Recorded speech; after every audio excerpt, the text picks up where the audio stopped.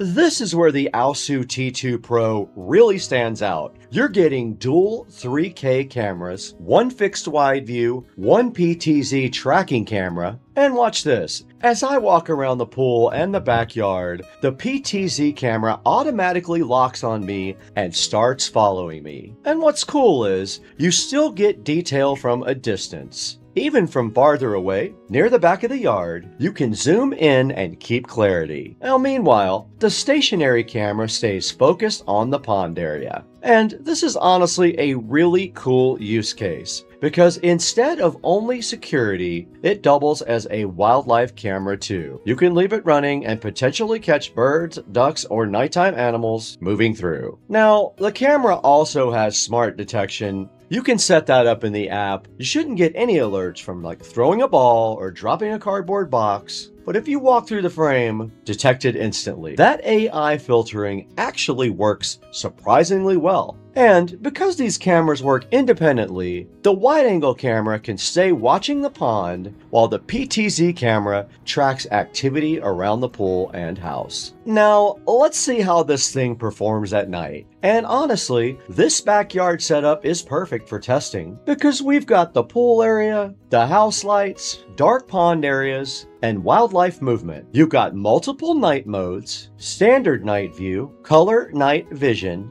infrared mode. Now here's what my phone camera sees at night compared to what the ASUS sees. Check out that huge difference. You can actually make details out way better. And even in darkness, the PTZ camera keeps tracking motion smoothly. If someone walks near our pool or backyard, it's gonna stay locked on. Now, some other nice features I like are its two-way talk, its weatherproof design, its multi-camera live view, its smart playback timeline in the app, And one thing people are going to really like, there's no monthly subscription required for any of the core features. That's honestly a huge plus. You also get built-in local storage, so you're not forced into monthly fees just to review footage. There's an SD card slot right on the side. I loaded up a 128 gig SD card right here, and it is using that to record. So after testing this thing in a pretty unique setup, I've got to say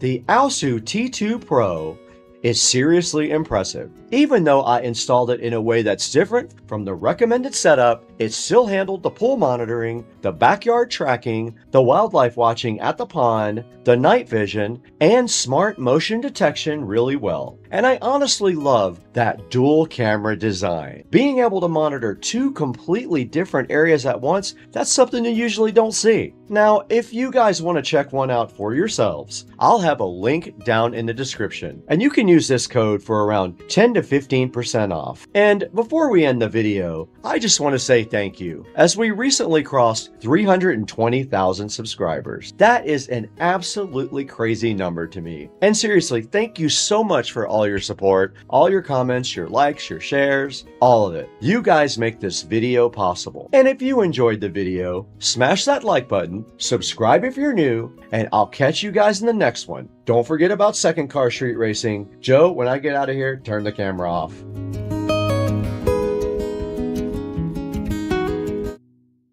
At the same time, if you fine tune it, you can use the buttons there to get it out of focus. I tell you what, I think that projector feature is really cool. I am really hyped to actually use this in a certain number of different ways, and I just wanted to make sure you guys saw that, and it looks actually really good even in broad daylight. Alright guys, now that we have the Alcatel totally unboxed, you guys can see what this thing brings to the table, and it's no joke. This thing feels like a tank, but it's also modern enough looking that it doesn't feel like you're carrying around a brick all the time. Those buttons feel solid, that battery gives it some weight, and that rugged frame tells you you're not carrying around your ordinary everyday smartphone. You got all the essentials in the box. You guys saw this. You got your paperwork, you got your charger, and your USB cable. But the star of the show is the hardware itself, the reinforced casing, the high-resolution camera, and the built-in projector system. This phone is clearly designed for people who use their gear hard. But let's not waste any time. You know this channel, you know our mission. We don't just accept claims, we're gonna go test them. Now let's put the Titan through its paces and see what it can really handle. So up next, we're gonna do those famous waterproof tests. We're gonna do a drop test. Let's get to it. Okay, we are with the WP100 Titan, and I did locate this thing called underwater mode. We're gonna drop it in just like this, let's see.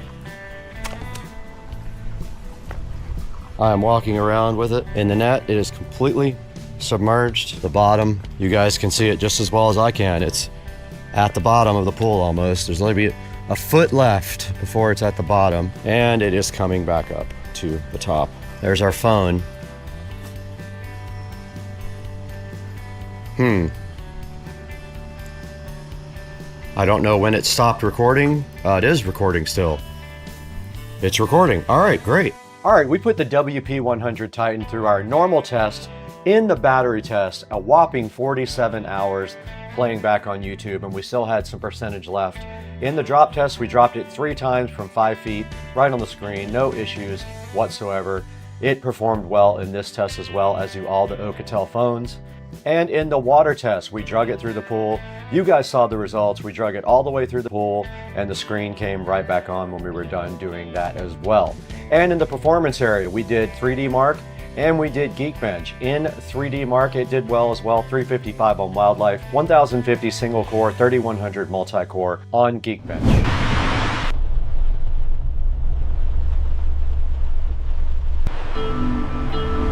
All right, guys, we're back here in Studio B, and that's going to wrap up the Alcatel WP100 Titan review. This thing is an absolute beast. It is very heavy because it has a 33,000 milliamp hour battery. It has a projector, which is very cool, 1200 lumen camping light, and it does. All right, you're still out there? John, where are you going, buddy? Get some more shrimp, man. Ah, fuck! Fuck! Shit's hot! Fuck!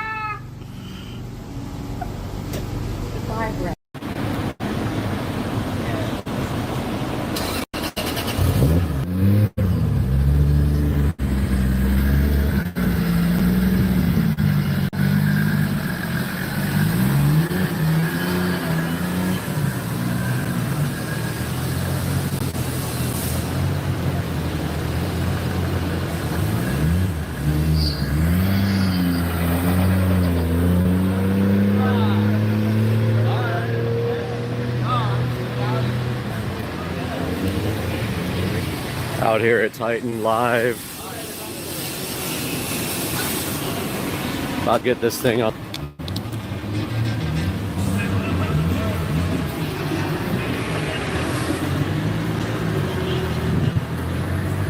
There's the dyno. Outdoor dyno. Cool setup.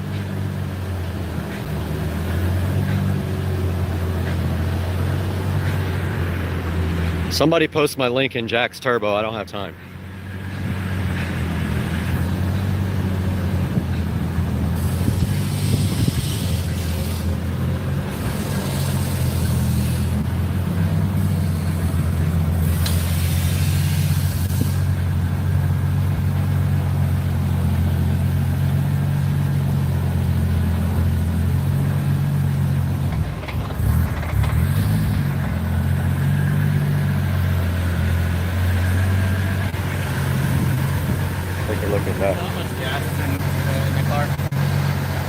Probably less than a quarter of a tank. I'm just not sure. The gas gauge doesn't work.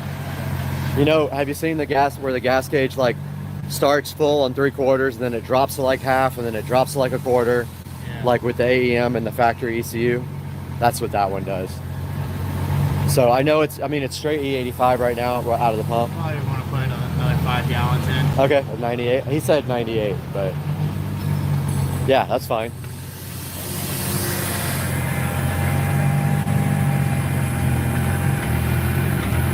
You hear how it like wants to stumble on idle? Yeah. Yeah, when you turn the AC on, it wants to die. Okay, thanks, man.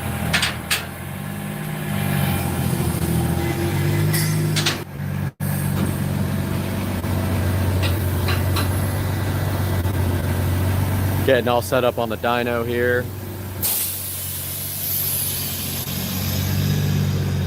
Here's a good look at their all-wheel drive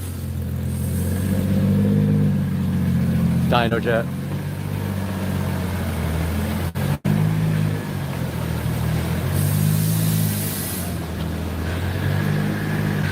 Seems like that would be bad for the components being outside.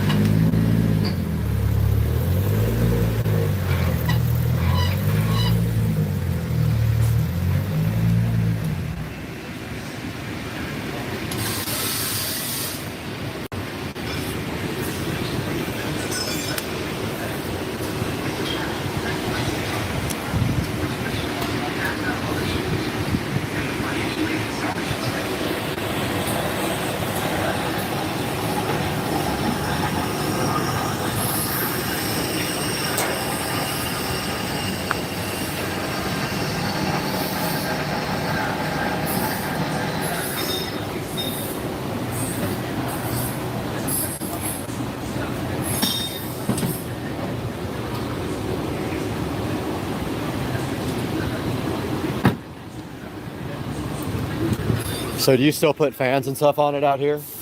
Yeah, you have to, huh? Because they're not moving.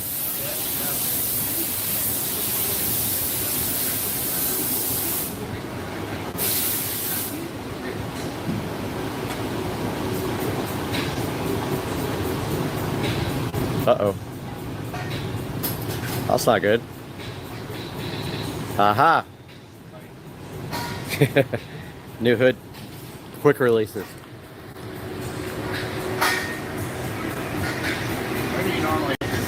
Doesn't matter. I just throw it under there anywhere. The little rubber thing came off the top of it.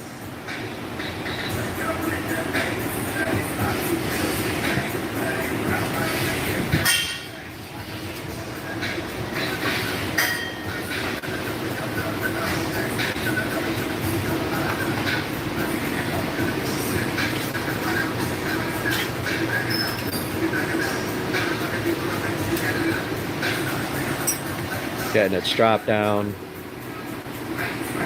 right now. You're gonna have to get RPM under the coil pack cover? Yeah, unless I can pick up the number 6 inside. Okay. It's kind of hard to get off with the strut tower brace on there. It like will scratch it because it is right up against it. You know what spark plugs you got in there? Yeah, they're the NGK, the ones that replaced the older ones that everybody was running. There's a new series that came out, You don't know but what heat range? they are, I'd have to look and see what we put in there. They're the BK7 REs. 7? Yeah, they're the replacements for those. They're a whole new series that came out. They don't make them anymore.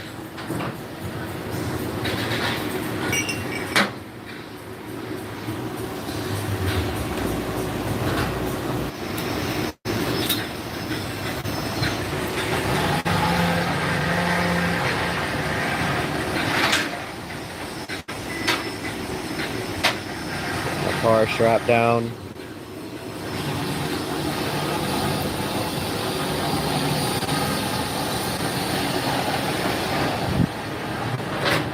These bad boys. So they're going to Australia day after tomorrow, and they rented 2 shipping containers to ship their cars over to Australia. Pretty expensive to think about to go drag racing. Wonder if this tire still has a nail in it, or a screw or whatever.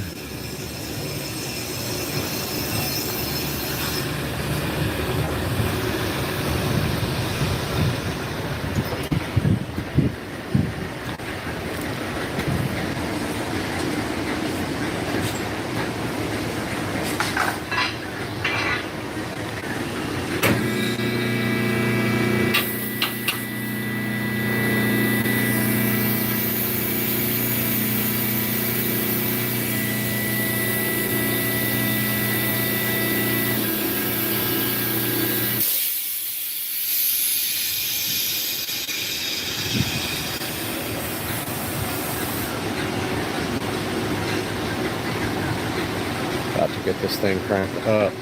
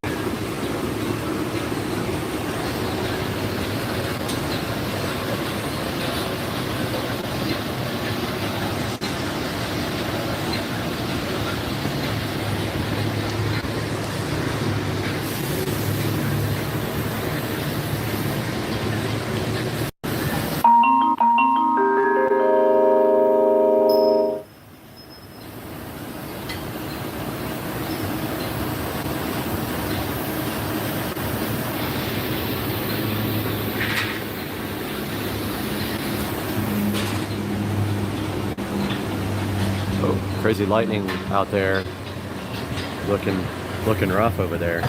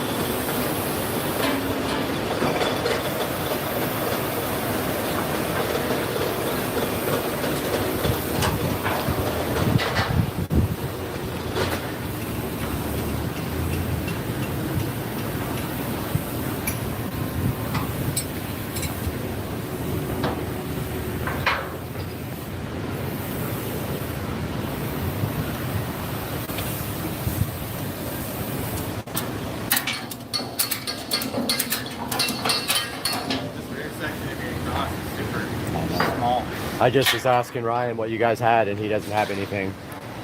I'm gonna get that. I see it goes from 3 to 2.5 right there. Yeah. Yeah. Yep. Sucks. I haven't had a chance to do anything about it yet. This turbo, you should really have 4-inch all the way back. I'm gonna look into that. You know, it's tough when they don't make hardly anything for this type of. Yeah, you gotta just make some, have some speed. Yeah. Go to the exhaust shop and tell them to do it. I was gonna do that.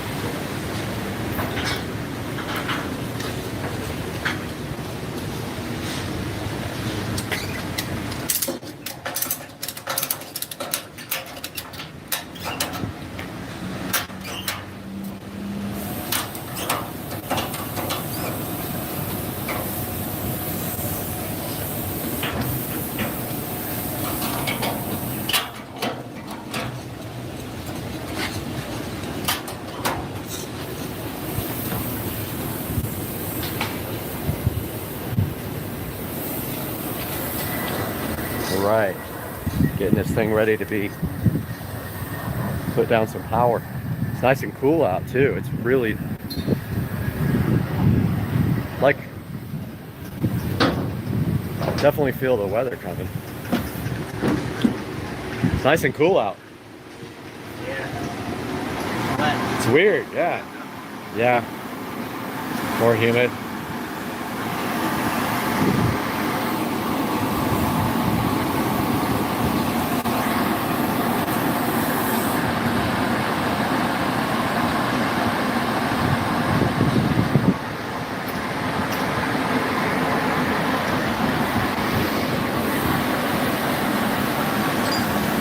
Looking for that RPM sensor on cylinder 6. See if we're gonna have to pull off the valve, the spark plug cover to get RPM signal.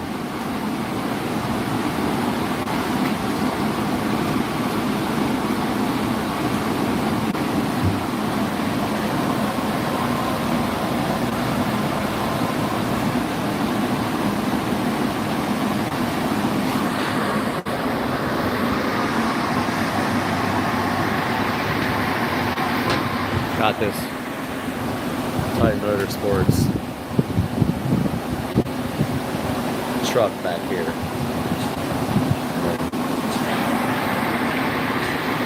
Weather's looking rough up here, everybody, but it's nice and cool out, just a little bit humid.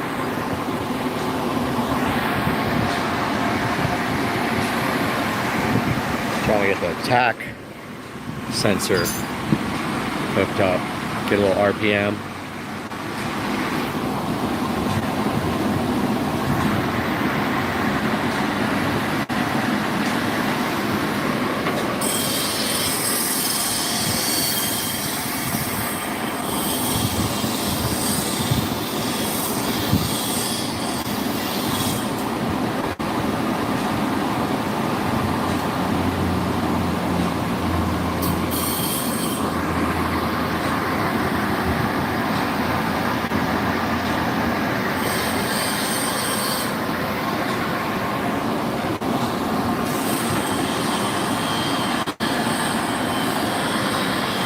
Must be the ground ticket. Not sure.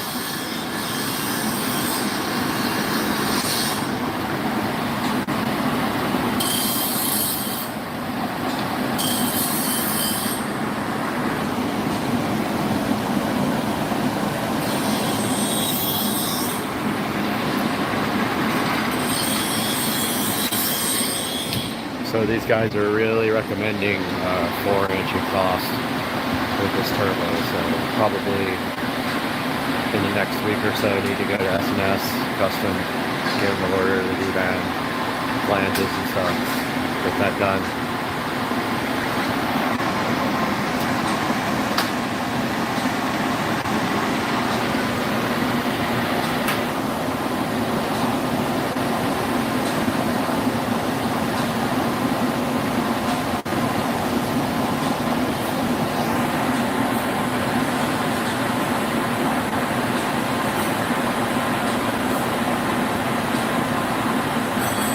A lot of dynos in there.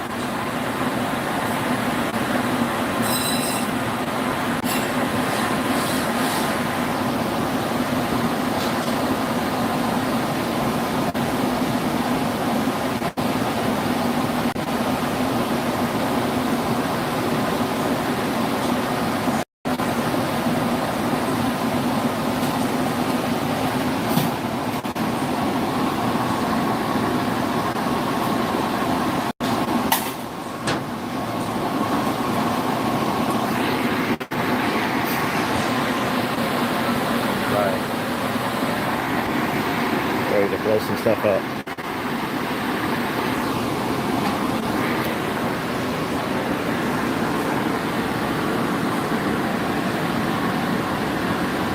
We need to do fuel now? Like add fuel? Yeah. I need to get Ryan? I'll do it in a minute. Oh, okay. Sweet.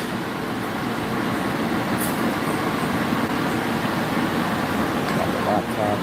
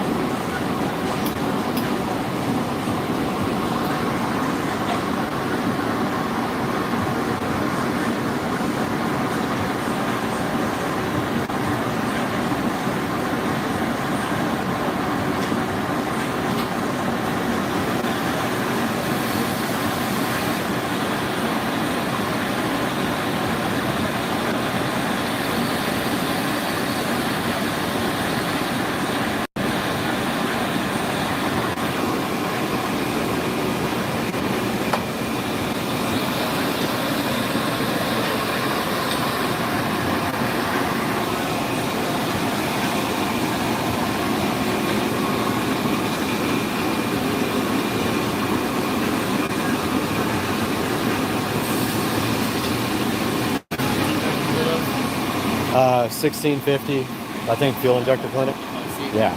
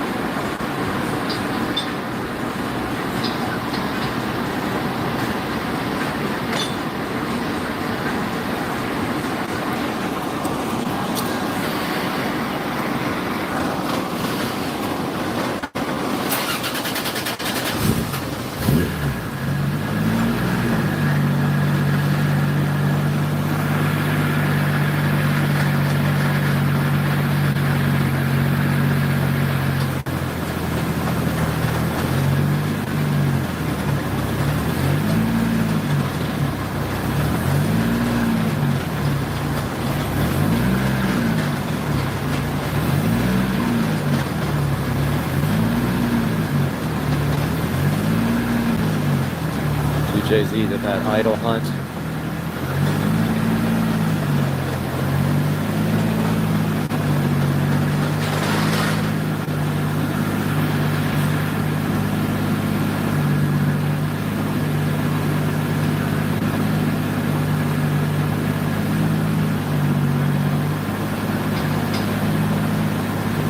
Idling really good right now.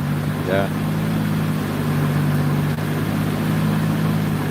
So I guess he's taking a look at Tracy's default, Tracy's tuning, and seeing what he can see.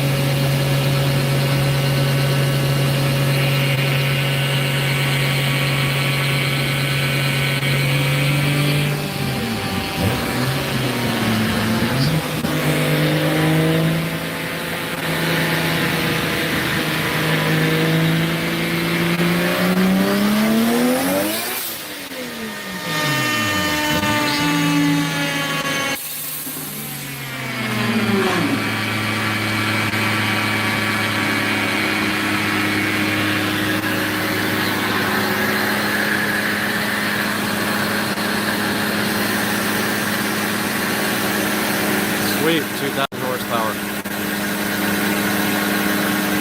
You see it right here. 2,000.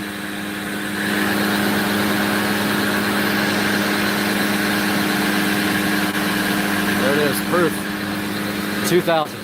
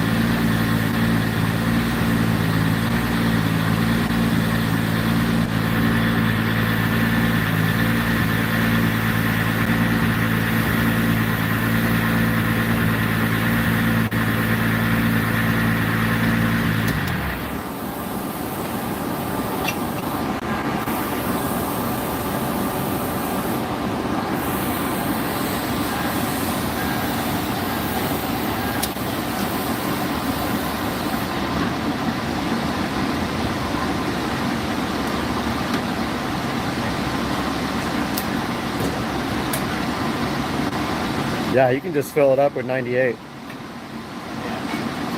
I was thinking, if you don't, I mean, what do you think? Fill it up? Might as well. Yeah. Unless you need to do other stuff. Sweet.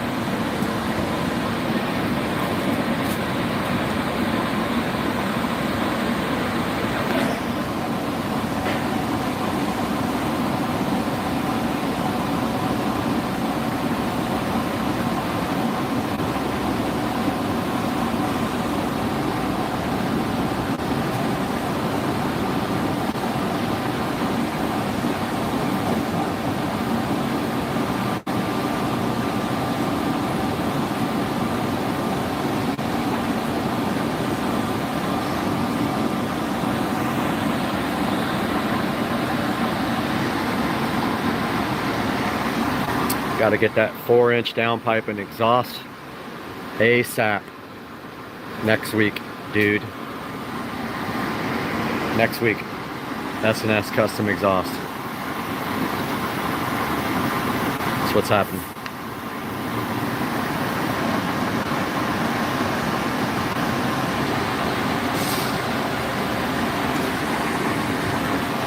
About to put some fuel in this thing. Hopefully it'll be enough to get me home and also to Cars and Jackasses tomorrow.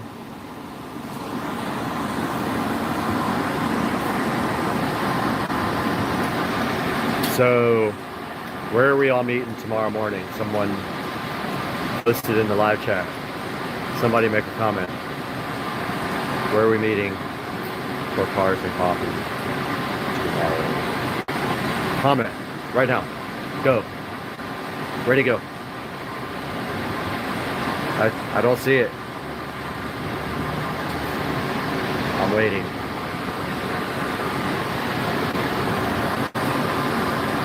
Where are we going?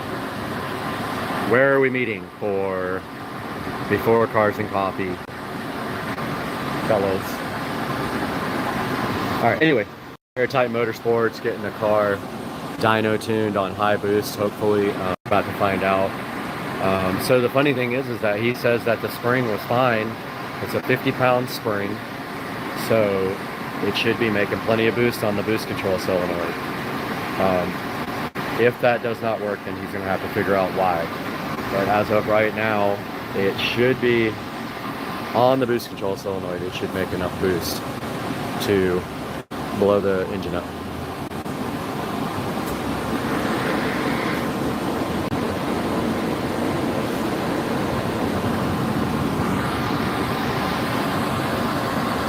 Live out here at Titan. There's Titan's truck parked in the back. They got a good parking lot here. I think they do meets here sometimes. Like, they got enough space back here to put like a bunch of cars in this lot. Waiting on the fuel. And I had to go back inside, check on my work real quick.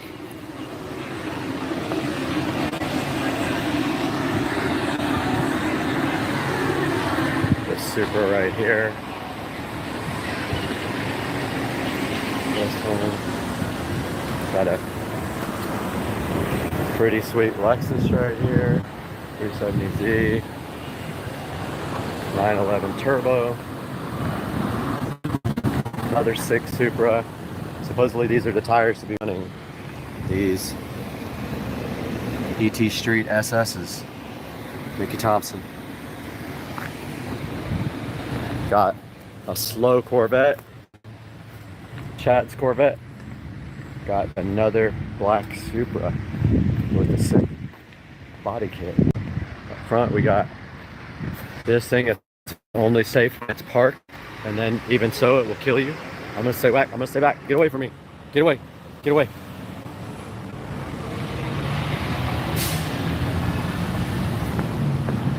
Heading up to the showroom.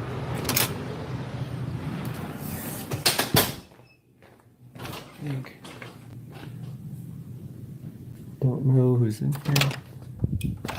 Nobody. They got me all set up right here to work.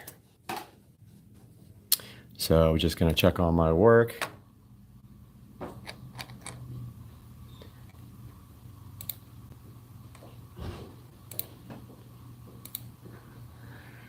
And there comes Ryan, doing a live stream. I think he's putting fuel in it right now. Yep. I told him just to fill it up with the 98 stuff. Got a whole one person watching. Super famous. Some of the stuff in the... He's doing straight E85. So he didn't want to go to like E99. Be like mixed blend or something. Be too much. Oh, he doesn't want to do 99? So he's just going to do straight E85 for you. Okay, that's fine. Right. But it's the good E85, not the junk from the pump. Somebody thinks they're fast out here. I hear him getting on it. All right, headed back over to the dyno.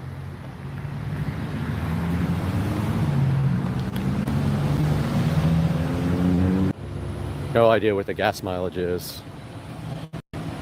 But check out those HRE wheels on the Supra. I think they've seen better days, but yeah. This thing's fast, by the way. This thing will smoke every one of you guys. Every one of you. Every last one of you.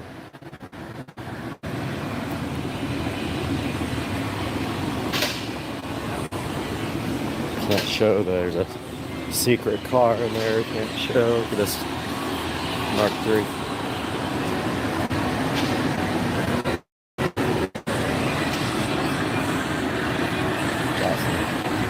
E85. This is the good stuff too, not the junk.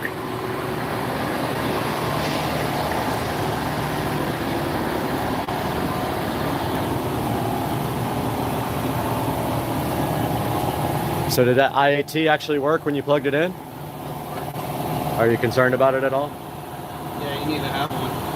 Yeah. Gotta get one installed in the intercooler pipe. Okay.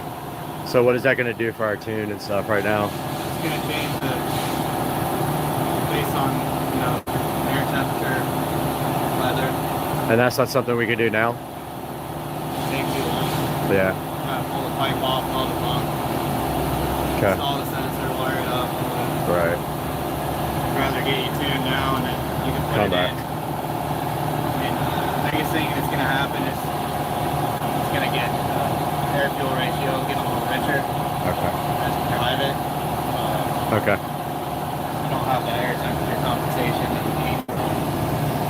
But if it gets cold out, which obviously it's not gonna be cold Right. anytime soon, but if it's cold out, you could go leaner. Leaner. You don't have the air temperature. Okay, cool. You just gotta get it installed sometime soon. All right.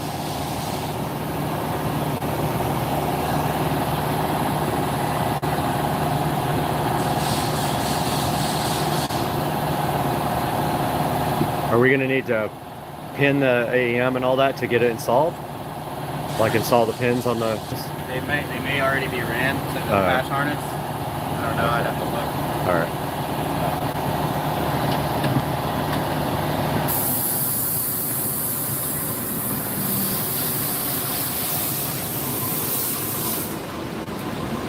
So, not getting an IAT sensor hooked up, which is a huge bummer. A waste of my time driving 2 hours in a hotel room to not get stuff done. So that's a fucking super ass bummer. Whatever.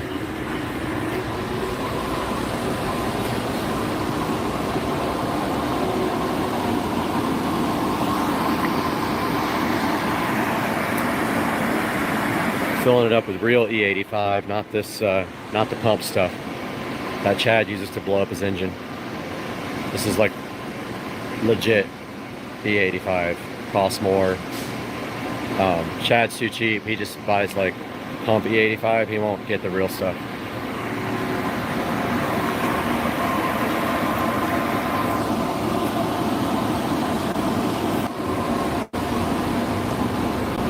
That's sweet that it made 2,000 horsepower though on the first pull without even going full boost. That's sick. That was like a half RPM pull too. So, you know, that's like 4,000 when it goes full.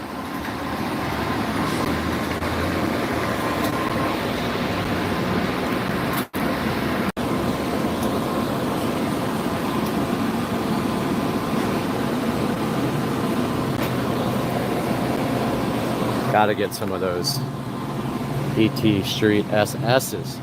Somebody comment. All two of you. Throw a comment. That better not be a scratch.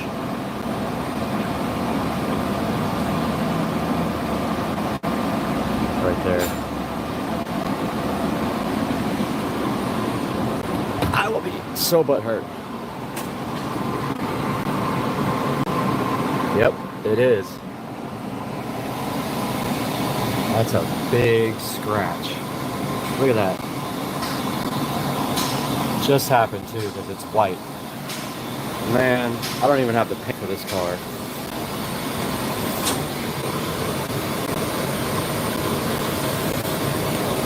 That's a bummer.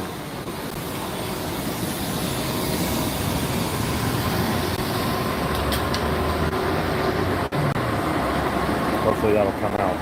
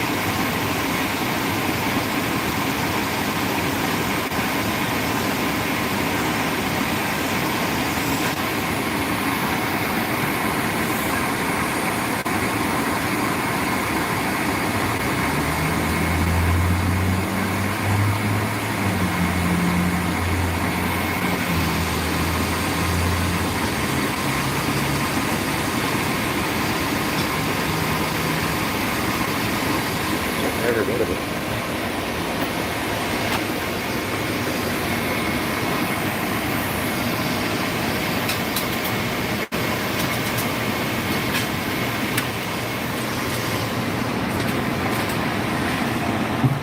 Gallons.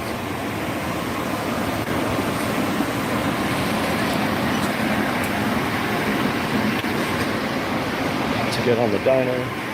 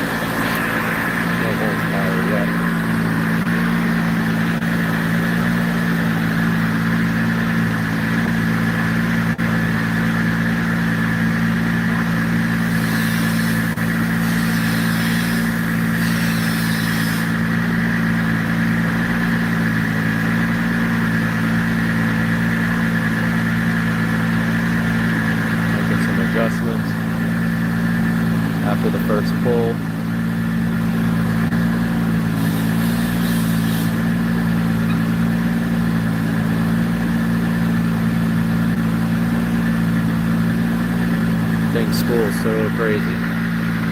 So crazy. Sounds so good on the dyno.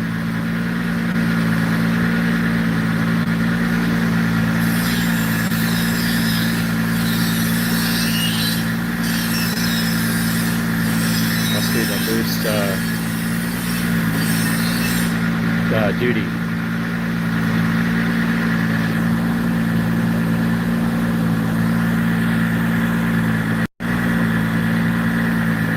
Duty cycle. There we go.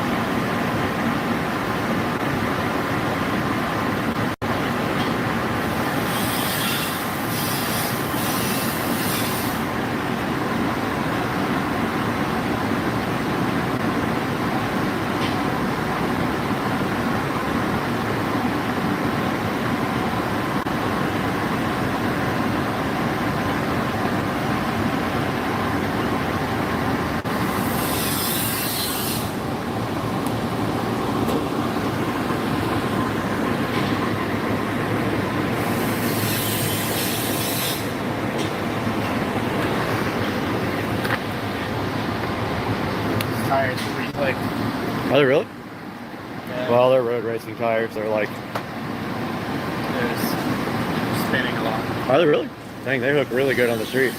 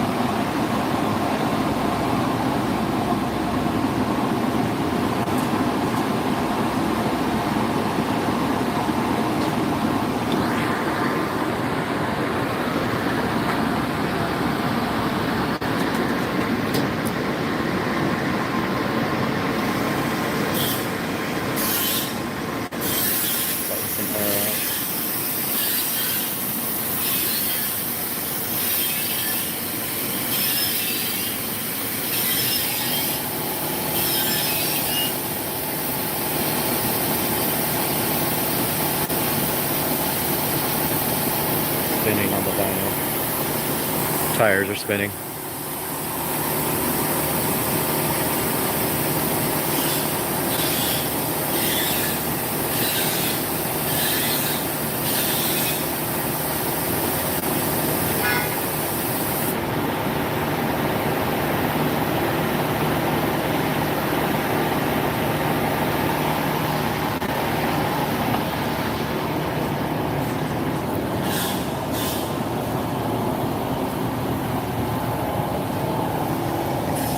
Because 2,000 horsepower. That's what happens.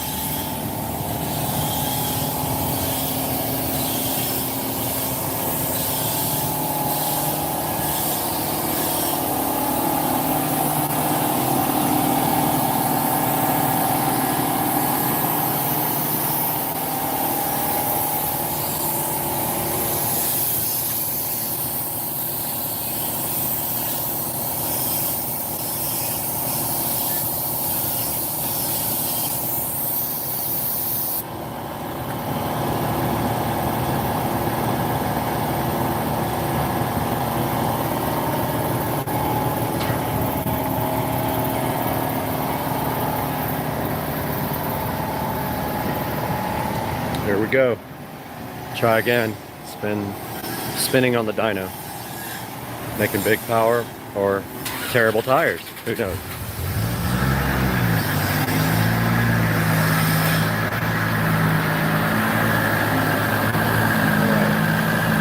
Here we go. See if it spins.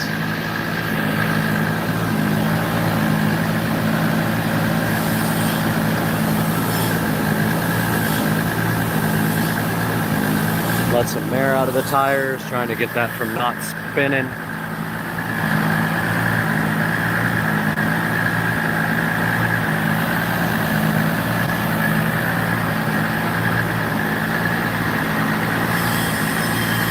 Here we go.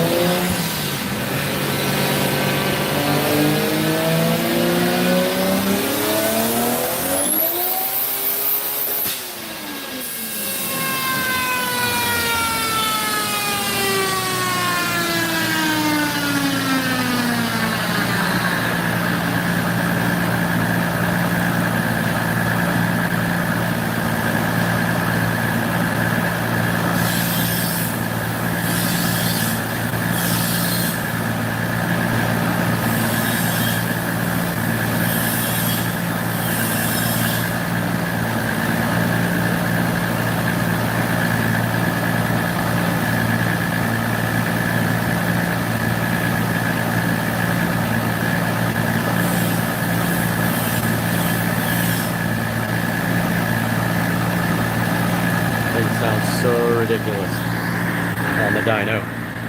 You guys would freak out in person.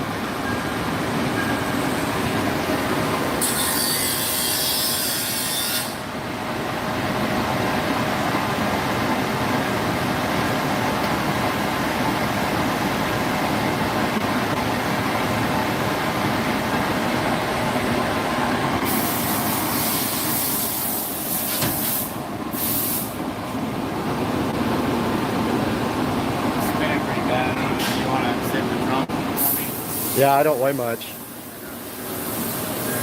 And get somebody else. We don't have any blocks or anything like that we can throw in there. Cinder blocks? We'll probably have to get somebody bigger than me. I weigh like 130 pounds. Yeah, I'll grab. And that thing's full of fuel too, so that's got a little bit of weight in it. Yeah, let me get Taylor. Okay. All right, cool. I'll get back here too.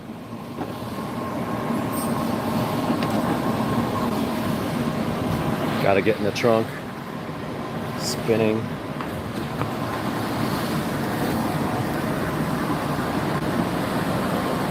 Going to get somebody heavier than 140 pounds. But I mean, I guess I'll get back here. It's going to be pretty crazy back here.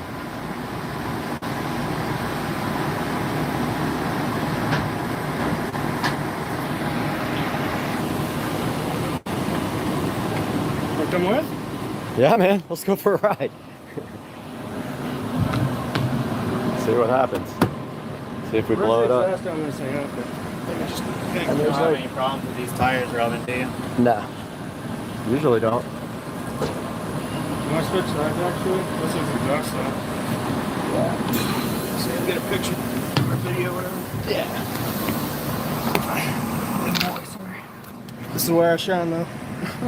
Mm-hmm. I can't believe this thing's spinning. It's gonna be fun. Hold on. Know what I'm holding on to. I got you. Yeah? Get on with it. It's gonna be weird.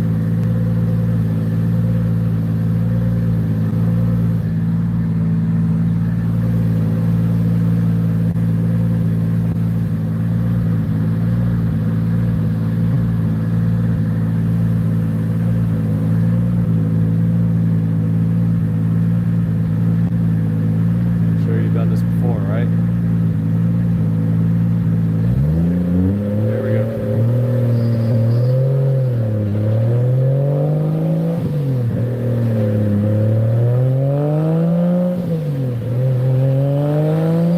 Be loud.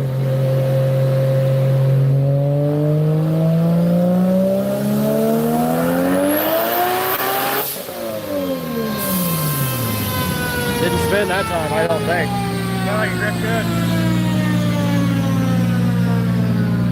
Out here live. I think we got a bullet.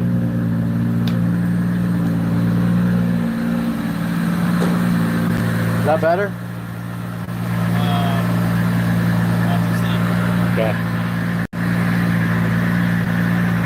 You guys don't have like big blocks to put in the trunk?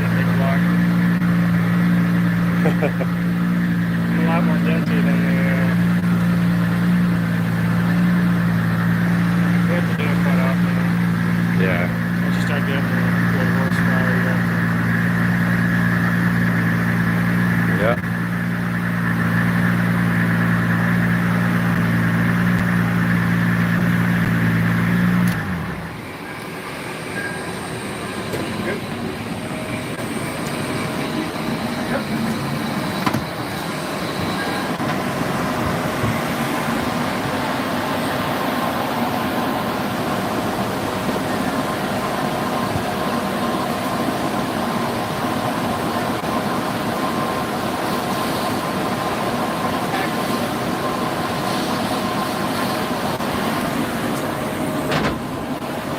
What did it do that time on power? 7. What kind of boost made that? 26. That's like the most I've ever been able to get it to do. Yeah, it's maxed out on the duty cycle on the weight on the boost element. So what does that mean? What do we have to do to get higher? Well, you know, it should be higher than that. One wasting. That's what I was really concerned about. I'm wondering if you have a leak somewhere.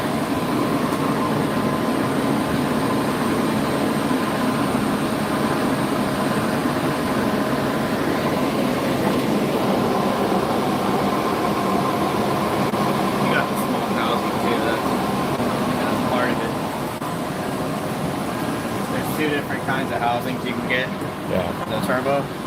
One's called an H cover. That's the Mhm. one that you should have on this car. But, I mean, that seems awfully low for that turbo even. well, if I can get it to make more boost, it'll probably make a little more. That's what I'm thinking.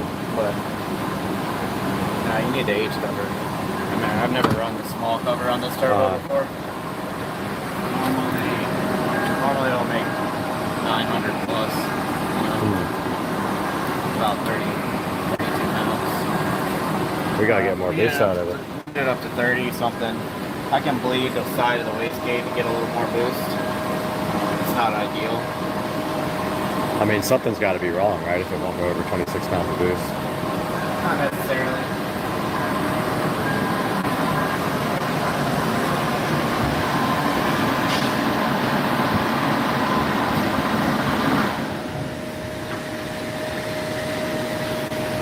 You know what exhaust housing you have on here? I don't know. I do know that he said he had to take off. That's why the solenoid was off, because he couldn't get it to make enough boost with the solenoid on. You make the solenoid can do the exact same thing As the manual. manual. I don't know what that Yeah. So you're putting full pressure to the top port of the wastegate. That's all you can do. Now I can take and bleed some off to the side. Maybe get us a couple pounds more, but Yeah. usually either you got a leak or that's just all the turbo. Be disappointing. That's kind of the main reason I came. Yeah. We can try to leak down. We can leak test it. You got something leaking.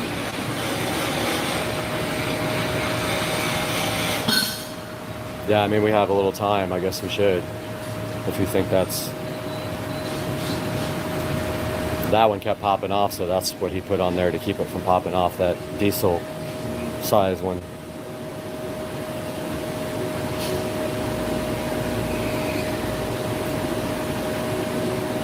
I don't know, whatever you think, man.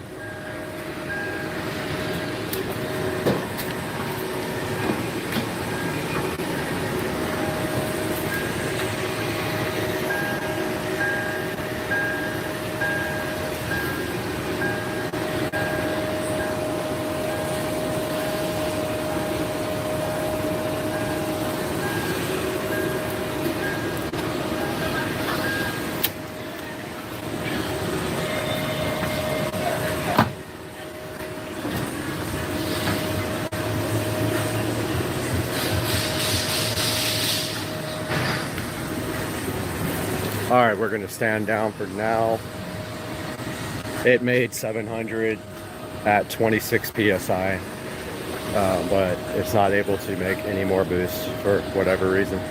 So we're gonna look into that right now, and then we'll come back after that later.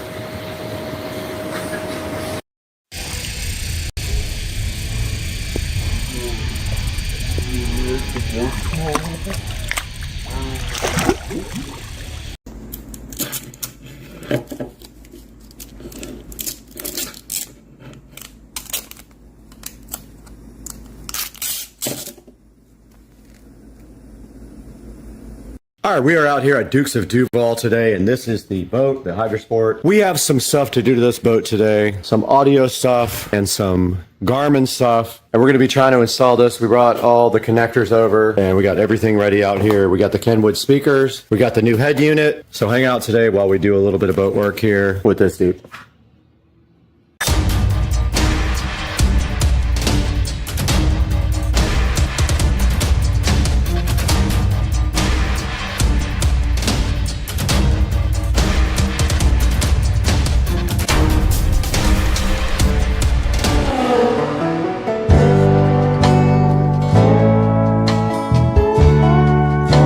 Out here today at Dukes of Duval, and on the back of the golf cart here, pay no attention to these two bottles, but in front of those we have all the tools we need to do some wiring.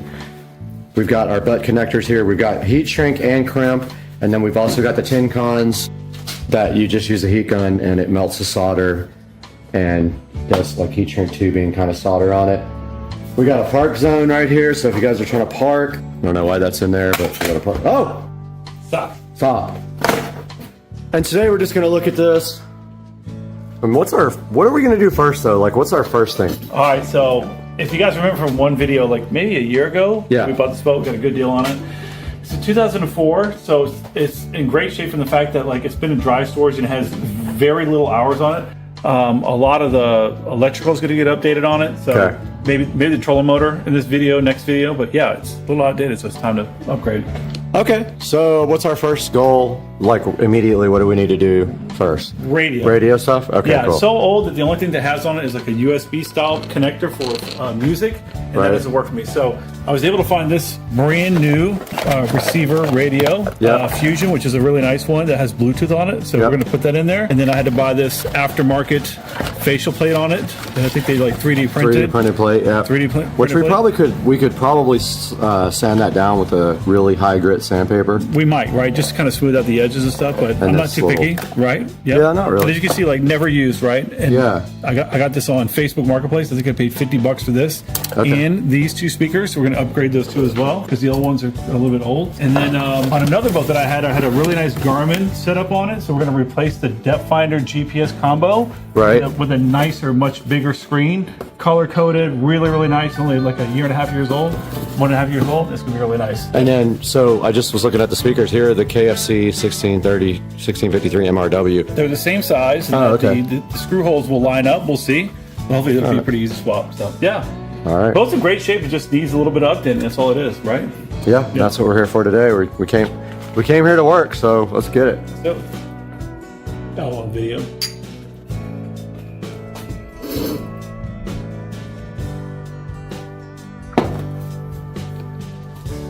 Oh my God, a cat. Milky Eye. So Joe wanted to talk a little bit about the Robalo trailer. This trailer was purchased from someone last week, and it's designed for a much bigger boat, so we were able to come in and kind of adjust everything, move some things around, re-drill some holes, and make this trailer fit for the Hydrosport. And in the process, we moved this from there to up there. Stanchion. Got it! Edit. Stanchion. Got it! And also adjusted the, what are those on the bottom? Bunks. The bunks. Yep, and then a cross member on the back because the trailer was too long for a 25-foot boat, but it's working just fine for a 20-foot boat. So. And there's also room to upgrade now to a bigger boat later in the future and still pull this. Now all we have to do is delete Robalo off the side, which is on with sticky tape. Or just buy Robalo because it says it already. Not a bad idea. Just buy a big Robalo boat that fits. And there you see the older head unit up there with the older Garmin unit. We're going to be taking that out today. And we're going to attempt to install this new marine head unit. And basically it has both speaker level and RCA outputs. It's got an auxiliary in left, right, if you wanted to if you wanted to do like, you know, a hardwired input, but we don't need that because it's got Bluetooth. Yep. So, and then on the back here, everything's labeled pretty clearly.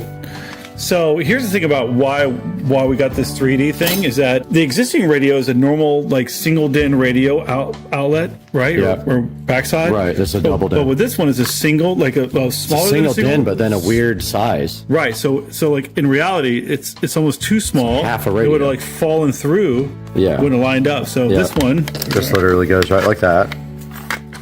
Can still utilize the existing layout of the single DIN, and then we'll have to add some additional holes, but at least it's clean, right? So it's kind of nice. Actually, it looks pretty good. Yeah, it does. I'll have to hear it bump. If you had to and you didn't like it with the stock level, you could just grab an amp and go RCA out. Correct. To the amp and then just go that way. Yep. All right, stop talking and start working. Let's go. Getting the tools ready right now, just everything we need to start the project, getting the video set up, drills. And so taking a closer look up here, you can see there's a waterproof DIN, single DIN of it, like around the cover. So it's supposed to be waterproof. But so the first thing I'm gonna do right here is take off this cover. So there's 6 screws here to remove the cover of this. And this is just literally to kind of maybe protect a radio that's not designed to be a marine radio and get wet. Not yet.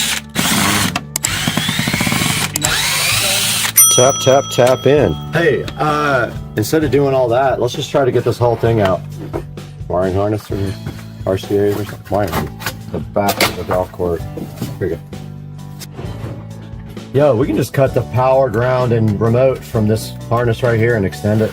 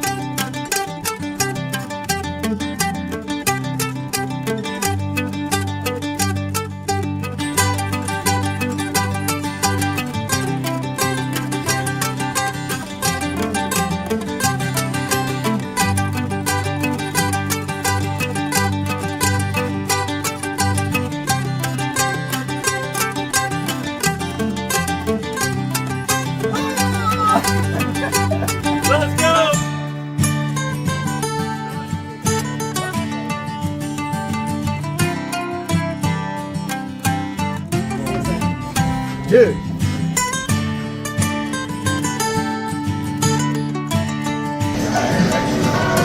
What the f? Are they talking about me?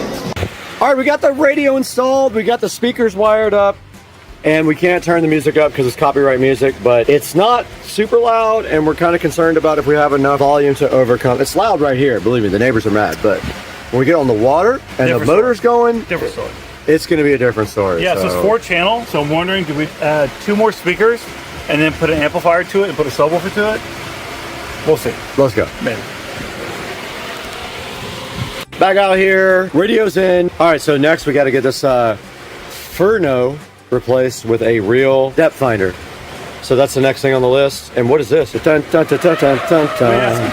Dun, dun, dun, dun, dun, Oh, this is old Furno, I think. Way old school. This is 20 years old, man. Basically, all this thing is... my age. Yeah, it's old. Yeah. So basically, all it is a depth finder. That's all it does. Look.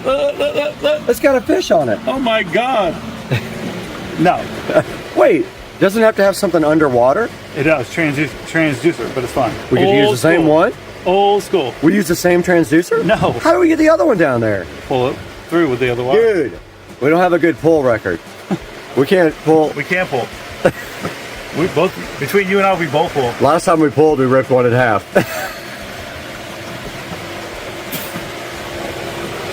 That's going in the video. Oh, it's not. We have to hook this up and this up, right? Which, once it goes down the hole, this will be right there, right? This and this. This wire, though, however, we got to take this off because this loop comes inside the boat. It has to. There ain't no other way. That's wild. It's a massive wire. Yep. There's literally no This other way. is, look at that. This 5200 that like never dried. Never dry. Hey guys, we're back at Supercar Street Racing in the 4K production studio, and you've got Brad here, and you just saw myself and Joe Dukes of Duval putting in his new Marine audio head unit and his 2 new speakers. I just wanted to go over a few options with you guys to put this in your boat.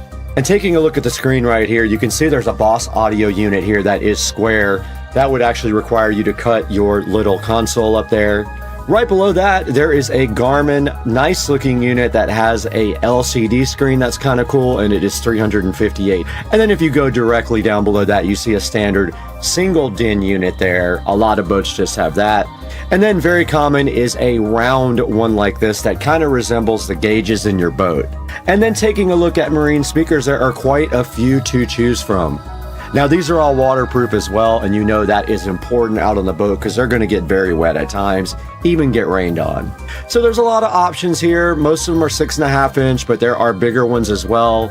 And also there are subwoofers available for that as well. If you want to get a sub to have more bass on your boat, check out the subwoofers on Amazon, and I will leave a link in the description to all these.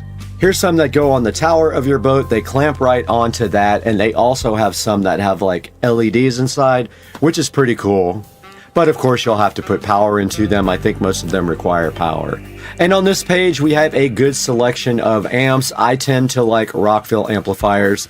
They are a good value, they're low price, and they tend to perform very well. And you can see right here on this one, this is a 6-channel amplifier, but you can bet it is not 2600 watts, even though it says it is.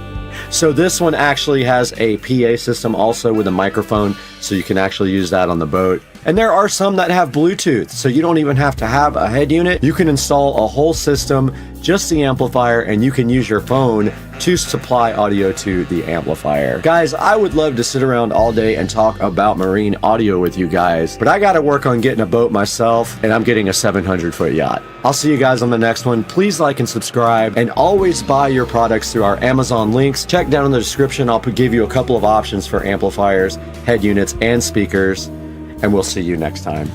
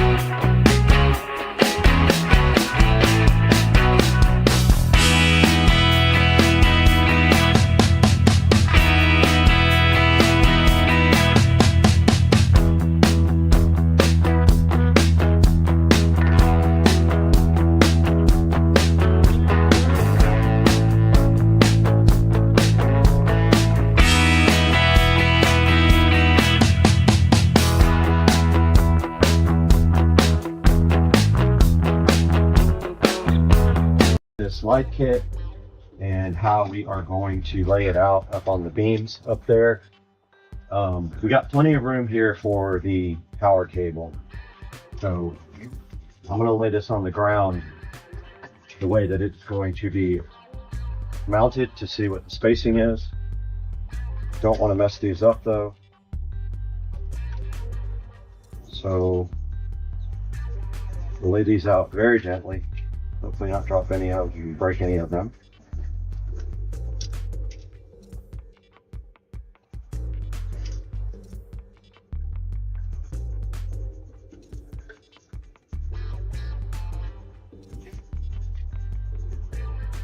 So I'm thinking one on each side to like stagger them out.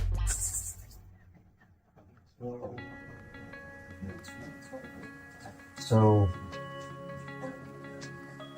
yeah, those aren't very. Oh, of course I dropped one.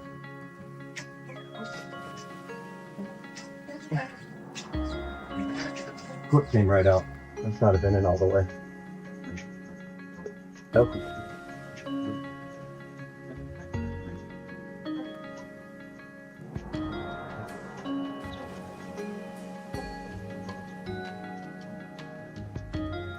Alright, so now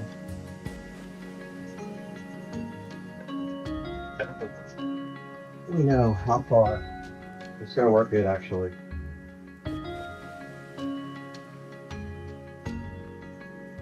Yeah, that's gonna be okay, I think.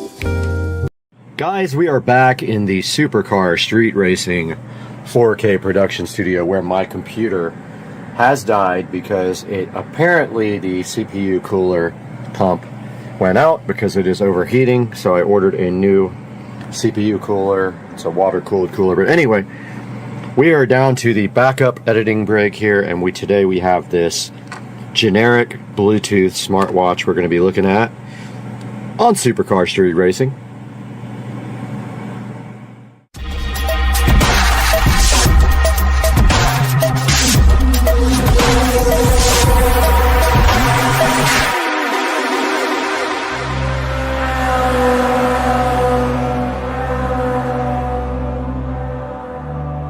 Good afternoon, guys, on a Saturday here in the Supercar Street Racing Studios where it's going to be 100 degrees outside today. We have this generic smartwatch that was provided to me by the manufacturer to test out for you guys, and it does have an app that goes with it called Glory Fit. And if you look right here and right now, you can see some of the features on the watch. Like on the front, you can see the messaging, the phone, and then some other apps. And it can do calls, and it can take track of your daily exercise, keep track of that. It does show your heart rate, help you with training. And then you can see right here, right now, it does blood oxygen levels, and you can listen to music. And it does all kinds of other cool things. For example, when it is on your body, it does show your heart rate. That's pretty cool. And then there's breath training, an alarm clock, a weather. If we just tap the weather here, we can see if it understands where we are. It may not. It's a little bit touchy on the touch screen part, but I'm not even over the thing for you guys, but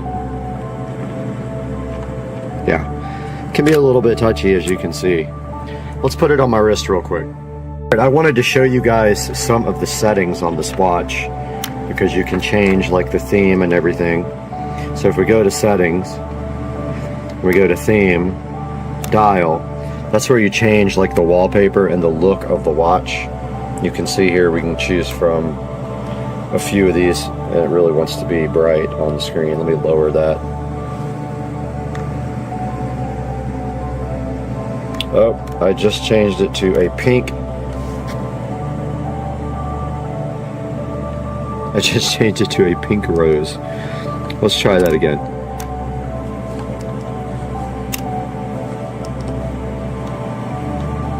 Alright, settings. Theme. It can be a little finicky on the touch screen. Dial. And then here we go through the different ones.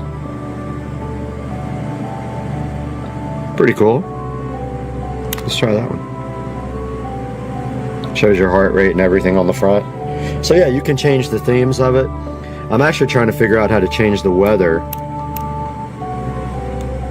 because I'm not sure where that is set up. I'm gonna look for that. But like when you go to weather, it's hilarious because the weather is like translated wrong. Check it out. Very stronger.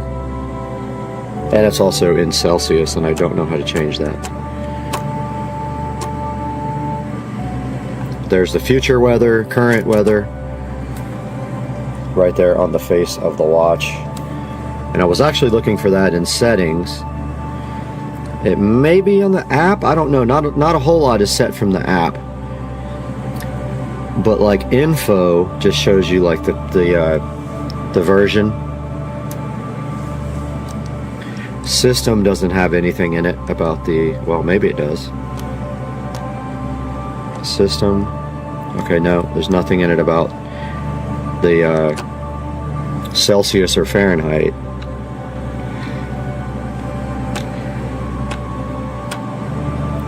Huh. So there's the 3 themes available. List, grid, or nest. It is currently set to list.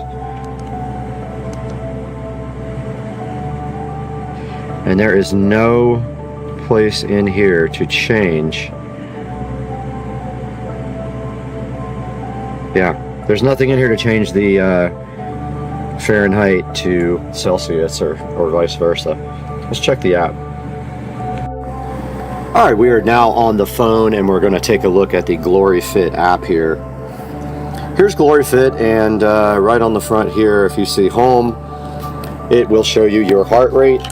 I'm not wearing the watch, so let me put it on. It is connected to the watch. It connected through Bluetooth when I opened the app the first time and said it was synced.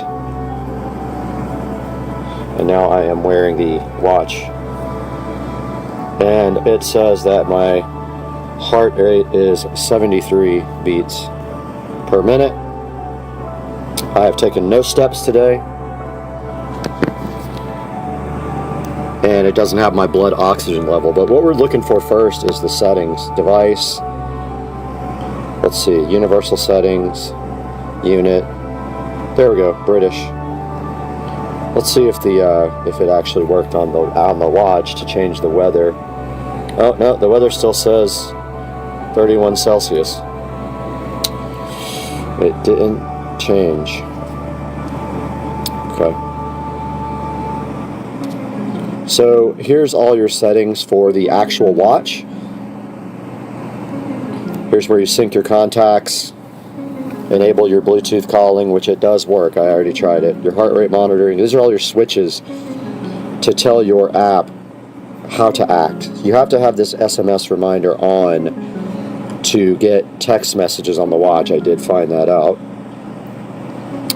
I'm not sure what the quick reply does. I guess you can reply from the watch. Ah, okay. So you can choose from all these and just pick one. I don't think you can actually text from the watch itself. Here's where you actually check and see if there's an update for the firmware. And I am on the latest version available. And here's like some of the sports settings. Running, cycling, jump rope, badminton, and it can keep track of that with the watch. And if we go back here to me, there is my email, my training plans. You can set goals for yourself. And you can do all the permissions. This thing needs a lot of permissions. It has to be available in the background all the time to receive alerts. Right here, it doesn't, I don't understand how you, let's see, permissions. Well, I thought I already had that set up, the background permissions. It hasn't complained, but that's your permission settings.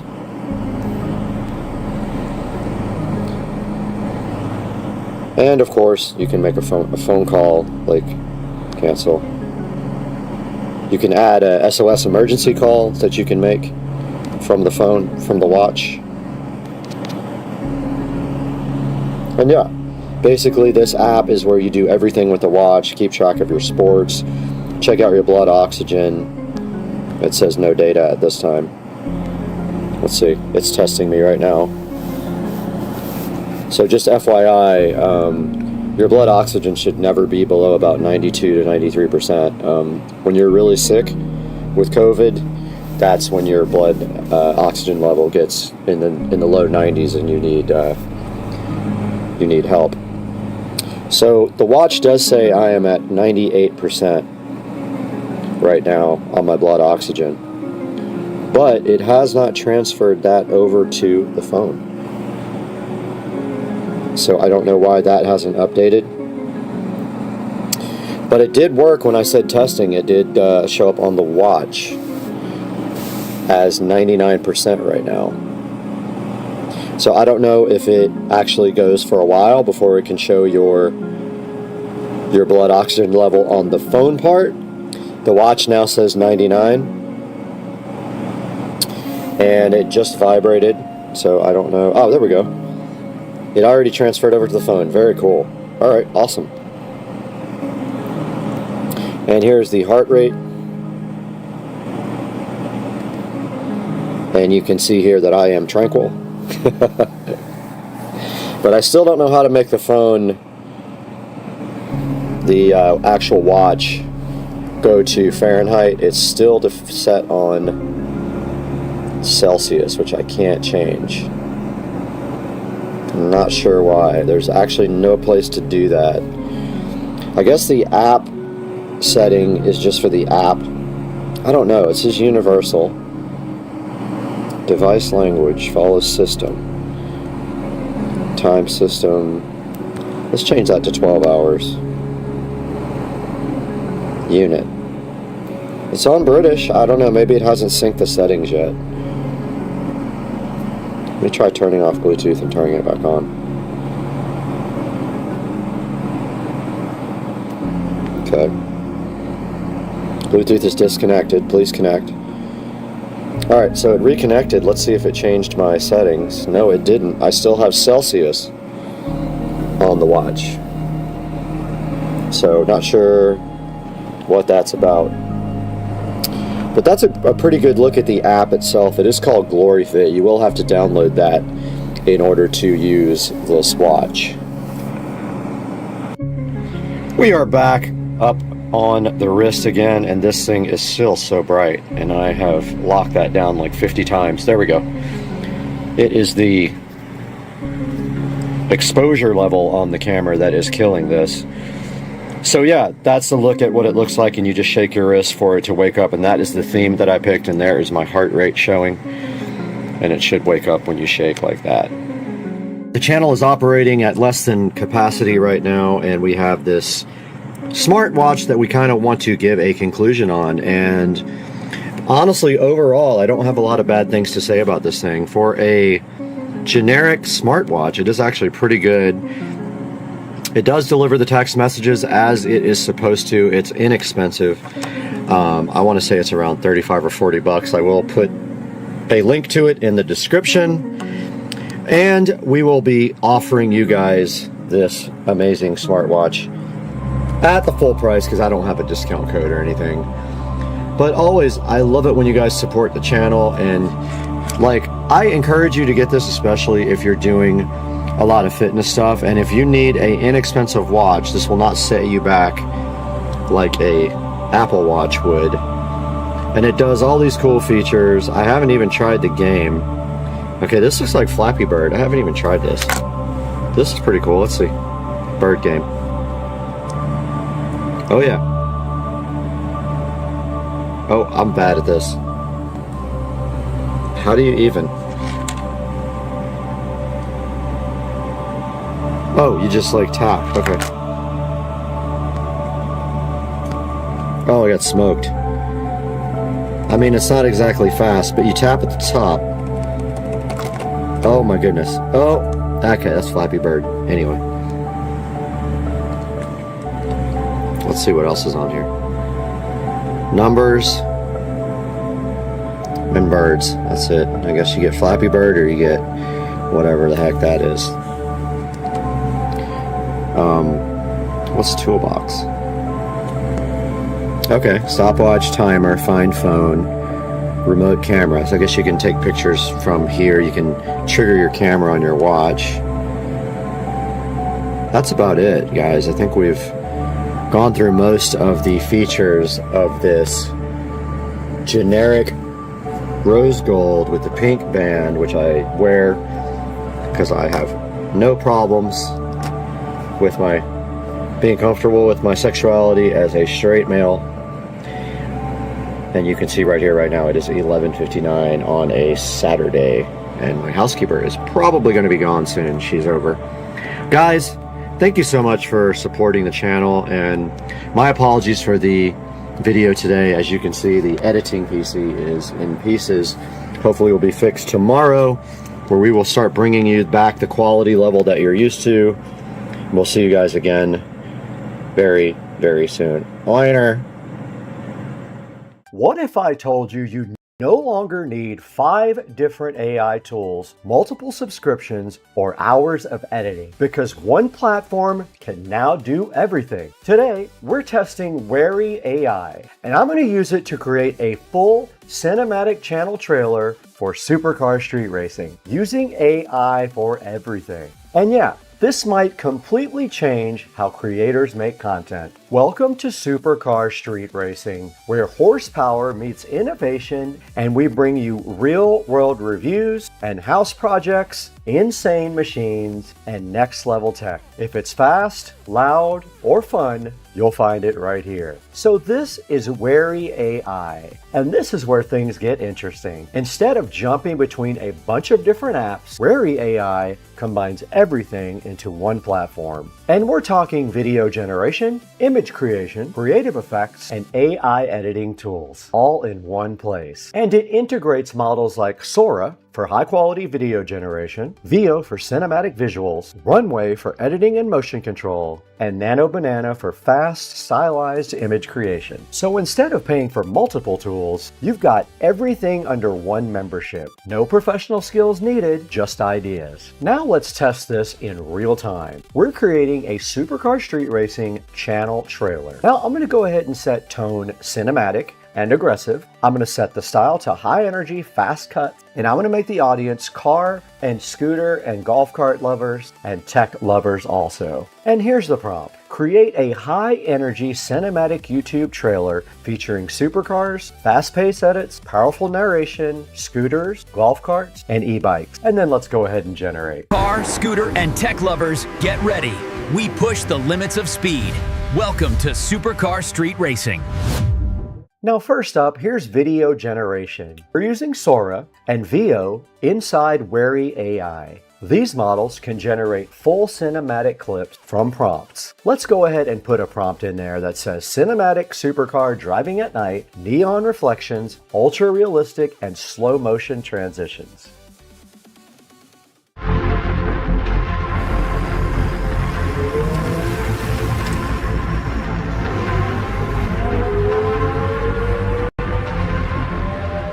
And look at this, the lighting reflections, the motion, it actually looks like real footage. This is the kind of content that used to require a full production crew.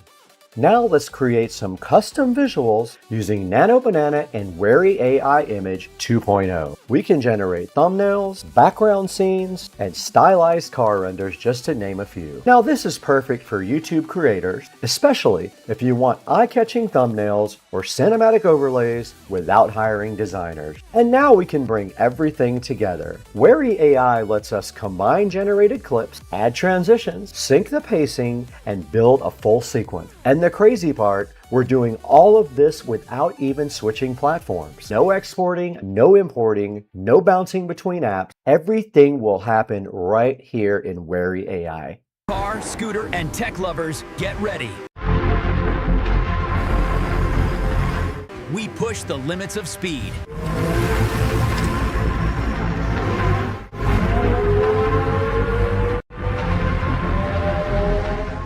Now that was honestly wild. We just created a full concept, we generated visuals, and we built a trailer all inside one platform. There was no switching tools and no complicated workflow. Now, if you want to try Wary AI for yourself, check out my link in the description and pinned comment, because new users will get 20 free credits just for signing up and 50% off the annual subscription. So you can test everything you just saw today. And if you're serious about content creation, this is definitely worth checking out. Now, if you want more content like this, AI tools, supercars, next level tech, reviews, hit that subscribe button and make sure to drop me a comment down below. Would you trust AI to create your videos, or are you sticking to manual editing? I'll catch you in the next one.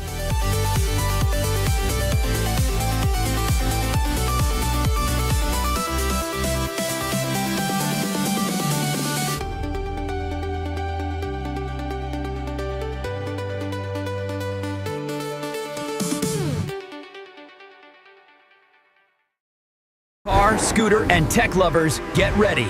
We push the limits of speed. Welcome to Supercar Street Racing.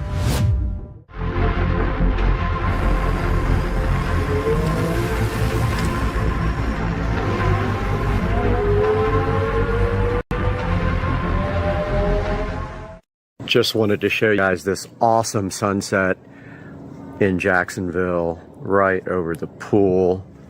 And if we come back here and look, we have this awesome reflection in the crystal clear water back there. It just looks so amazing right now.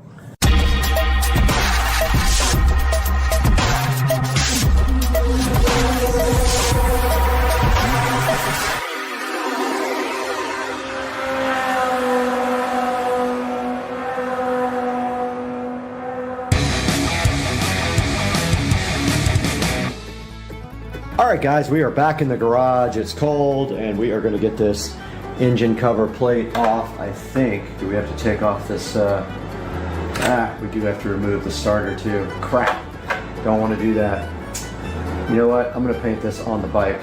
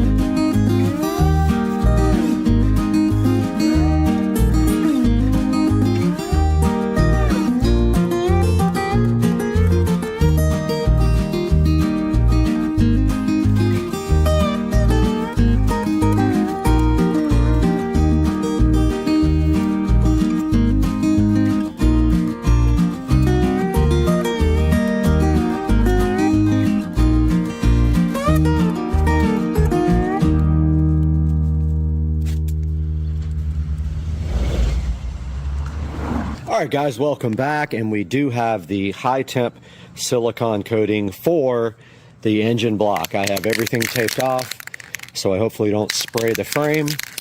And now I'm going to get a coat of this stuff on the actual engine block.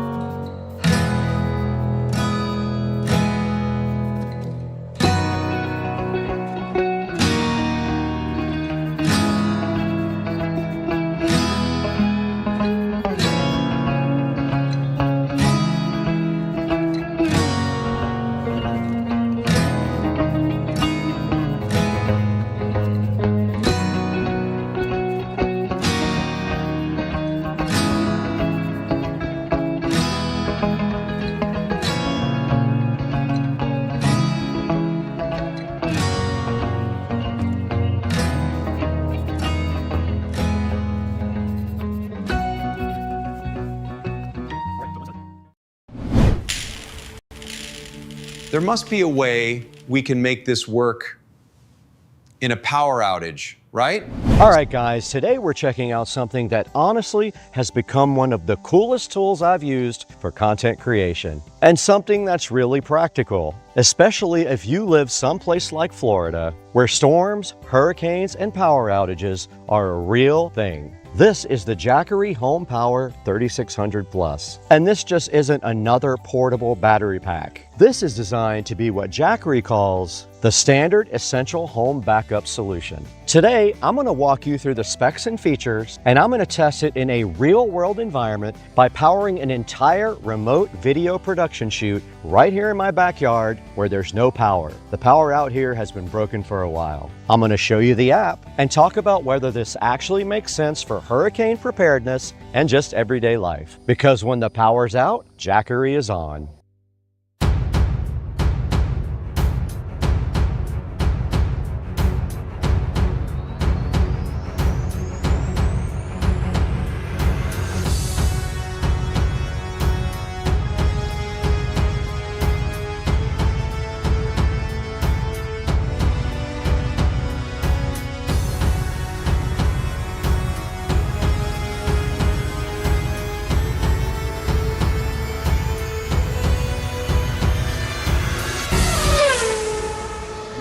Now, the Jackery Home Power 3600 Plus is designed specifically for modern households of 3 to 6 people, combining power, safety, reliability, and portability in one complete home backup solution. And honestly, one of the biggest selling points here is just peace of mind. You don't really need to think about it, it just works when you need it. Whether it's a storm, a hurricane, a blackout, or just needing power for projects around the house, it's designed to be ready when you are. And what's nice is this system can grow with you. You're starting with serious power already, but it's expandable up to 21 kilowatt hours. Think of it like this: start small, grow later. Or better yet, buy what you need today, add what you need tomorrow. So let's talk power, because this thing is seriously impressive. You're getting 3,600 watts of output and 3,584 watt hours of battery capacity, which means it can run a lot of the essentials you care about in a power outage. In fact, Jackery says this thing can help keep a refrigerator running for up to 14 days, depending on usage, which is huge here in Florida,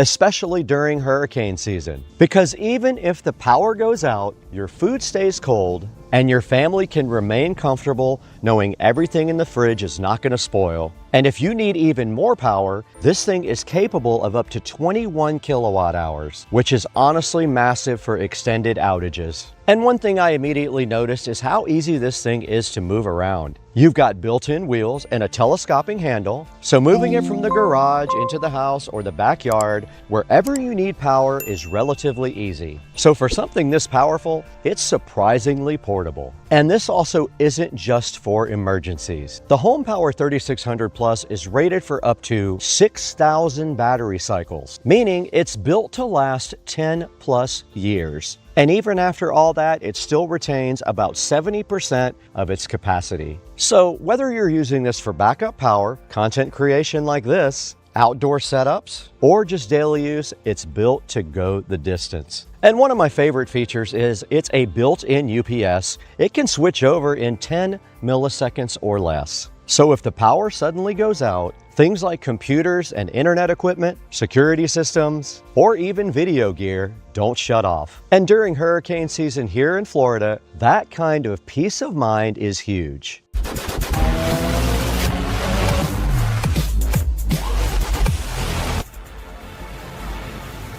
Now you've got 4 ways to recharge the system. Wall charging takes about 2.5 hours. AC plus DC hybrid charging can get you there in about 2 hours. And solar charging is huge, especially after storms. We're doing it right now and we're generating more power than we're using. With 1,000 watts of solar input, you can recharge the battery in about 4 hours, which is great if the grid is down. And for really long power outages, you can recharge it with a gas generator.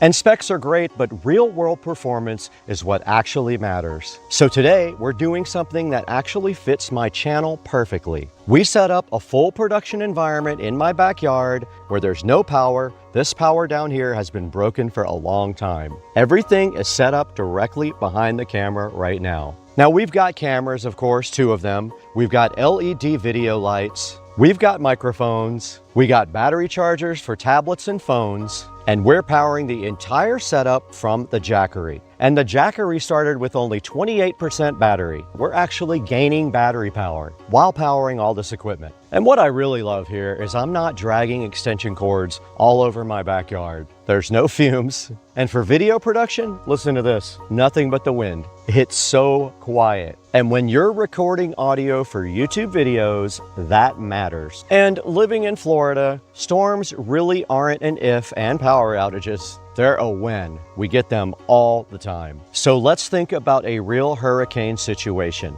If you've got your fridge plugged in, your Wi-Fi in there running, phones charging, a couple of lights on, maybe a fan to stay cool, the Home Power 3600 Plus can keep multiple essentials running for hours or even days, depending on your setup and your power usage, which gives you real peace of mind when the grid goes down. And even for what I'm doing right now, let's say I plugged my laptop, my lights, my cameras, my phones, everything into the Jackery. How many hours could this setup go? And that's where this gets really cool. You can actually monitor your power usage and get real-time runtime information right from the front of it or from the app. So whether this is a home emergency setup or a content production shoot like this, you know exactly what type of runtime you're working with. And honestly, that reliability matters. Because when the power goes out during hurricane season, it's not just about convenience. It's about keeping food cold, staying connected, keeping your devices charged, and keeping your family comfortable. The power's out, you're still on. Now, the one thing I definitely wanted to show you is the app, because this actually makes managing this system really easy. You can monitor battery life, see power input and output, check estimated runtime, and even customize charging and discharging schedules. Being able to control everything from your phone is super convenient.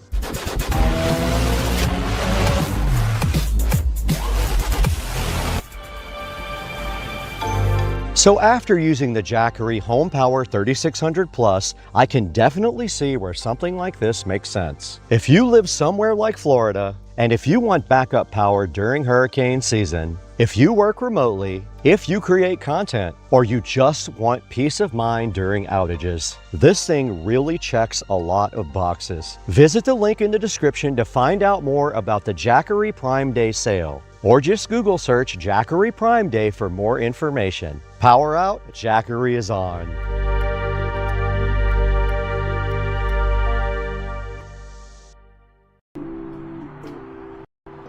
All right, you can see right here, I am taking the XT5 Pro out for a little spin. What we're gonna do is take it up to the local bar and have lunch.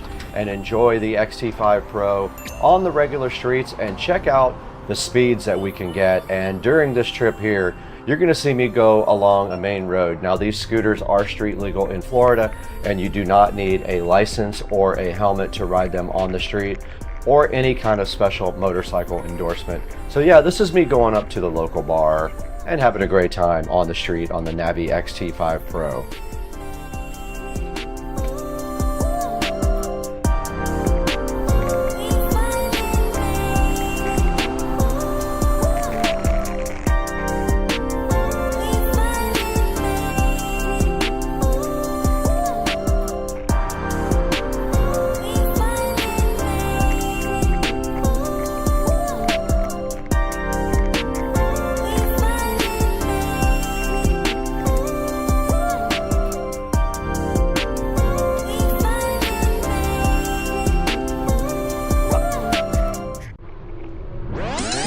I just enjoyed lunch, and now I am heading over to the local park, which has a very cool trail around it and also a actual skate park. Of course, I'm not going to take the XT5 Pro on the skate park itself, but we're going to ride around the park and check this thing out on the road and off the road. So you're going to see me here getting off the path and testing out the XT5 Pro's cool suspension, which is made for things like this.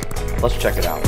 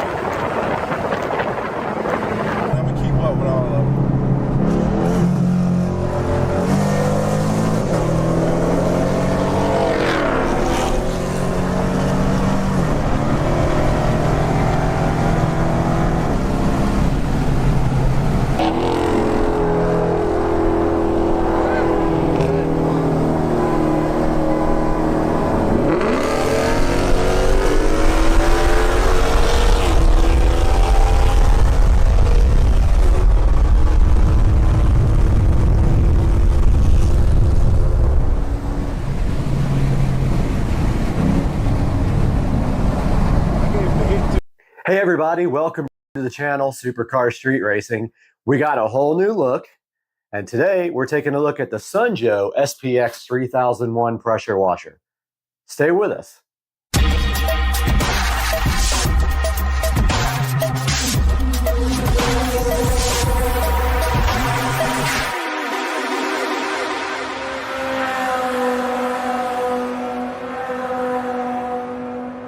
Welcome back to the channel, and today we have the Sunjo SPX 3001 electric pressure washer.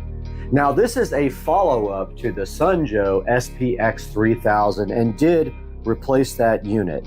This went on sale for Cyber Monday, and I decided to go ahead and pull the trigger and get this awesome pressure washer after reading all the reviews. Now, some of the things we can look at on this pressure washer, some of the features here in the listing, it says that it has a powerful 14.5 amp, 1800 watt motor that can generate up to 2030 PSI or 1.76 gallons per minute for maximum cleaning power. It does have a built-in onboard hose reel, which I thought was awesome. It has a total stop system, which means it automatically shuts off the pump when the trigger is not engaged. It saves energy and prolongs the pump life, and the hose diameter is 1/4 inch. It does have a detergent tank, which you can't readily see on this picture, but it is built in there. And it has a max rating per the CSA test standards, and a maximum internal pressure of 2030 PSI. Under typical load though, the working pressure is going to be about 1450 PSI. And it has a Sunjo warranty that is clearly marked on the box as 2 years. And I've heard good things about the warranty from Sunjo from people doing reviews on Amazon. So the Sunjo SPX 3001 is right here, and we're going to take a look at it now as we unbox it.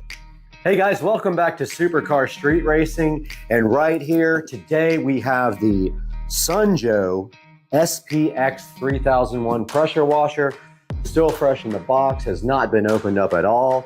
We're going to take a look at this, and we've got our tablet here so we can get some close-up video for you guys.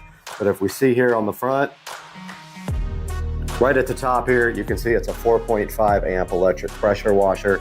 It has an onboard reel, and you can see the actual reel right there. And then there's a good look at the box where it actually shows the pressure washer. And it says at the bottom here, 1.76 gallons per minute. And then we can see here on the side, it says that it has a 2-year warranty. It says if your name is on it, grime is gone. And then it's got some little technology details down here, like an onboard hose reel, total stop system, aluminum hose adapter, and a 40-ounce detergent tank, and 5 quick connect nozzles are included with it. And then there's some other little details down there in other languages. So there you have it. That is the outside of the box of the SPX 3001 from Sunjo. And now we are going to actually open up the box. Let's get our trusty scissors out here. Get this box all opened up. Very well packaged, very well sealed.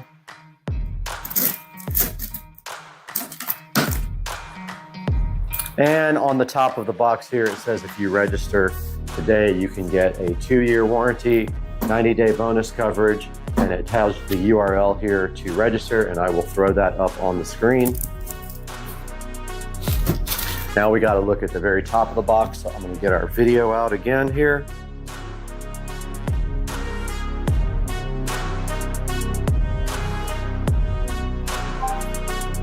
Here we are on the top of the box of the Sunjo. I'll tilt it a little bit that way for the other camera, but you can see right on top here, we do have some hose adapter nozzles. These are the actual spray nozzles that determine the pattern and the pressure. Those are right at the top here. We also have the adapter for the hose, it looks like, right here. I think that's what that is, and some various little pieces that go on the side of the device here, probably for just accessories and things like that. Put that to the side here. And then we have the actual unit is in the box after that. You guys can see it on the big camera, and I have it on the tablet right here. Let's get that opened up now.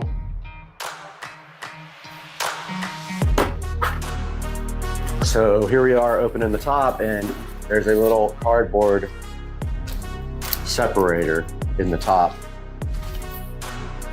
And directly after that, we have the Sunjoe actual pressure washer. So I'm gonna put this down on the ground here to get out the device. Now this is pretty heavy. So yeah, you're probably gonna struggle a little bit, just like I did.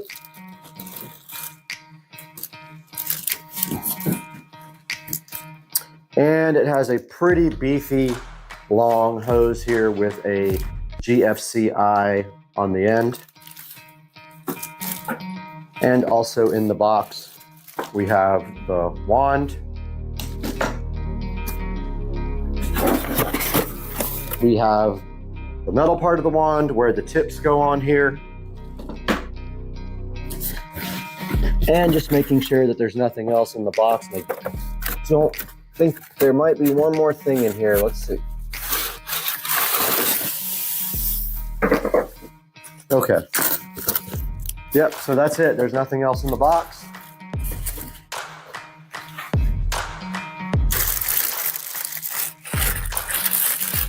Covered in plastic here. And you can see right there that you have a well-placed pressure washer condom right over your new Sunjoe SPX 3001 pressure washer. Inside the bag, also your instruction manual.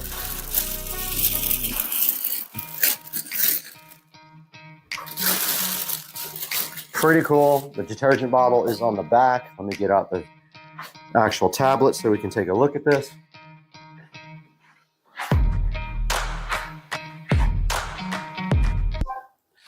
All right, here we have the Sunjoe pressure washer. Good look up at close up of it. And the hose reel here. And the other side, which has your switches. And I believe a flow rate. I'm not sure, we'll have to look at the instructions. And then on the back, there is a look at the back and your detergent tank.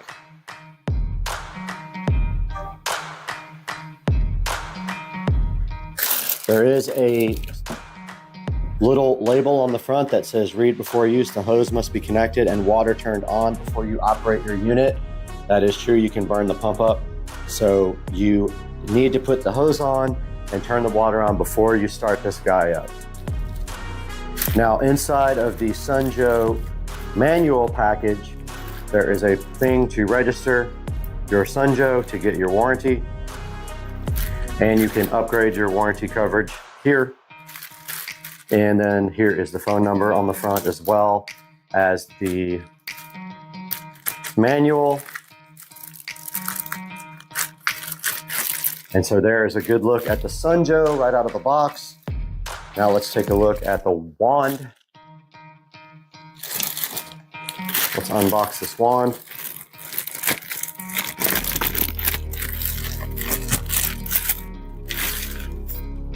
And here's a good look at the wand that comes with the Sunjoe SPX 3001 pressure washer.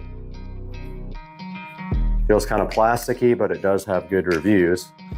And then the hose actually screws on to the end of the wand right here. So that would be this hose. You literally just screw it on right there. And then you take your tip here. Your tip actually, you pull this little condom off the end. And then that actually screws on to the end of this wand. like so. And then your different pressure nozzles actually go here. They're the quick connects there. But I actually have a surface cleaner for this as well.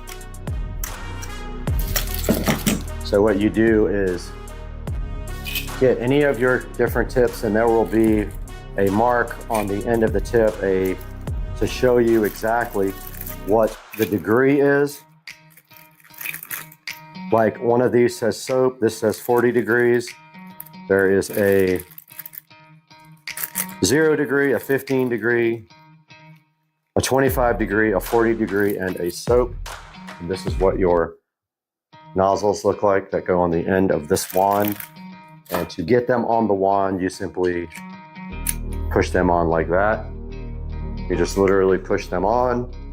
And then to get them off, you pull back. And it looks like they fly off and go out of camera. So when you take them off, go ahead and put your hand on there so they don't fly off like they did with me. But yeah, to get this on the end of the wand itself, you remove this white thing and it literally screws right onto the end there. So that is a look at the Sunjoe electric pressure washer right out of the box with this nifty hose reel. And also have these little accessories that came with it. Not sure what these are yet. I haven't gotten into the manual.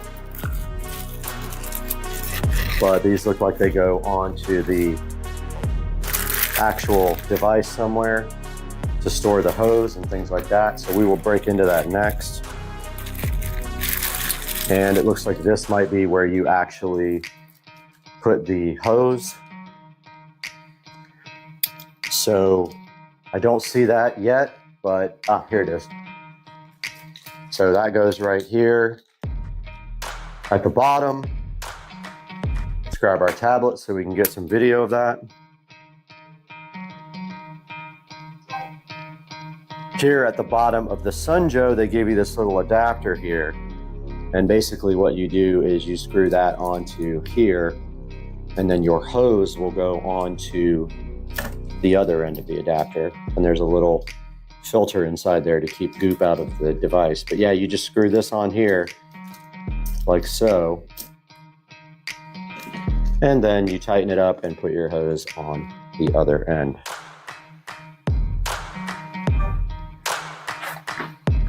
Next, we'll be taking a look at assembling the rest of this unit. Now that we've unboxed the Sunjoe SPX 3001, let's take a look at how you assemble this device. Okay, welcome back to the channel. And now we're looking at the assembly of this device. Now this comes with a hose reel holder right here. So this is the hose reel holder. Let's get some video on our tablet. Here is the included hose reel adapter, and it looks like you just put it just like this. So basically it slides. If you're facing the unit, it's the left side. It slides right onto that, and then in the back side here, you actually put a screw. It comes with two included screws. So let's go ahead and get a screw into the back side of this hose reel holder now. So right on the back side here, you just put a screw into it like this. Pretty simple. Screw goes in pretty easy.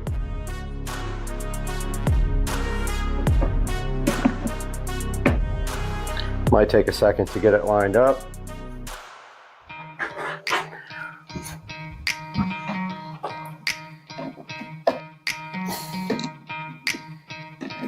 Just go ahead and drive that screw all the way in. That's the first step of the assembly. Now the second step is the spray wand protector. And it looks like it goes down here on the side. There are two little marks, little like square holes. Well, they're not holes, they're squares, but they are on, if you're facing the unit, it is the left side down at the bottom. And let's go ahead and get some video of that now. Here is the spray wand protector, and it just goes into the side of the device like so.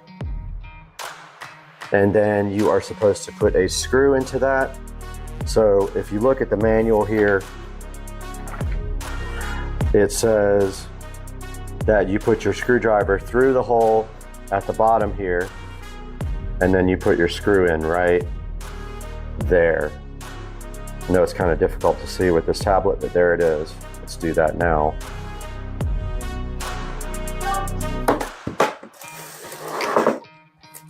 So right here, we put our screwdriver through.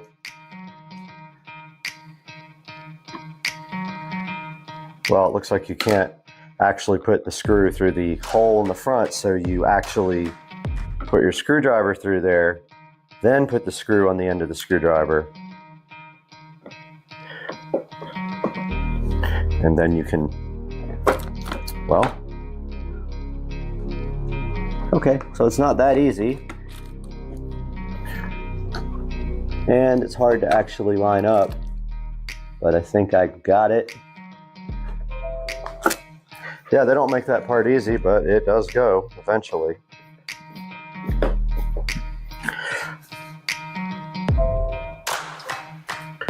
You can see here, you got to put your screwdriver kind of through the hole there, and then put the screw inside first, and then you can go ahead and tighten this up. You don't have to go crazy. It's just going to be just like that, and you are actually done with that part.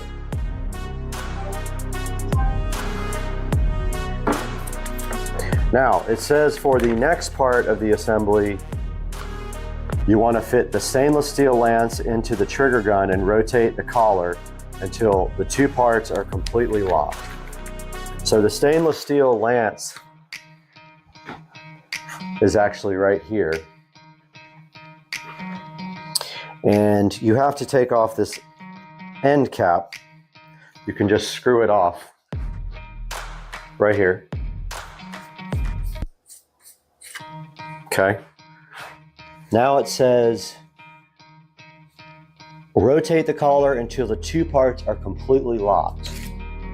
So here's your gun here, and you literally just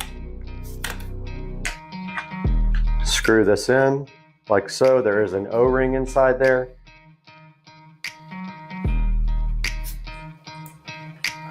And tighten it up like this. It might need more tightening once you get outside, but that's pretty tight. If you have to, you can get your wrench right on the end there to tighten it up. That part is done.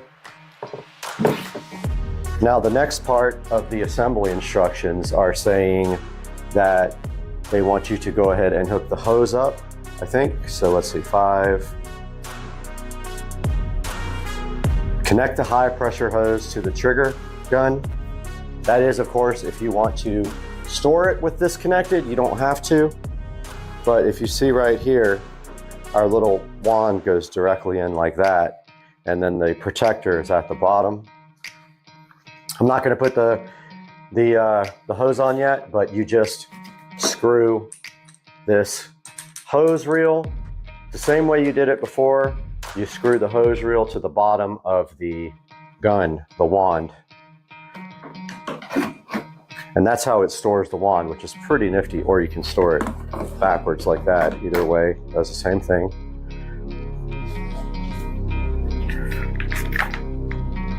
And then it's got some information about how to use the wand. We'll go over that when we go outside. Now it has also a place for you to store your nozzles. Let's take a look at that with the tablet.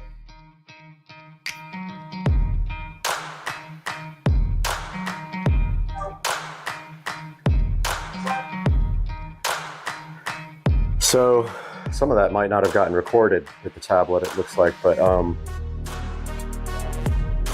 first you take your nozzles here, and I'm trying to figure out how they actually, yeah, they just clip right on like that. And it's a good storage spot for your nozzles.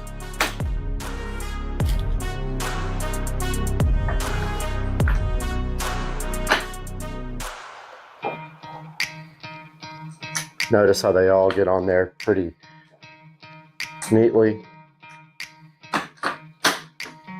Yeah, and basically you are ready now to move outside and start pressure washing once you put the wand on.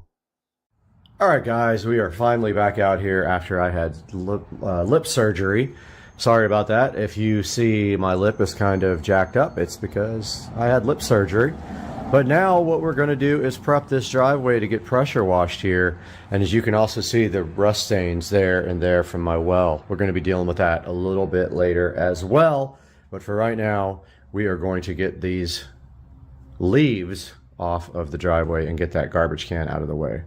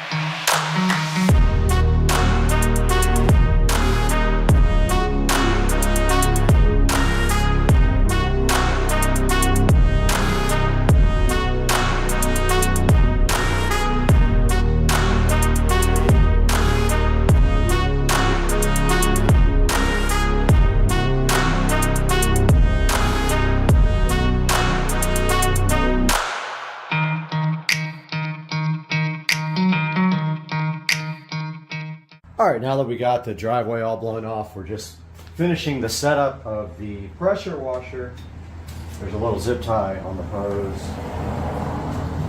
And looks like the pool guy is here as well. But the next step is to put the wand onto the hose. Looks like there's a little O-ring connector right here, and then it just really just screws on just like that.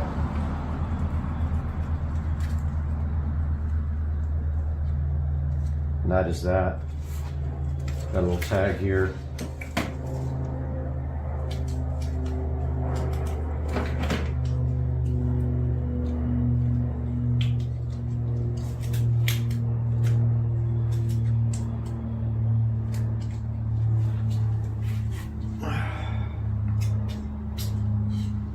Still not sure what this knob is for on the side. I'm gonna have to look that up.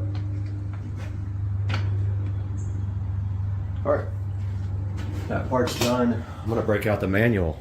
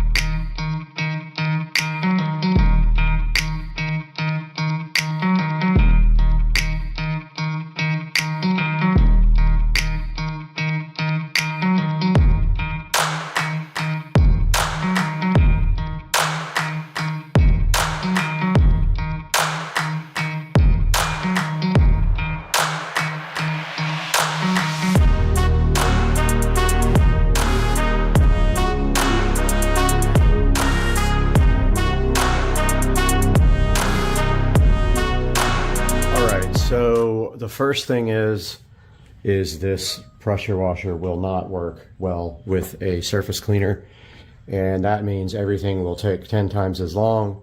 So I'm going to grab the gas pressure washer from the neighbor's house and give that a shot.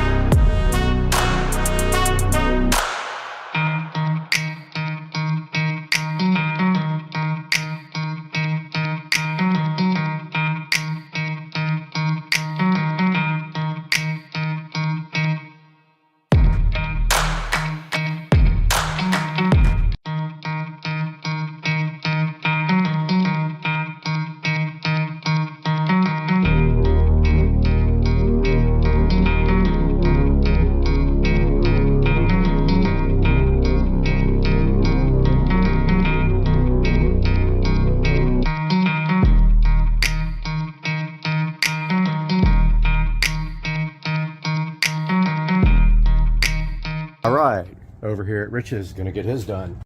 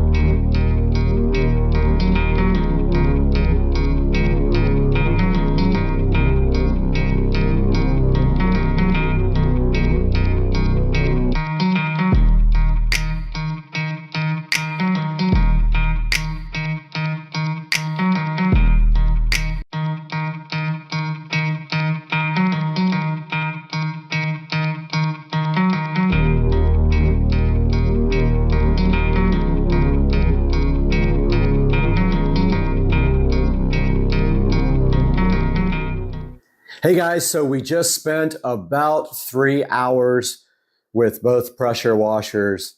And as you can see in the video, we started off with the Sunjoe and it could not run the surface cleaner. So basically, the Sunjoe has enough power for the wand if you put on one of the smaller, narrow tips to generate more pressure. But the Sunjoe does not have enough power to run the surface cleaner, which is important. Because if you're using a surface cleaner, the reason you're using that is because using the wand, you clean about this much per swipe of the wand.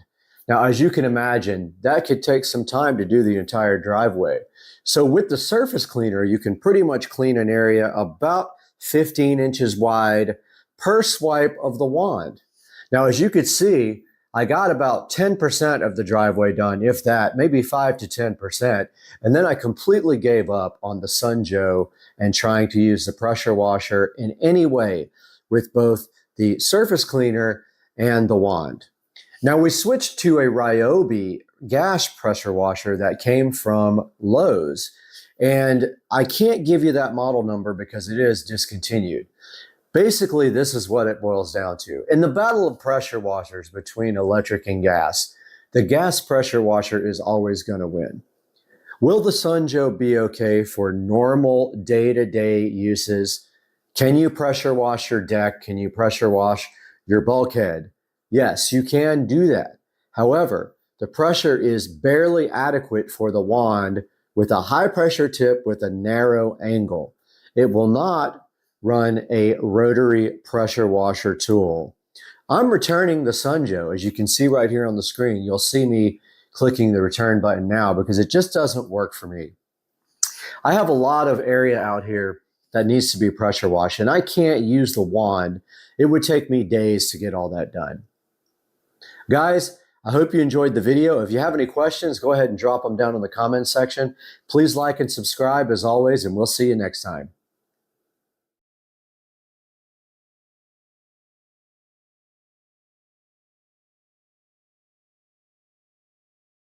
But I think I have a new plan that makes more sense.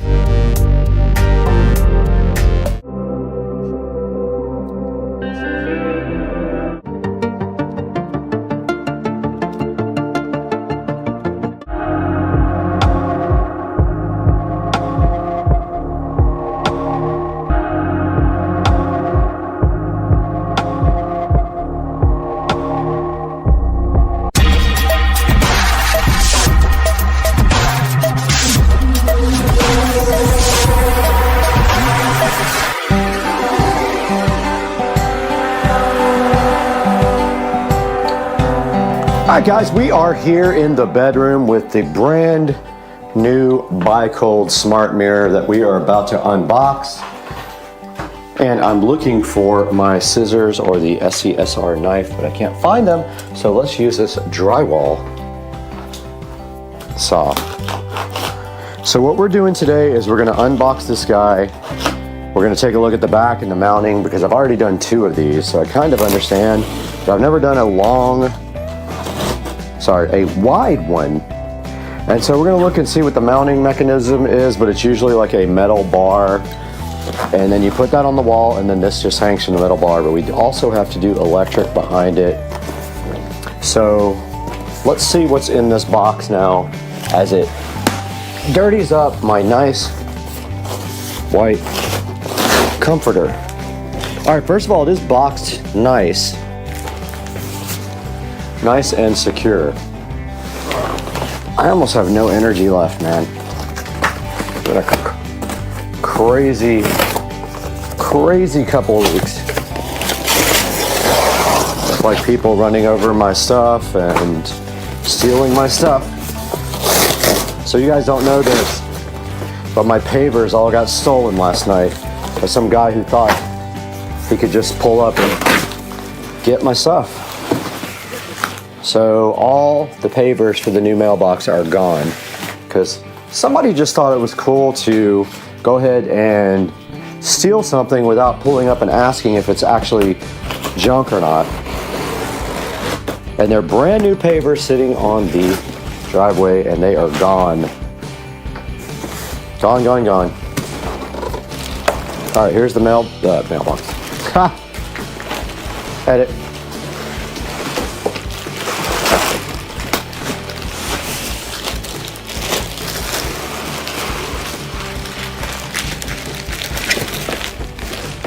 There is the smart mirror. So fresh on the bed. And as you can see right here and right now, it just mounts with 2 screws here and here. They give you inserts, but I have purchased some way better inserts that will be perfect for what we're doing. And then they give you this template. And so the confusing thing about the template is you have to know which device that you have. So you take this guy and you put it like this, and this device is going to be A and N. So it's going to be that hole and that hole. So we put this up on the wall, we level it, we put our drywall anchors in, and then we hang the mirror from our drywall anchors. But first, we have a whole process to do of putting LED strips on the back, and also we have to put a box in for electrical. So let's do that peel sat for our shorts. All right, we went ahead and did our short for the peel sat, for the peel satisfaction. We still have another one for the front, so that'll be awesome also. But back here is where we're doing the RGB IC LED strip. So we're gonna take that guy and we're gonna run it right around the edge there. And then we're gonna put that control box right here and Velcro that on or whatever, or 3M tape it, and then we're gonna mount this to the wall.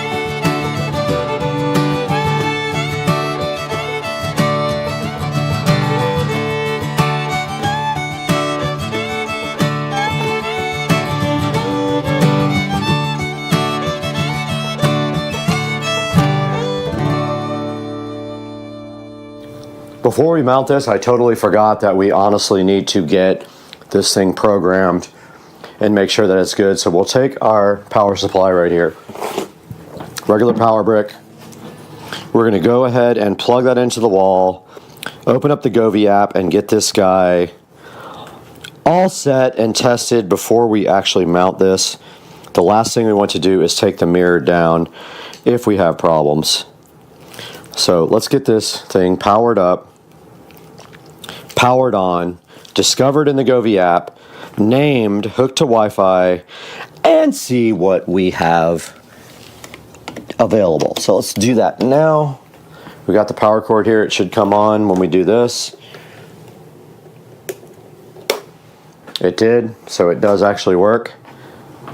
And it looks like it's set to audio, which they all kind of default to, but let's open up the Govee app. We got the Govee app open here, so we just have to discover new devices. So you hit the plus. It already knows it, so we add. It's probably going to want to update the firmware. Let's see.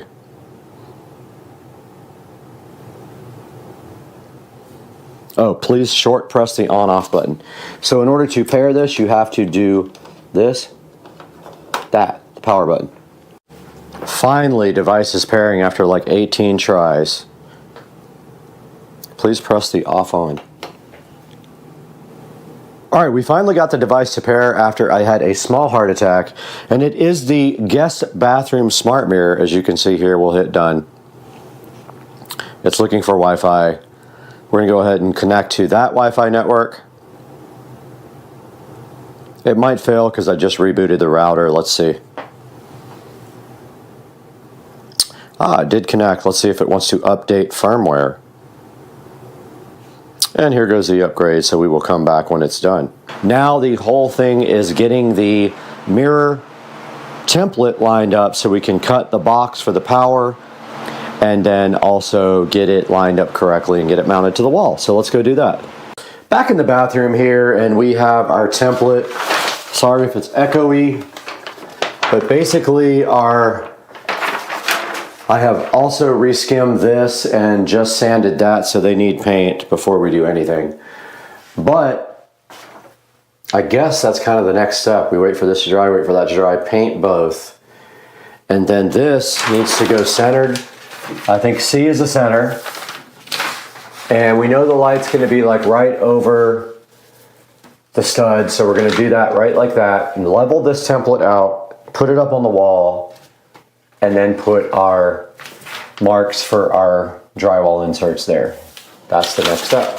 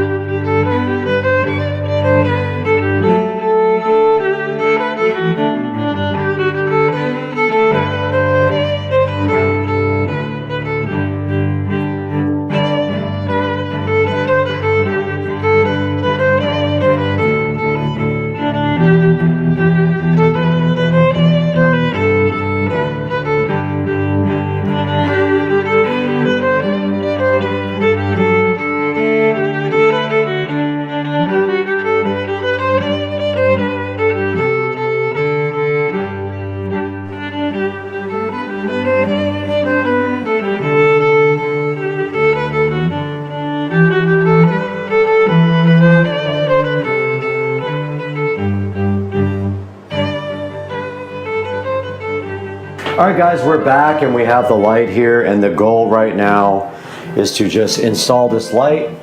So keep in mind there's a lot of weight on this light, and they give you like pigtails here and wiring nuts.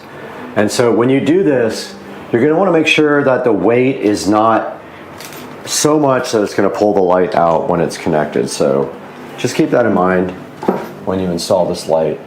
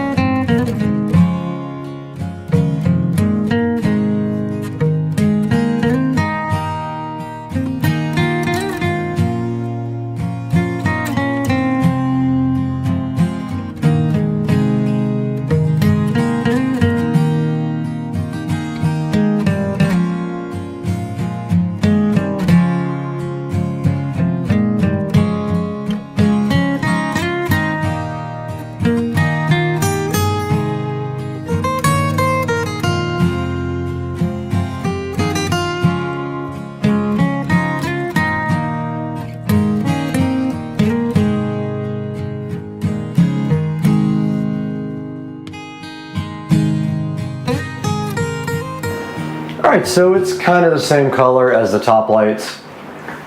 No, it's perfect. No issues at all. I just got to fix that little screw hole. This other one's completely covered, but yet looks crappy because I can't ever do good patch.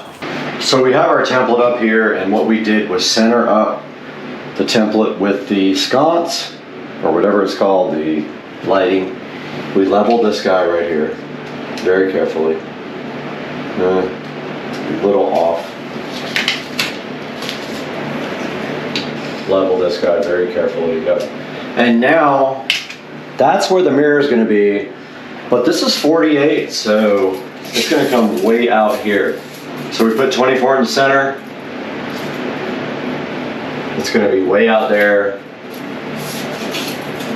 Literally 24 on each side, so put 24 here. And then 48 there. That's where the mirror is going to sit. So now we know A and N are our mounting points, guys. Let's go! Hype train. Guys, welcome back, and we have the template up here, the center marked out like right between the lights. So 24 is right between the center of 48. This is 48 by 24 this way. The bottom of the mirror will hang here, which is great. We're going to put our marks right here, and go ahead and put our drywall inserts in there so we can hang our mirror. But after we do this, we'll test that, then mount our electrical box somewhere in here. Let's go. We got our Hillman toggles, and we just have to put a hole right here.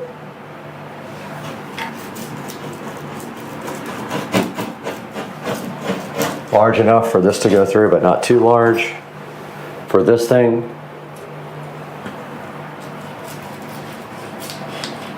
Let's go.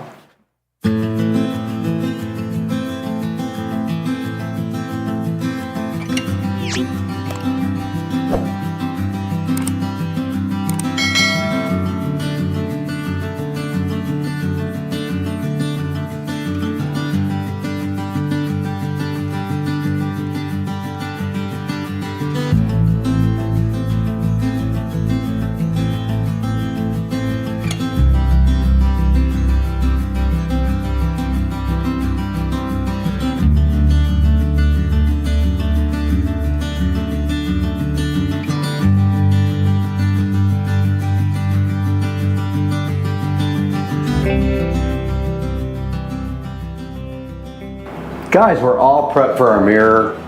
We have our hangers here, our electrical hole here, our false positive here, and what we're going to do right here and right now is figure out electrical through this hole, and we'll tie it into the back side of the wall. But I need to figure that out now, so I got to make a little extension cord to go through to the wall and make a electrical box, guys. Let's go. All right, so I had a meltdown yesterday and threw the mirror after it was broken. And I kind of scratched up my floor, so I ordered a kit to kind of touch that up. But given a little update in here, my receiver microphone is dead, so I can't use the wireless mic, but I got everything painted in here.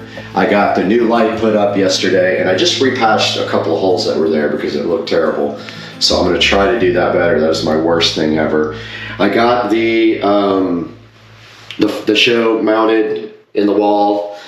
And now I'm going to put these plates back on and work on this light here. All right, this is the new puck light to replace the one that is there. This one just literally will come right out probably. Yeah, I don't even remember how I got that thing in there, but this is the new one. It runs on 110 volts and it's LED, and this old one is incandescent. So this will be a upgrade for it, and here is the actual new puck light that is going right in its place, and it has a little, oh, that's interesting, it has an in and an out, I guess. I don't really know, I guess so you can chain them. And then it's got on the bottom it has a adjustable color temperature. Very cool.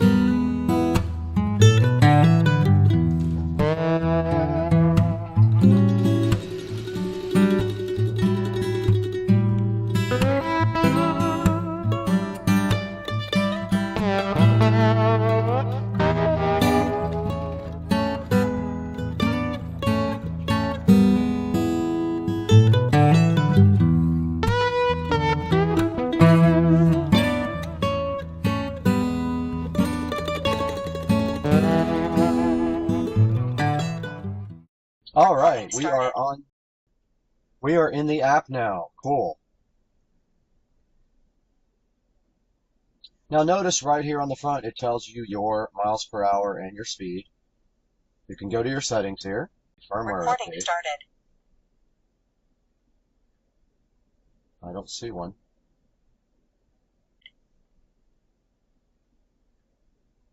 I don't see one.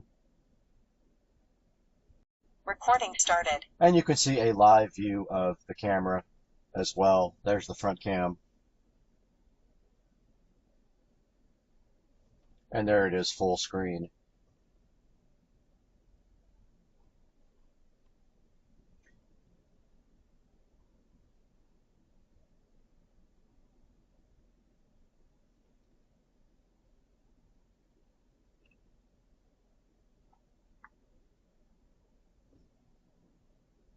How do you flip it? There is the rear camera there. There's a glare on the front windshield right now, but there's the rear camera. Looking good.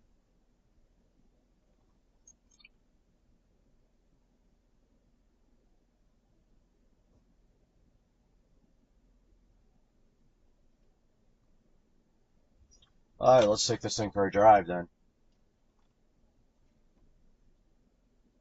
Recording start.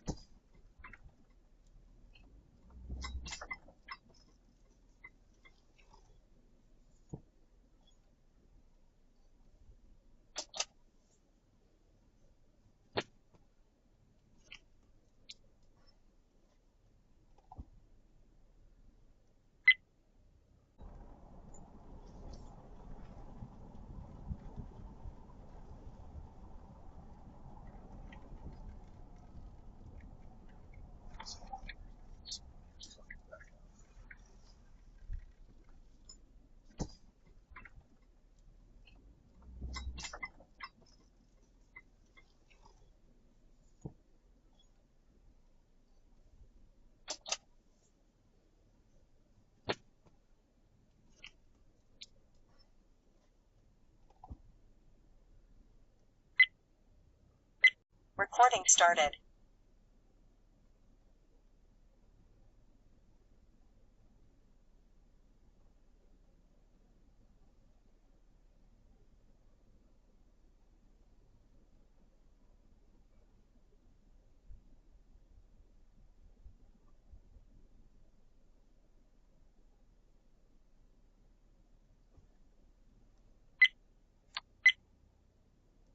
Recording started.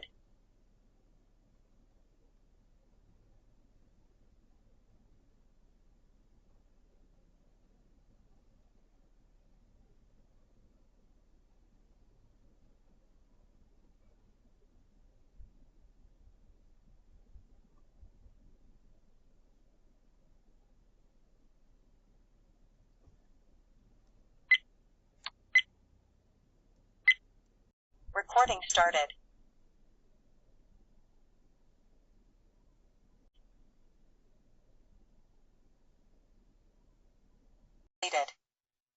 So I ran it down here to his OBD2 reader. Right there, that's where the power is coming from. And you can already see an image on the display there of the front dash cam in action. Let's go ahead and get this wire completely run here, all the way down the side here. We're going to go down to the corner of the dash and underneath the dash. And then I'm going to go ahead and run the rear dash cam wire as well. And that plugs in right there.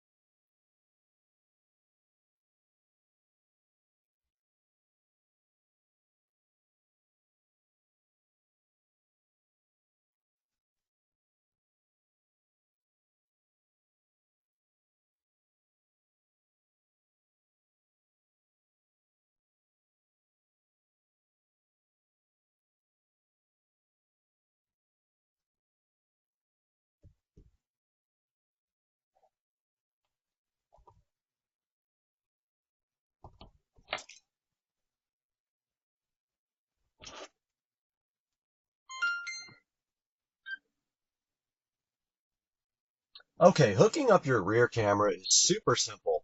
I've got the wire right here. Basically, you just run a cable to the back.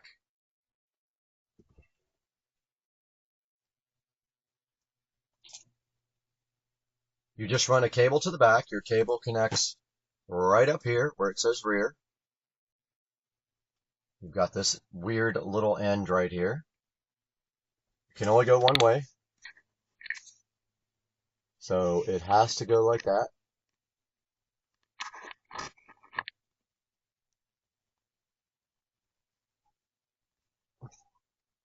Make sure you leave room here up on top for this. I need 2 hands for this.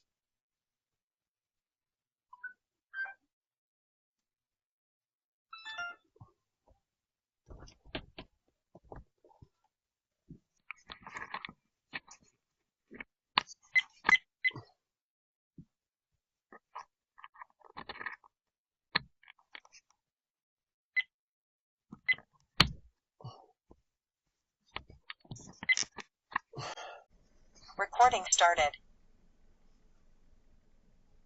Recording started. Recording started.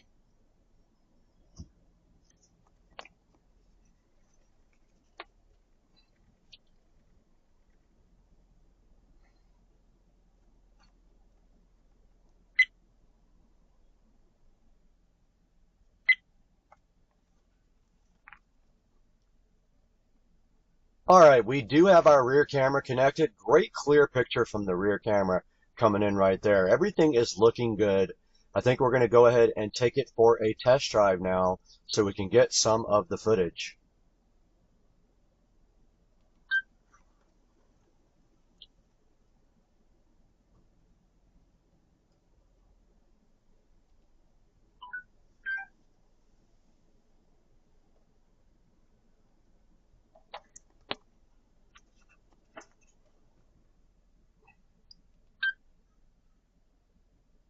All right.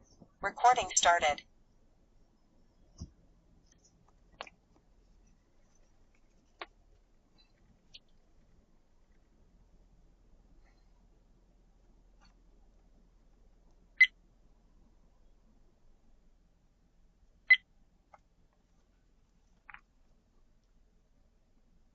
All right, we do have our rear camera connected. Great clear picture from the rear camera coming in right there. Everything is looking good.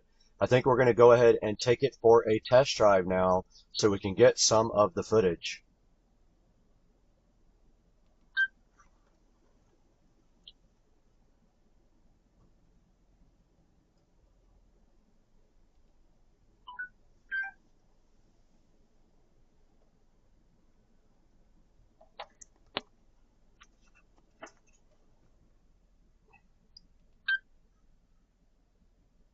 All right, check that out, guys. The rear camera is going strong. The picture looks really good. We are recording, so I want to make sure we go ahead and drive around in the daytime, get some footage for this, and then we'll come back at night and get some more.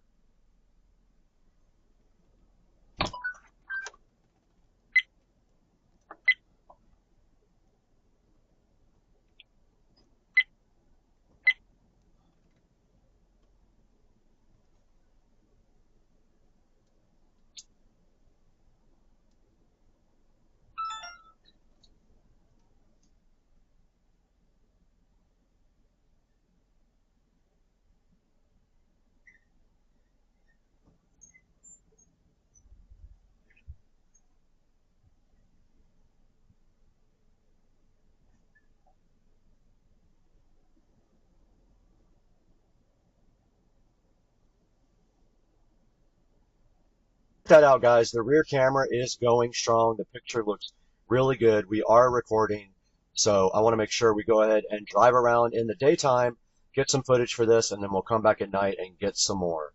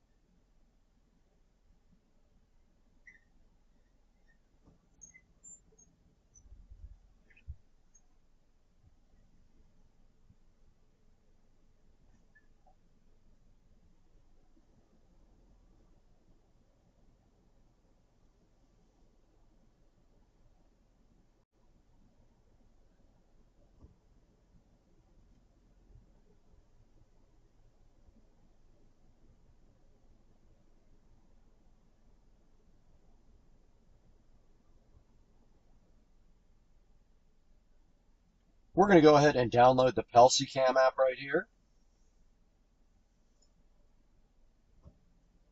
It is installed. It's going to want us to sign up.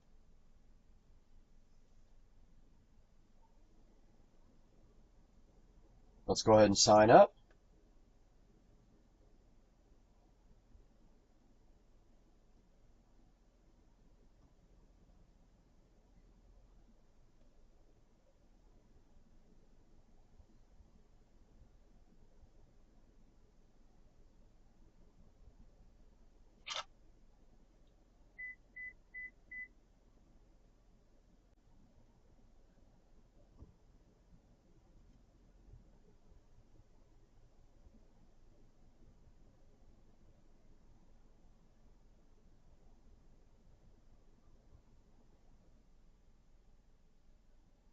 We're going to go ahead and download the PelsiCam app right here.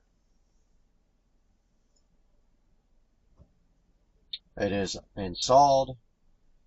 It's going to want us to sign up.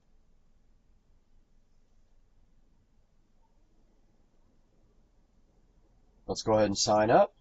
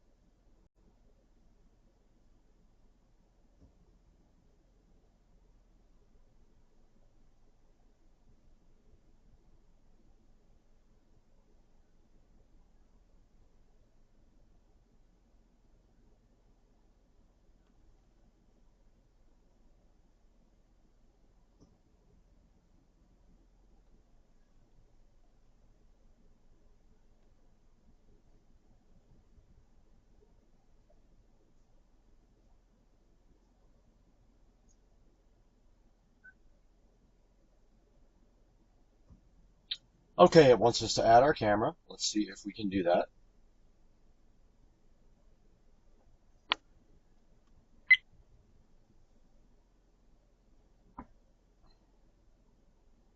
Powered on. It says select camera Wi-Fi.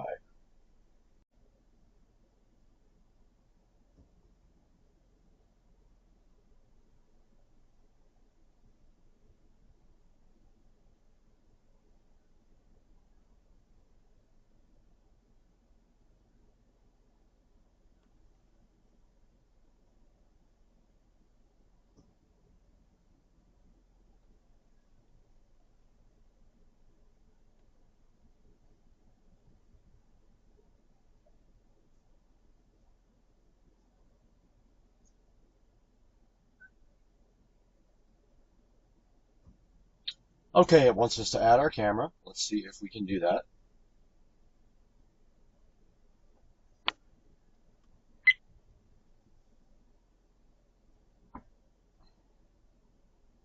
Powered on.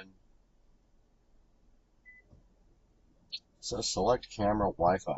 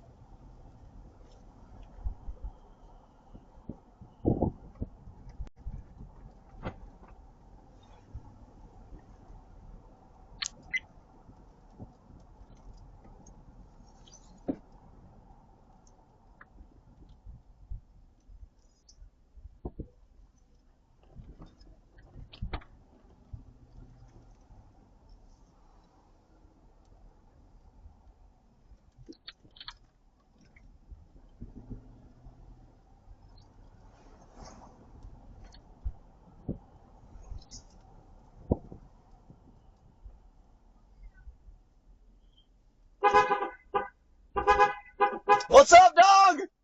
Yo! What's up?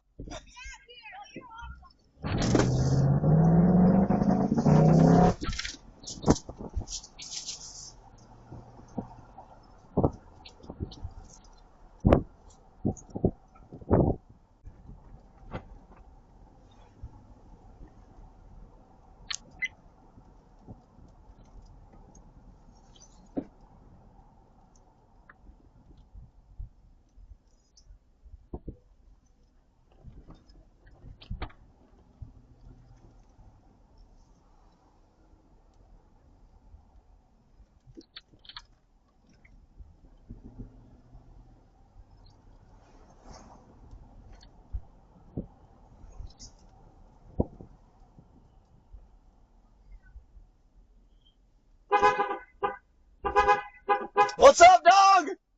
Yo! What's up?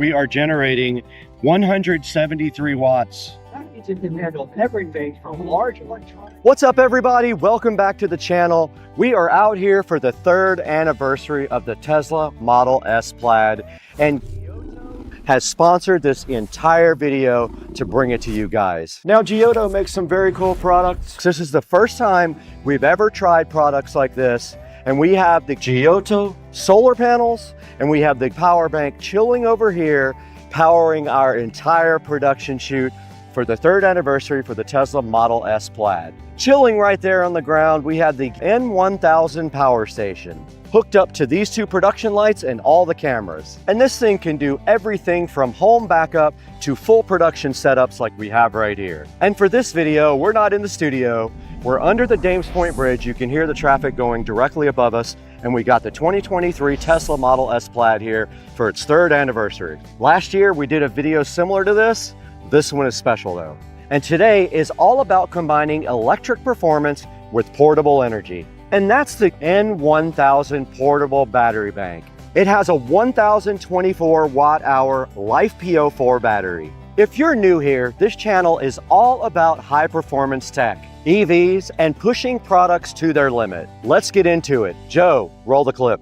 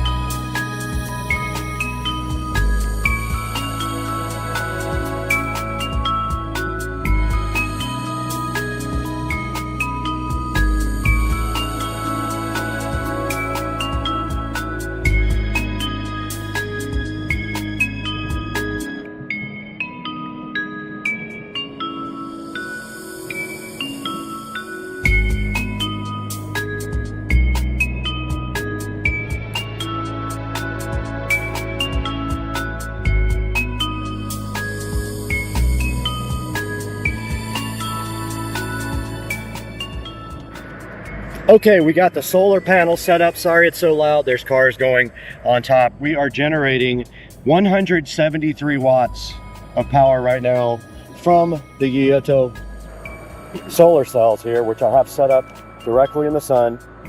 And you can see they're getting full sunlight here. So we're charging our battery bank right now with that. And yes, we're making 173 watts right now on the solar panels. So now all we have to do is hook up our extension cord and set our lights up for our video shoot. We're gonna run the lights off the battery bank. I'm also gonna go ahead and charge the GoPro with this.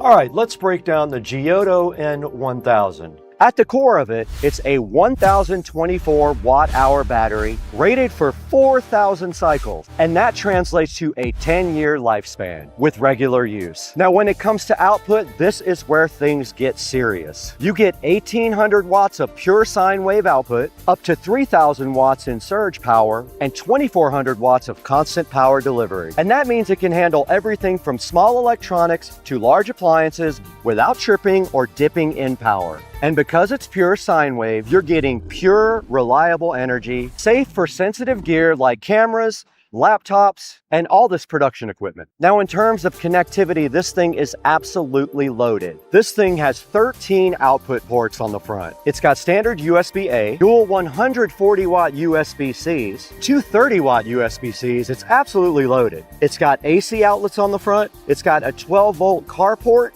an XT60 output, and right on top, it's got a 25 watt MagSafe charger for wireless charging. So whether you're charging drones, phones, cameras, or a full lighting setup needs power, they've got you covered. And charging speeds are another standout feature. This thing can go from 0 to 80% in just 40 minutes and fully charge in about 1.2 hours using regular AC power. You can also charge with solar like we're doing over here, or you can combine solar and AC for charging. And one other cool thing that I love about this, it has a 10 millisecond UPS backup. That means if your power gets cut, this thing instantly cuts on and your devices do not lose power. How cool is that? And on top of that, it has Wi-Fi app control, real-time monitoring, and ultra quiet operation around 30 decibels. That's pretty quiet. All right, this is where we put the N1000 to the test. We're out here under the Dames Point Bridge running a full production setup. Lights, cameras, everything. Powered entirely by this unit. There's no outlets, there's no generators, this is completely off-grid. Right now we're running high output production lighting, and this is exactly the kind of load where you'll see whether a power station can actually perform. And immediately you see it handles it with no issues, the lights came right on. There's no flickering, no power drops, no instability whatsoever. That 1,800 watt pure sine wave output is doing exactly what it's supposed to do, delivering clean, consistent power. We can also monitor everything in real time, the wattage draw, the battery percentage, and estimated runtime, which is huge when you're managing a shoot like this. This is the Tesla Model S Plaid, and 3 years later, still one of the most insane performance EVs ever built. And what's crazy is, we're pairing that level of performance with a completely portable energy solution powering the entire scene. We've got multiple devices running at once, lights, camera gear, and the N1000 is handling it like a central power hub. And because it's so quiet, you don't get that loud generator noise interfering with your audio or environment. For content creators, this is a game changer. You can shoot anywhere, no cords, no limitations, and that opens up a completely different level of creativity. So after putting the N1000 through this real-world production test, it's clear what this is built for. This is a true portable power station that can handle everything from small devices to a large setup like this. Whether you're creating content, traveling or camping, running backup power at home, or going completely off-grid, this gives you reliable, stable energy whenever you need it. And the fact that this thing powered an entire production shoot out here without any external power except those solar panels says everything. Also, I just want to say thank you for 305,000 subscribers. That's amazing. It's a huge milestone. From where the channel started to what we're doing today has been an incredible journey. And none of this would have been possible without you guys. If you want to check out the N1000 and the S200 solar panels, there will be a link in the description down below. And the S200 solar panels are perfect for going off-grid. And if you enjoyed the video, make sure you like and comment below, and please subscribe. Let me know what you want to see next. More real-world testing. We're just getting started, and I'll see you in the next one. Joe, stop the camera when I walk off the set.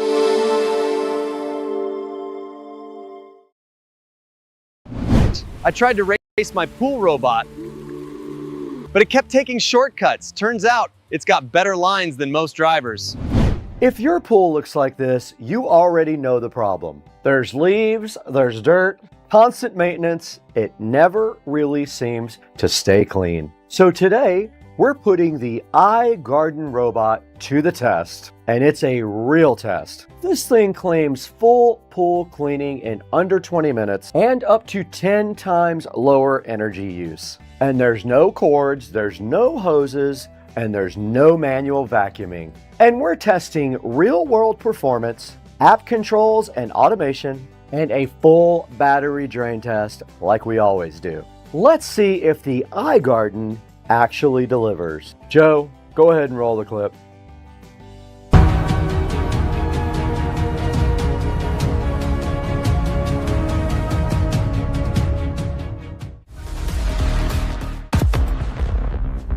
Where speed meets innovation. So here's what makes iGarden stand out in the robotic vacuum space. Now first, this uses a dual camera AI system with an onboard chip. And instead of just aimlessly bouncing around like all the other old pool cleaners, this guy builds a map of your pool in real time and builds an efficient cleaning path. Now that's how it's able to clean fast and maybe hit that 20-minute mark claim. We'll see. Now next is the hands-free operation. You can schedule it to clean every day, every 2 days, or every 3 days. And once it's set, it just runs automatically. No dragging out equipment, no manual vacuuming. And then there's the energy efficiency. This system uses over 10 times less energy than a regular pool cleaning setup, and that can really add up over time. And overall, this is built for strong suction, full pool coverage, and then it saves you time. Now, I already did the unboxing of the iGarden, and I'll tell you what was inside the box. Pretty simple. Inside the box, you've got a little quick start card. Most of them have this now. You've got the iGarden pool robot. You've got your charging cable. You've got your power cable, and you've got your user manual. And my first impression was it felt really solid and well built. Not too heavy, but definitely not cheap. Check out the paint job on this guy. Now on the bottom, you've got some intake ports, you've got brushes, and then you've got your drive system. And everything looks like it's built for efficient cleaning and durability, which is great. Now, let's get into the smart side of this. This pool robot connects to an app where you control everything. And from here, you can start or stop cleaning, set schedules, choose cleaning modes, or just monitor the battery life. So for example, you can set this just to run every 2 days and then basically forget about your pool and go have fun. The app is simple, it's clean, it's super easy to use. There's no complicated setup. You connect and you go.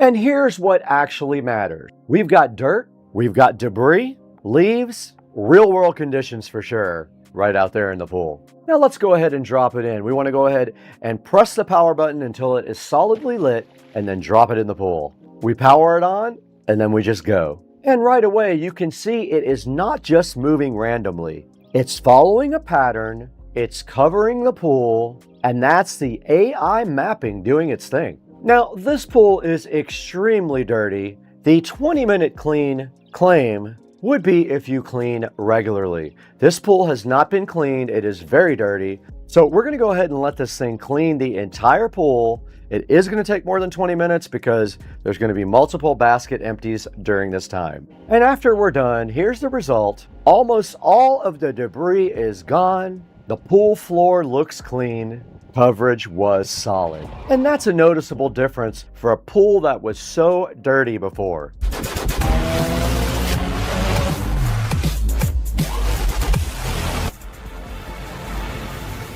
Now, let's see how the battery holds up. Because we have a very dirty pool here, it's going to take some time to get all this stuff out. Let's see if there's enough battery life to go ahead and do that. And what's interesting is, it doesn't just run at full power. It uses shorter, efficient cleaning cycles, helping extend battery life and support scheduled cleaning over time. And check this out. You get efficient runtime, smart power usage, and lower energy costs.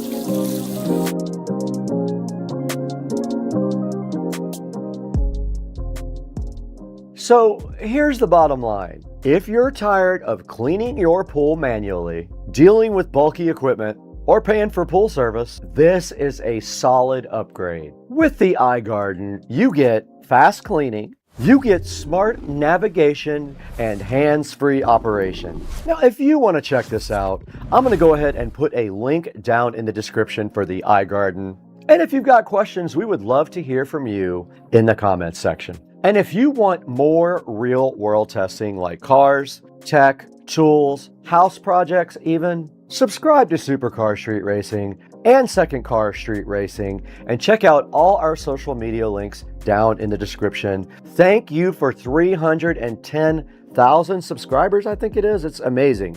All because of you guys. And we'll see you in the next one. Now, let's stop the video so I can talk to you frankly about this company, iGarden. Now, these guys are awesome. They're backed by the Fairland Group. Now, Fairland Group has been around for a while and they're focused on outdoor and pool equipment. Now, Fairland Company has been a long-established global company focusing on outdoor and pool technology. Now, I know what you're thinking. They probably just drop ship everything, right? But no. It's a real technology company. They have a lot of R&D experience. The cool thing also is they also have 2 world records at Guinness for demonstrating engineering capability and innovation, which is very cool. And their expertise goes a long way also in different products. They make things like heating systems and pumps, sanitation, smart pool controls, the robots, like you saw out there, meaning they understand the full pool system, not just the cleaning. They make the longest duration wireless robotic cleaner,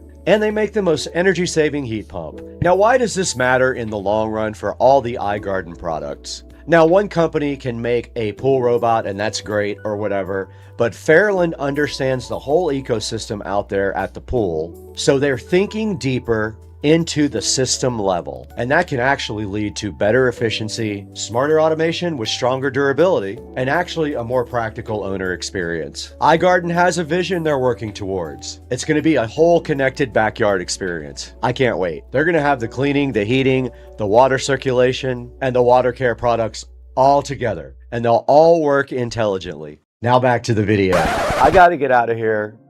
Joe, roll the outro.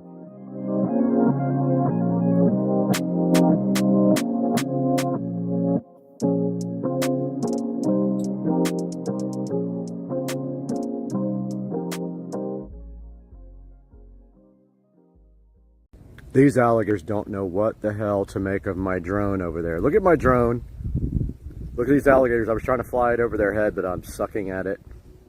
These guys are staring at it like, get out of here.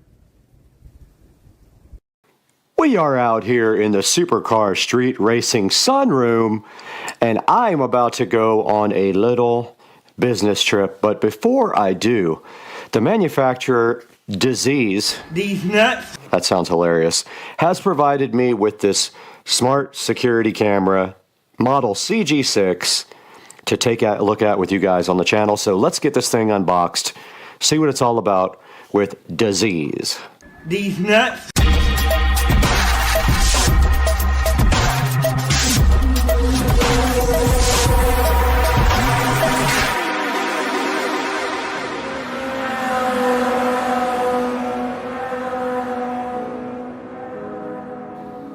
Back on the channel today, we're with the Disease, I think is how you pronounce it, smart security camera.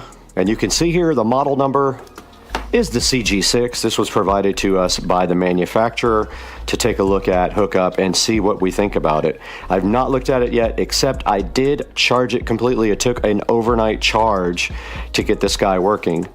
And a look at the side of the box here, we can see this is made in China, and it does has these Disease website on it and the logo up here, and sometimes it makes me wonder. The choice of names for these companies is hilarious.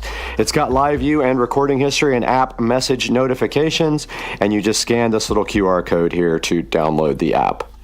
Okay, looking at the phone now, we can see it wants to go here and download their app, so I did press that button to do that. And this is the Disease Home app. You hit install. And let's see if that does install properly. And yes, it did. Let's get it opened up and see what's inside of it. You have to agree to their statement there, and then here's the splash screens. Get started, and we have to sign up for a new account. I will do that off camera. We did go ahead and give the email address, supercarstreetracing@gmail.com, and now we have registered this device. They sent me a one-time code, and now the next step here is to add the device by pressing the plus, but we want to get this camera unboxed first and see what this guy is all about. Let's do that now.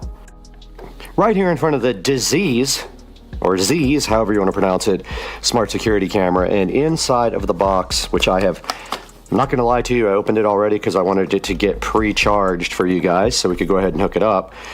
We've got the smart security camera here on the left looking like a big white egg. And we're going to get that peel satisfaction in just a minute too. But there is the security camera front. It looks like on top you have a slot for an SD card and a USB Type-C, and I'm not sure what that is right there, that other port. But there is your USB Type-C charge. There is a reset button.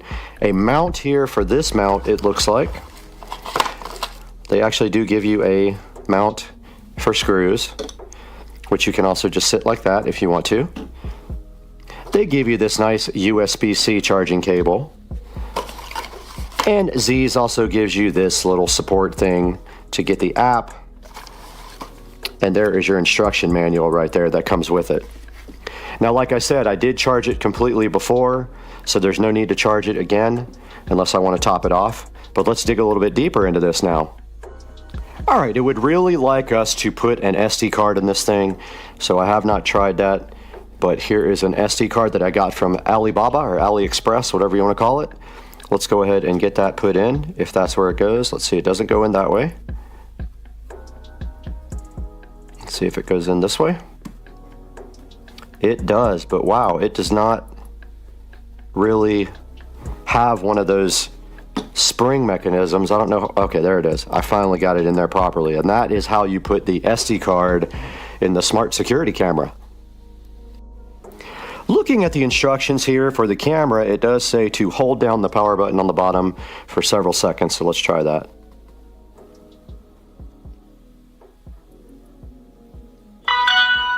And we did hear the little tone on the camera, and it is making a little noise now, and we're going to want to try to add this to the app. So we got the app open here on the phone, and it says add new device. It is making a nice little tone for us. We just added power to this guy with a standard USB cable that it comes with, and a Type-C on one end and Type-A on the other end, and it is plugged into a power adapter. And we can see right here that the yellow light did come on the front right there, indicate that it is charging. And now let's go ahead and power it on.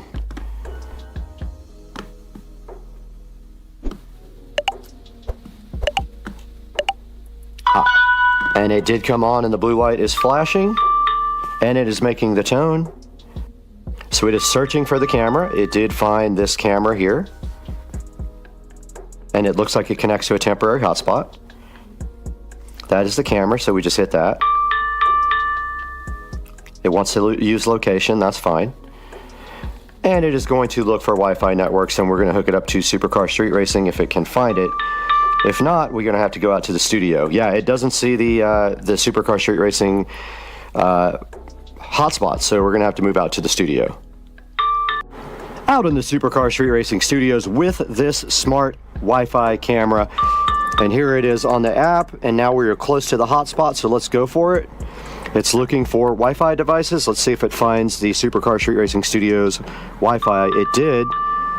And then over here, while you guys watch this, I'm going to put the password in.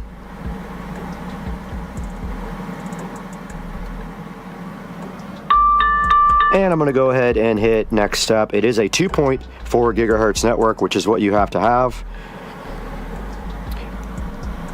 Connect to device. Got it. Connect. So it looks like it is connecting to the actual device now to program it. Connection succeeded. So the camera said that the connection was succeeded. New device found, register cloud, initialize device, connection successful. We're going to call this the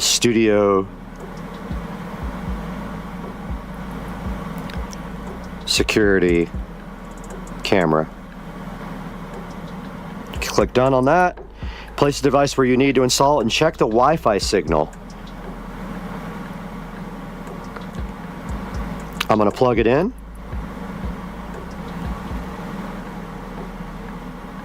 I'm going to hit next. And that's about motion detection and height and angle and mounting. And I do not want cloud storage.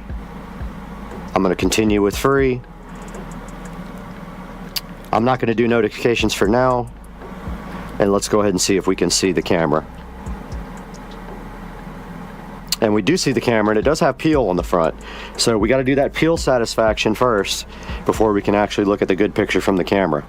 All right, we're out here in the studio with the mushroom light, and we do see our security camera plugged in directly up here next to this clock that is looking oh so fresh. I love that clock, actually. And the only complaint I have about this is that the wire is really visible. And we can point this camera down, but it might have a tendency to fall over because of the fact that the speaker's on an angle. So I'm going to take some sticky tape and put it on the bottom here eventually. But we do have the camera mounted up here. So what we're going to do now is go ahead and open up the app and see if we can see our camera. Let's go ahead and hit play. And there is our security camera. And it is angled up a little bit, so we're going to want to get that angle down just a little bit more to see more of the room. So we can go ahead and do that now. All right, so we do have our security camera ready to go. I'm going to go ahead and get on the phone and record some actual footage of the camera while I do some editing for you guys. Hey there. Subscribe to my channel. And also press this bell icon.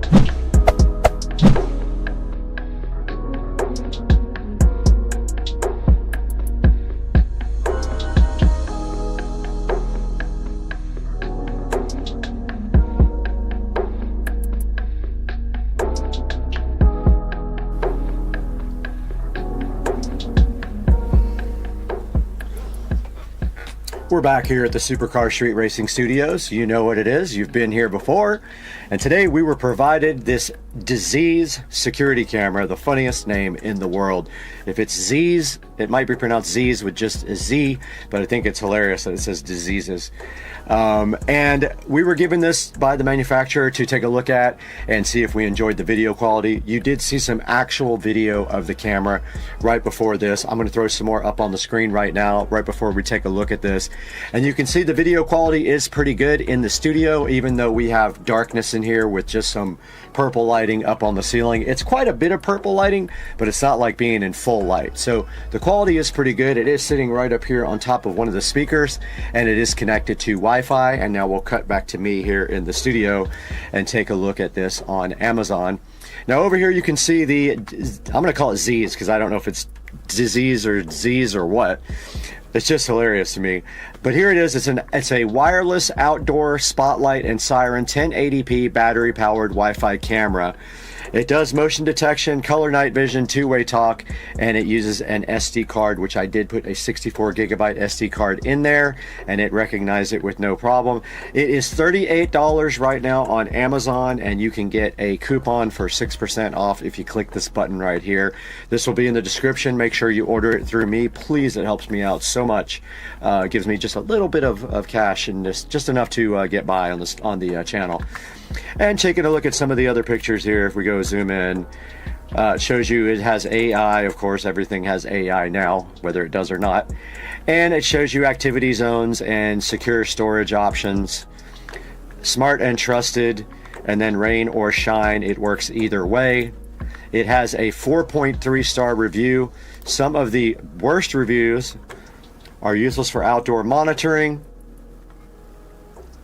Camera work properly first to 8 or 9 months. I really wanted to like, but they're not dependable. Never buy again, not worth it. Those are the 1-star reviews.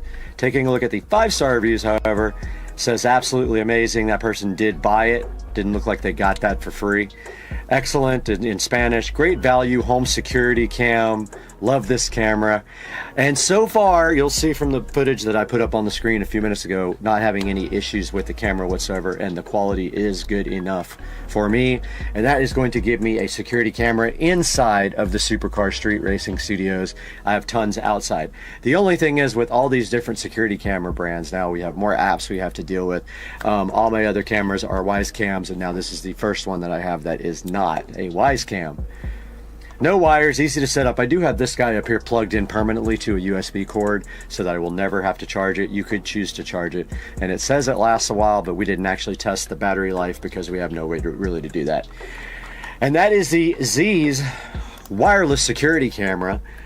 Go ahead and get one and buy it from the link in the description. Guys, we appreciate you so much at Supercar Street Racing, so please like and subscribe. Come back and see us, and we'll see you next time. We're out of here. We're going to New Jersey.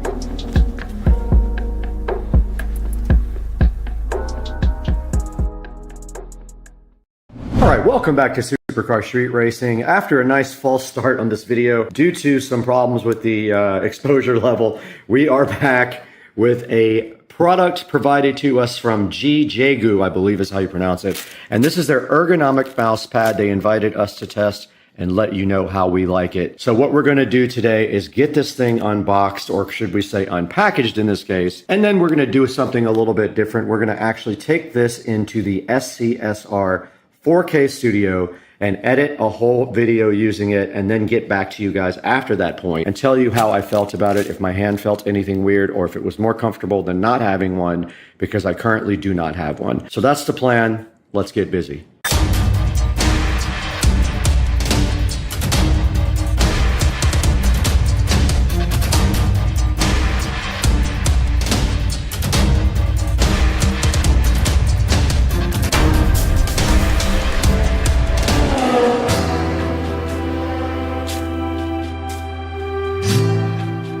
All right, guys, we got the Jukebox mouse pad in front of me, and that is from an Amazon seller that I will link in the description. They were so gracious to have provided us with this mouse pad. It is the ergonomic mouse pad, and it comes in different colors as well, some cool options which we will show you later. But for right now, what we're gonna do is go ahead and unbag this thing and tell you how it feels initially before we run out to the studio and start editing. Right, so it did come with this nice peel sat on the back, which is going to be a good short. So yeah, it comes out of the package looking like this with a plastic bit of protection on the back, which we're going to peel off right now, I believe. Let's see. We're going to do a short real quick with this, and we will be back. This tiny little guitar is chilling next to this thing that looks like a guitar, but it's actually a mouse pad. We got a guitar right here. We got a thing that looks like a guitar, and we got the peel sat. I do love the peel sat. It's so good. And we just got glued on while we were trying to do it, a short, and it messed everything up. All right, and so right out of the box here, you see there is a place for you to put your hand right here, and it's supposed to support your wrist better so that you don't get carpal tunnel syndrome. So you just put your wrist like this when you edit, and yes, we have the tiny guitar that kind of looks like this upside down, and we were showing that on our peel satisfaction video, which you can see on my shorts here. Now the very next step, just out of the box, it does have good quality. This is a kind of a sticky back, so what it does is it allows it to stick to the desk without moving. So it's kind of nice that way. After you peel that off, it has just a little bit of stickiness on the back. So let's get this thing out to the SCSR Studios now. What I'm gonna do out there is take another hard look at this, put it in place of the SCSR mouse pad, and then go ahead and edit an entire video with this mouse pad. So why don't you guys come on along? We're gonna head on out to the studio, and once we do, we will get busy.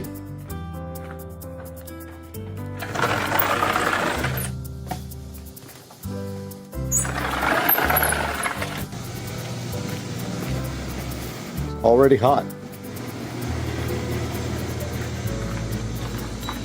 But it's not hot in here. The AC is on 68, 70. Nice and cool. Oh, I forgot the mouse pad. Got him! Dang it. Got him! Oh! Out in the Supercar Street Racing studio, and I did remember this time to bring the mouse pad. So here's the mouse pad that we're going to be temporarily using.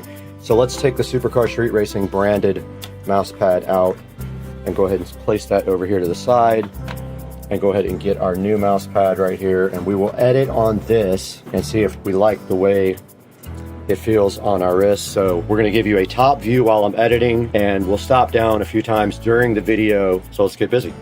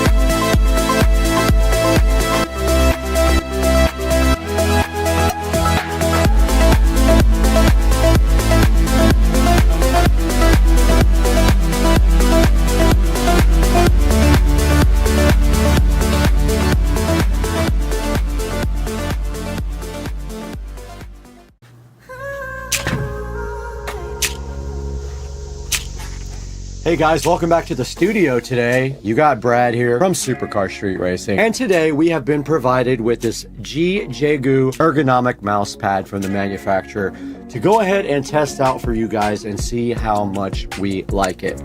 Now, first of all, we have been editing with this ergonomic mouse pad now for about 5 hours. And so we'll update you guys on that and how it felt here after we talk about the actual mouse pad. Now, taking a look at the very top here, you see it has memory foam. And if we go down to the other pictures, it says that it has a 15-degree slope, and it says it has a 15-degree slope to decrease wrist pain. And now I do know somebody that just had carpal tunnel surgery because of this issue. Right there at the next picture, you see that they call this the massage bump, which is the part that you lay your wrist on right there. And then it says it has breathable memory foam for long-term use without deformation or collapsing. And then the next picture here, you can see it is made of Lycra fabric, and it has a, I don't know what PU means, but it's a PU base. And basically what that means is the bottom of it is kind of a sticky base. When you stick it on the desk, it does not move at all. And right here you got the dimensions. So the mouse pad is 8 inches by 12 inches, and it is a 1.2 height mouse pad. Right here you can see a picture of it sitting right next to what looks like a Mac keyboard and a Mac monitor. Now this thing has 31 ratings, and it is sitting at a 4.4 stars. Let's look at the different colors. I have the black one right here in front of me, and I have been using this all day long. And let's see what other colors they have. So they have this one with flowers on it, if you like that. Blow that up for you guys. They've got this one with space on it, which is pretty cool. I think I would have liked that one. Maybe they'll send me one. And then they've got this one with a bunch of pink waves and stuff on it. Now looking at the about this item, it says this has a natural and comfortable posture for your wrist, a massage bump design that can relieve your wrist pain and fatigue and improve carpal tunnel syndrome. I think they mean prevent. You don't want to improve your carpal tunnel syndrome, you want to prevent it. It says it's made of superior material, made with silky, breathable Lycra, abrasion resistant, piling free, comfortable to touch, and filled with raised memory foam with good resilience, durable and not easily deformed. And I agree, after using it, it does bounce back with the memory foam inside. Anti-slip PU base, what they're talking about here is what we went over a few minutes ago. It's kind of a sticky base here. When you stick it on the desktop, it will not slide off. It says it's the optimal size. It is 12 by 8 by 1/2 inch, comfortable size Perfect for anyone left or right-handed, it doesn't matter. It's ambidextrous, and it has a smooth surface and accurate positioning, and I will agree with that. I did feel like it was accurate and the mouse worked very well on the mouse pad. So they guarantee you quality assurance and that they sell high quality products, and they have a 1-year free replacement service on the mouse pad. Now there are some other options you could go with, but I have personally used this one all day, and I can definitely say I was impressed with it, and I am going to continue using it. So I'm going to keep this on top of the Supercar Street Racing mouse pad because I am higher than the desk. And when I'm up higher, this allows my hand to rest nicely. My wrist will rest nicely on the wrist pad, and my hand will be a little bit higher up towards my body. Now let's take a look at some of the reviews here. It is sitting at 4.4. It says comfortable mouse pad. This one says it is comfortable. It says this is a lifesaver, which is a great review. This one says it's beautiful and comfy. Big help for aging folks, and it says I like it, and also shows a picture of it right here. Got a few more 5-star reviews. This one was a review from a Vine, so it must have been done for free, it says. Customer review of a free product. And let's take a look at some of the lower reviews just to see we can see what people are thinking. Had such a terrible smell. I can't smell, so I have no idea if that is the case. That is the only 1-star review I see. The 2 stars are not there. 3 stars are not there, even though it says 8%, and there is 1 4-star review. They like the pattern, but they didn't like the mouse pad. For me, it doesn't feel like they described. I don't have the feeling that it's falling off the desk. It is a bit more restrictive than my Supercar Street Racing custom mouse pad because it is way smaller. The SCSR mouse pad is huge. Take a look at the Supercar Street Racing mouse pad, and you can see the difference from that and the ergonomic GJju mouse pad. Now guys, I have the channel content up right here in front of me, and I just want to thank you guys so much for the support and for liking and subscribing. Please like and subscribe when you watch my videos. And we are doing so well. We just had a video do over 100,000 views. This video about my outdoor sconces is sitting at 137,000 views, and I could not do that without you guys. And when you are going to buy products for yourself, please go to our affiliate links in any video. It doesn't have to be the product that you need, but if you click through it and you do purchase it, I get a commission from the Amazon affiliates program. So go ahead and like and subscribe while you have a minute for me. Then go into the description of the video and go ahead and click and buy a product through our affiliate links. Guys, thank you so much for watching today and being a supporter of Supercar Street Racing.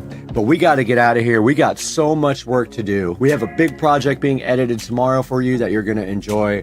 I know you're going to like it, and I'm looking forward to getting it out there. We'll see you guys later. That's about cock and ass and tits and butthole pleasures. It's not about butthole pleasures at all. It's not about this rusty trombone and the dirty Sanchez. Please stop. And the Cincinnati bow tie. Moosh. And the pussy juice cocktail. And the shit-stained balls. Moosh, just please stop.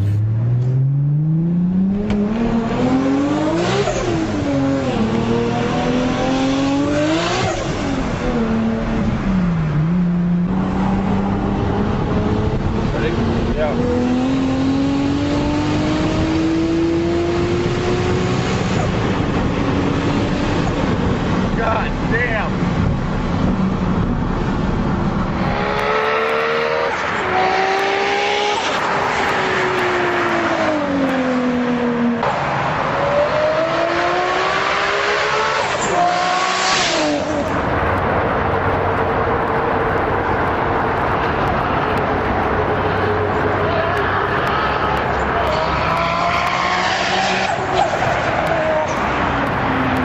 Guys, today we have gotten rid of the furniture on the porch, and we have this whole entire load of IKEA furniture to put together today, right out here in the beautiful Florida sunshine. I'm so happy to have you guys with us today, but we got a lot of work to do. So let's get busy and stop talking on Supercar Street Racing. Let's go.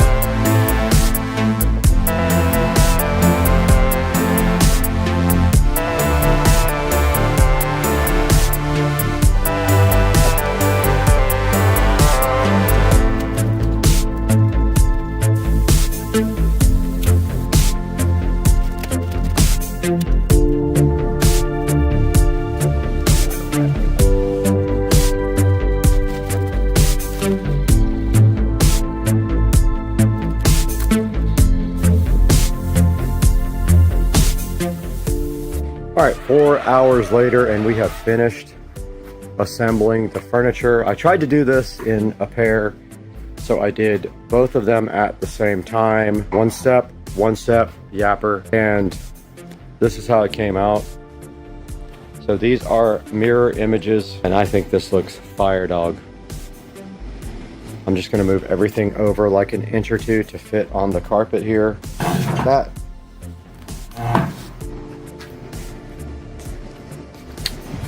This one here. Let's go! I had a mouthful of food.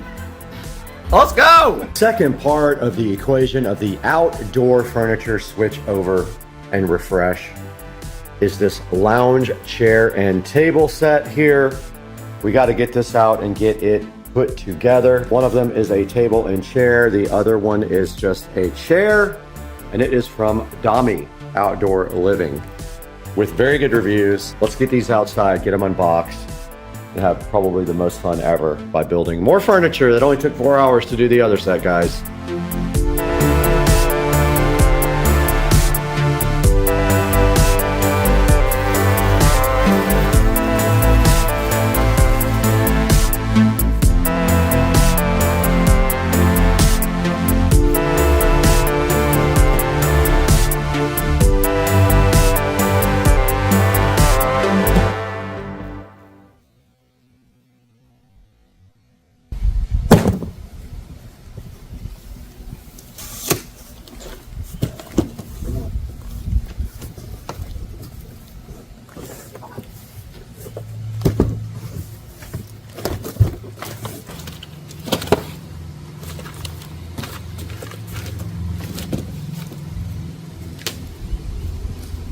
Okay, they gave us this nice toolkit with the accessories, but I went ahead and got my bit for these Allen head right here, and now let's go ahead and get this thing opened up and put together.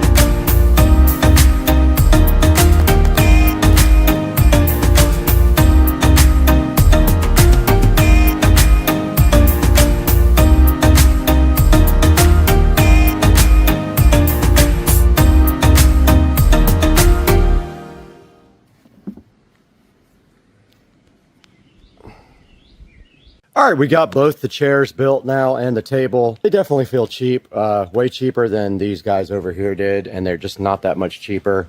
I kind of wish I would have gotten metal ones instead. They have some metal, but it's mostly plastic. And, you know, I had a few issues getting them together, but nothing big. But yeah, these are the new chairs there. That rounded off the new patio furniture there. And now let's throw it into Supercar Street Racing and Brad to see how you can get both of your sets of these on Amazon and IKEA.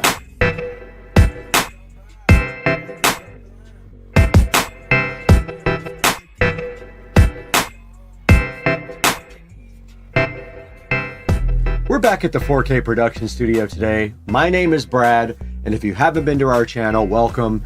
And I'm so happy for your support and for your subscription and your like. And we're taking a look today at this IKEA furniture that I bought, and this is the Revscar, along with the Duveholmen seat pads, Duveholmen cushions, and the Frozen covers for the IKEA furniture. Now, this entire order was $1,487, and it comes with everything you need to go ahead and build this set for your patio. Now, it is made of metal. There is no wood except for the table part that looks like little slots. And then the other furniture was ordered from Amazon. Here's a look at the Hdmi Outdoor Living Patio Shea Lounge. It has good reviews, but I'll be honest, it does feel kind of cheap. I like my metal furniture way better. But this guy has a 4.7 star review, so not too bad. Guys, please support the channel by liking and subscribing. Now, I don't get any money from IKEA if you buy from them, but if you buy this set from Amazon, I will get a small amount of money for the purchase or anything else that you click through any of my links to buy. Now, I don't have time to hang out here all day and talk to you guys. I have to go assemble 1,000 furniture.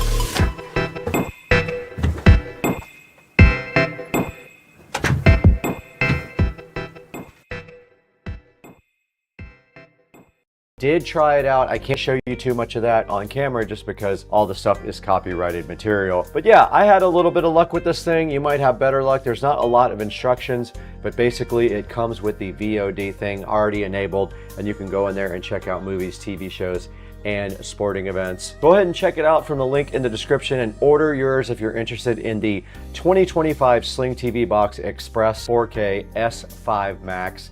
Tell them Supercar Street Racing sent you also. But we got to get out of here. We got a lot to do today, including editing this video. We want to thank you guys also for 205,000 subscribers. It is awesome. Buy all your products through our affiliate links down in the description. Even if it's something else besides what's in that link, click through the link and buy it anyway. And it does help us out tremendously. Thank you for liking and subscribing. We got to get out of here. We got to edit this video.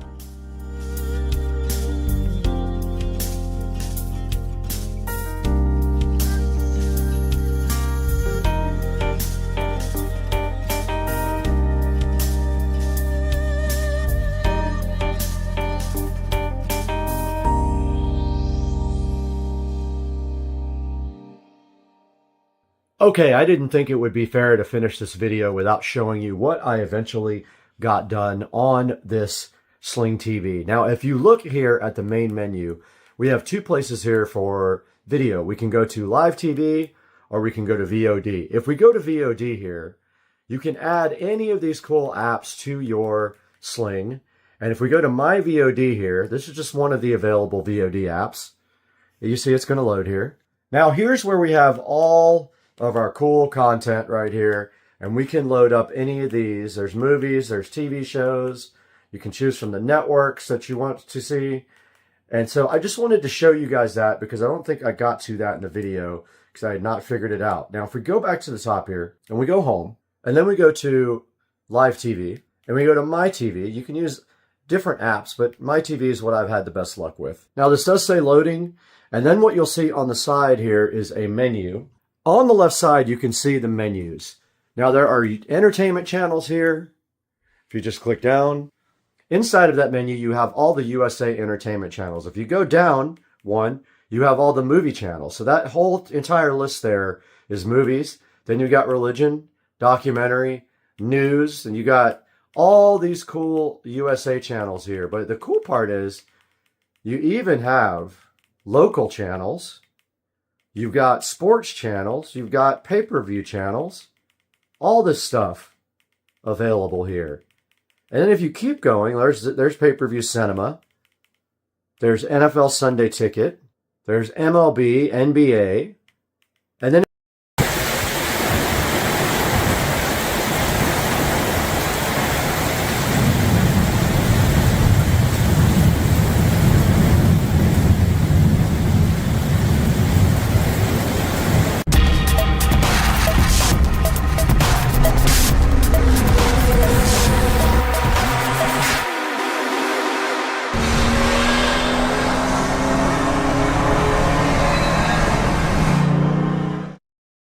guys, welcome back to the channel. And today we have a whole box of goodies here for something that you guys have not seen yet. And you are going to get a first look at that here in a minute. But inside this box we have some wiring. Romex wire, we have some connectors, quick connectors, workman's pliers, some receptacles, and 3 wise cams to add to the system today. And then in a few seconds you guys will see what all this is for, because this has been a hush-hush project going on for about a week and a half. I was in California for a week, so you guys didn't see me post much, but I am starting to pick that up again. But here in about 10 seconds you guys will be able to see what is going on in the yard. So stay tuned for that. All right guys, you're about to see the reveal of the new shed. So while I was in California, this was started, and here is the new shed. It is about 17 feet long and 7.5 feet wide. And this is what the inside looks like. And I already started on the electrical. I already ran the first box to the wall here. Today, we are going to be wiring up the electrical on this. We are going to be doing a few things. Our goal will be 2 outlets on this wall, probably 2 on this wall or 3 depending on the spacing, 2 ceiling lights up here, and a 2-gang switch box somewhere over here. So that's what we're going to start on now. And our first thing we have to do is take our electrical from the side of this box, get our PVC, run it over to this stud, which is where we will start our chain of electricity for this room. And that's coming up right now. All right guys, we are back, and I pulled out the receptacle. The very last thing we do is connect the electricity to this receptacle, so that way we're not working with hot wiring. But we have a kind of a complicated little task right now. We have to get, we need to get this connector screwed into the side of this. Oh, it's the wrong size. It's 3/4. Wow. Okay. That sucks. Actually gonna probably just glue that in there since it's the wrong size. Yeah, that's what I'll do. I'll just glue it, and then it will fit this pipe because I don't feel like going back to the store. But we do need to cut this pipe long enough to go into a hole over here. And our pipe is 1/2 inch. Let's see which bits we have.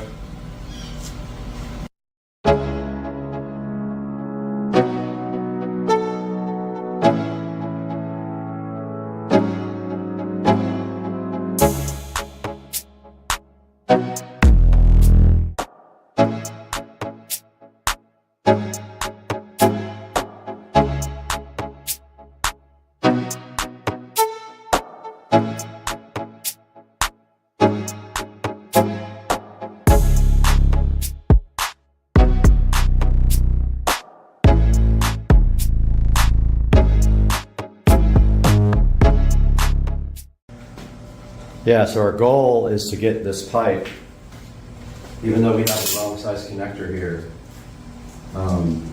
we can get that glued in, no problem.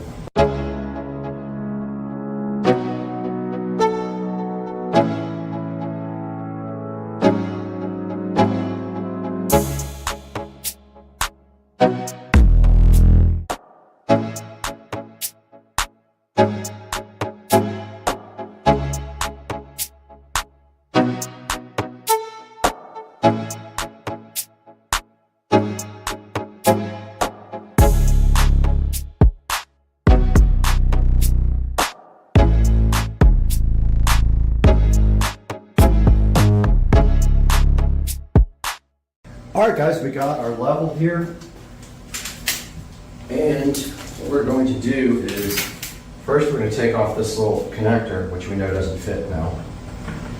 we're going to get our pipe here. We got our, also our, well, I think I brought them. Yeah, brought my Sharpie. So we're going to take this level, get this pipe completely leveled out, and then mark where it goes.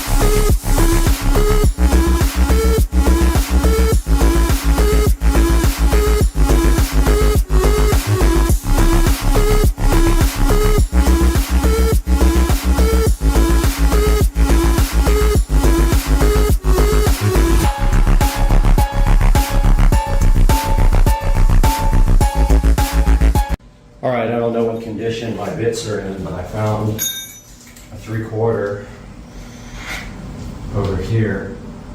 This thing looks ridiculously dull.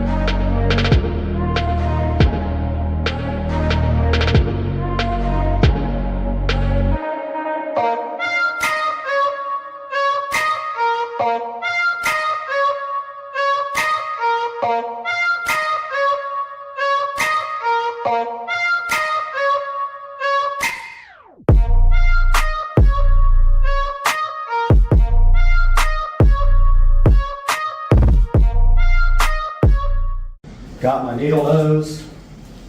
Let's see if the impossible can happen and we can get this wire.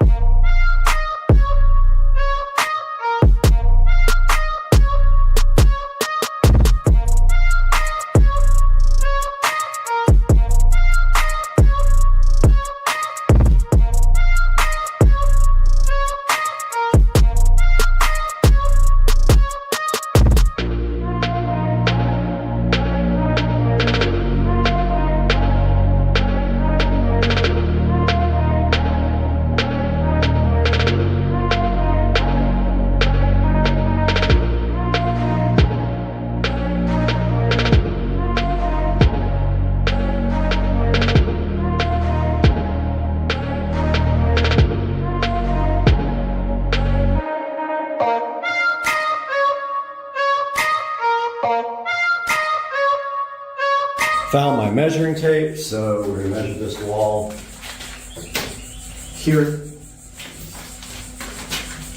And it is 90-ish. So we're gonna do one receptacle at 45. Okay, so we're gonna take it on this side. We're gonna run up with probably, we're gonna go that way. We're gonna go towards the door over here, and we're gonna go towards the roof. We're gonna do both.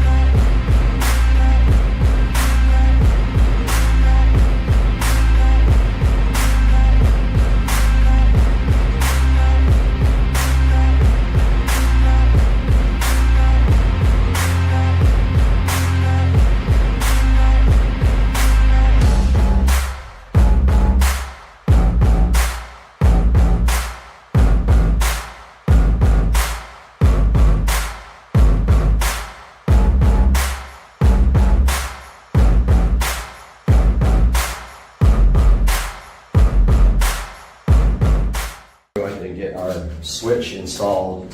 Switch is going to 48 inches from the floor covering, and I'm thinking right there. Then they go flush. So 48 we'll put on a square.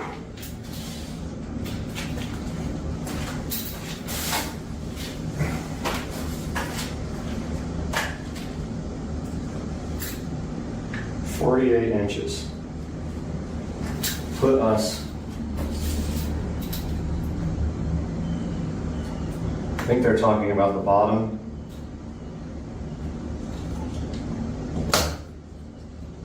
Which puts us right there. Okay.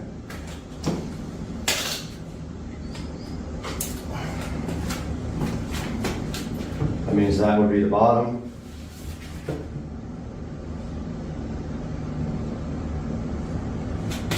And it's got to be flush. Of course, it tries to move when you.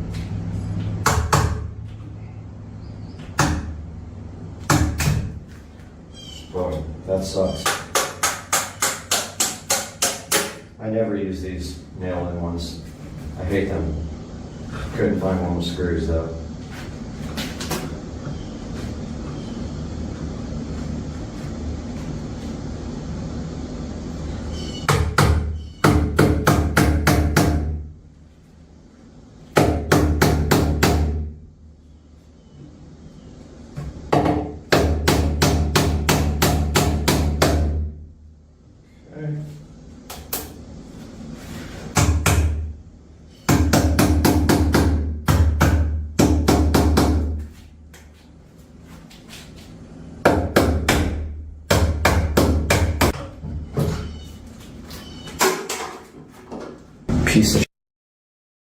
Alright, that stupid wall box, I threw it in the garbage. Well, it's laying on the ground here all beat up because it sucks. I need screw type. I don't want any nail in anythings in this thing, but they didn't have any, and unfortunately my ceiling boxes are nailed in too, so don't know why I can't seem to be able to do that properly, but it's irritating me. So I have to go to the ASUS Hardware and see if they have any more double gang boxes. But meanwhile, I drilled a hole in the top cap. This is where I'm going to come up and around for feeding lights.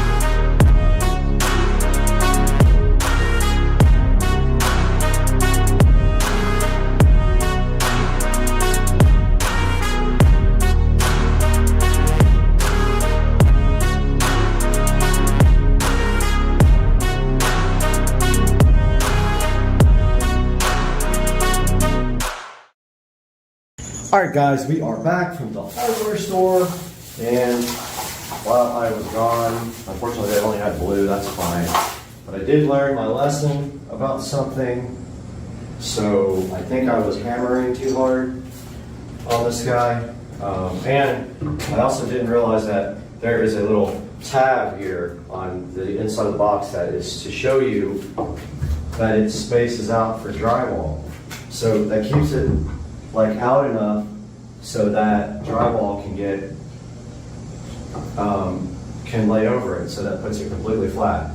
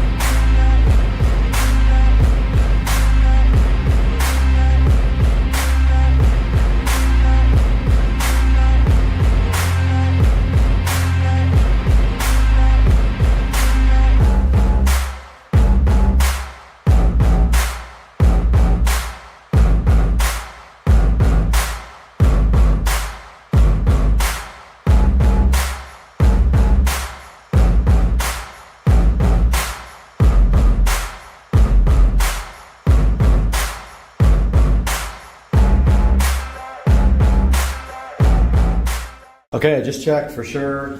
The bottom of the outlets are at 12, so I do have this one marked correctly. That is assuming we don't put flooring in here.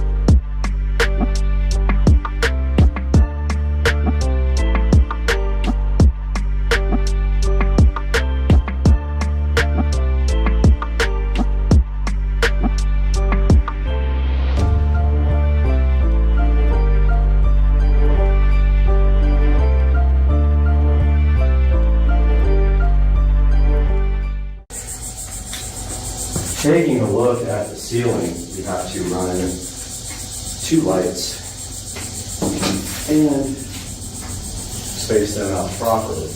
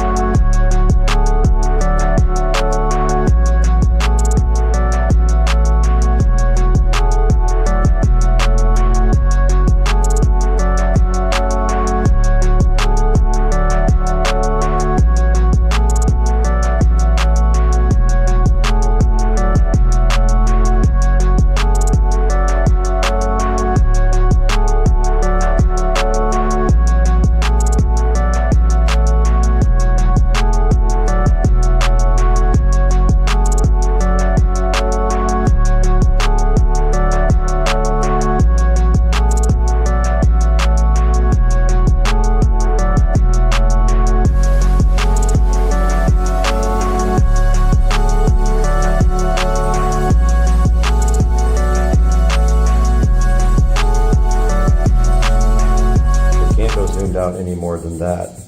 So what we're going to do is take this and we are going to run both of our light wires now. Both of these come from, well, we could run one and then feed off of that one all the way down to the other one and drill 25 holes. It actually doesn't matter. We could do it that way, it would be easier. Let's go up to one light and then feed from that light to the next light if our drill will perform properly.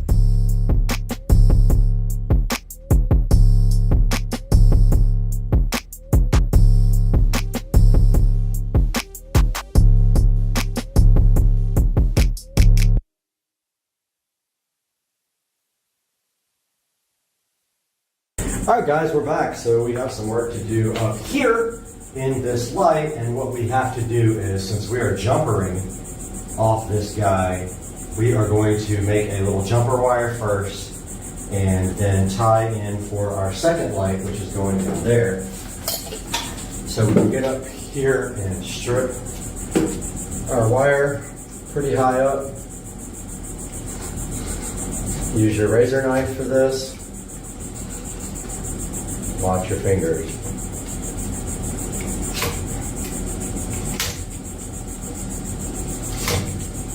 And go ahead and take off the excess. Cut that off.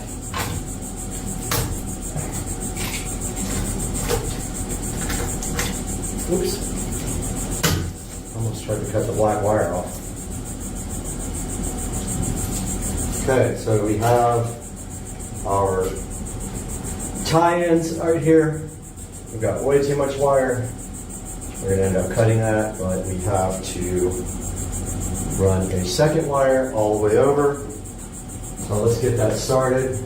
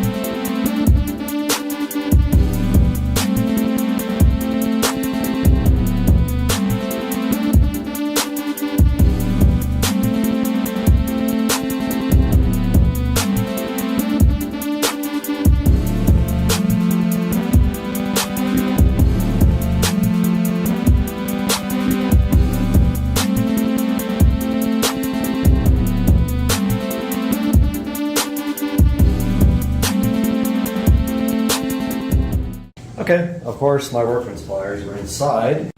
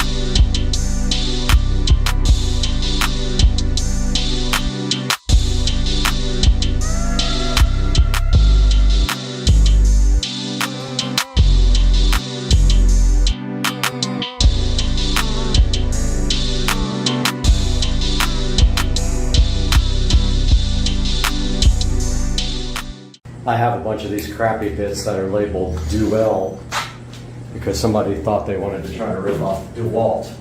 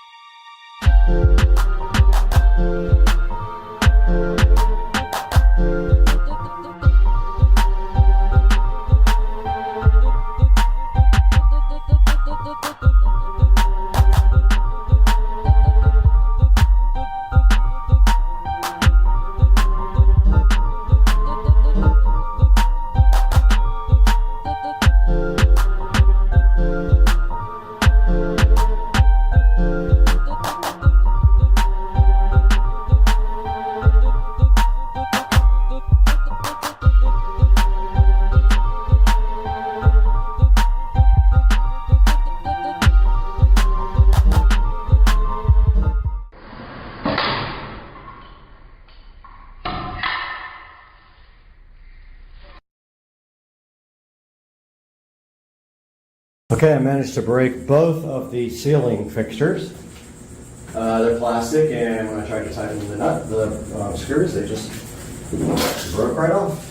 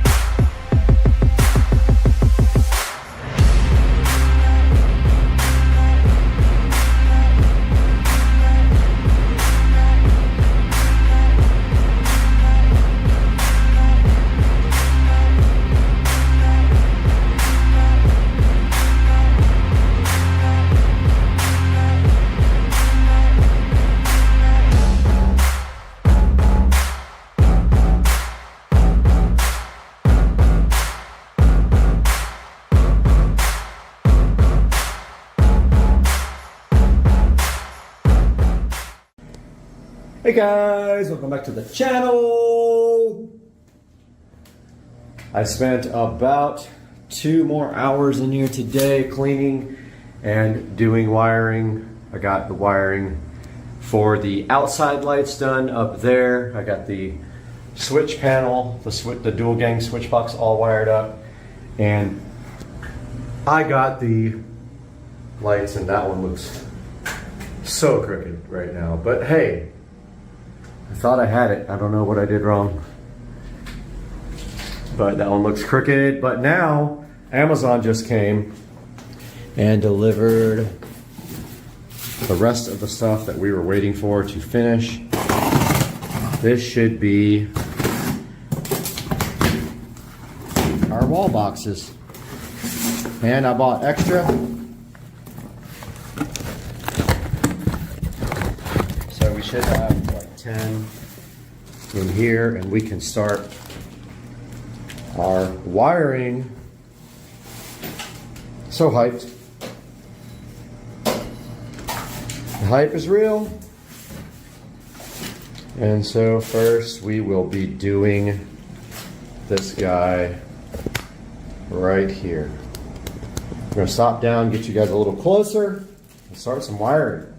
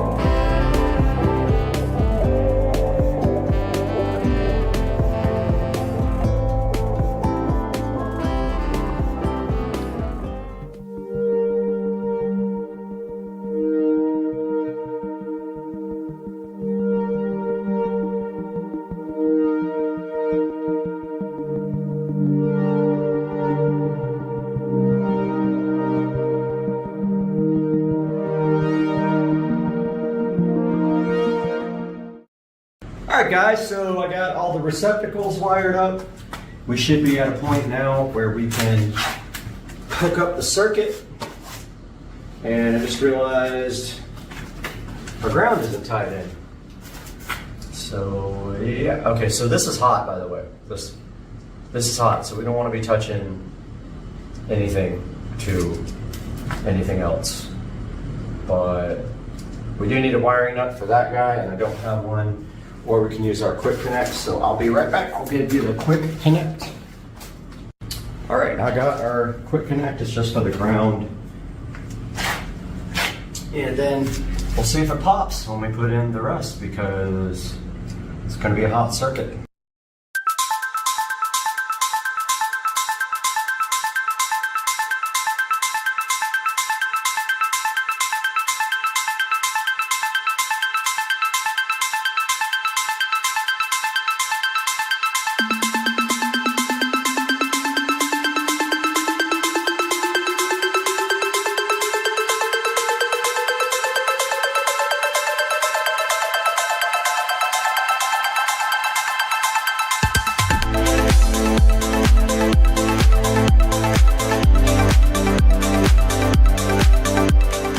Alright, so I connected the circuit and one of the lights is red. Check it. I just grabbed a light bulb, I didn't know what it was, but yeah, let's see which switch works. Okay, so the switches work on that one.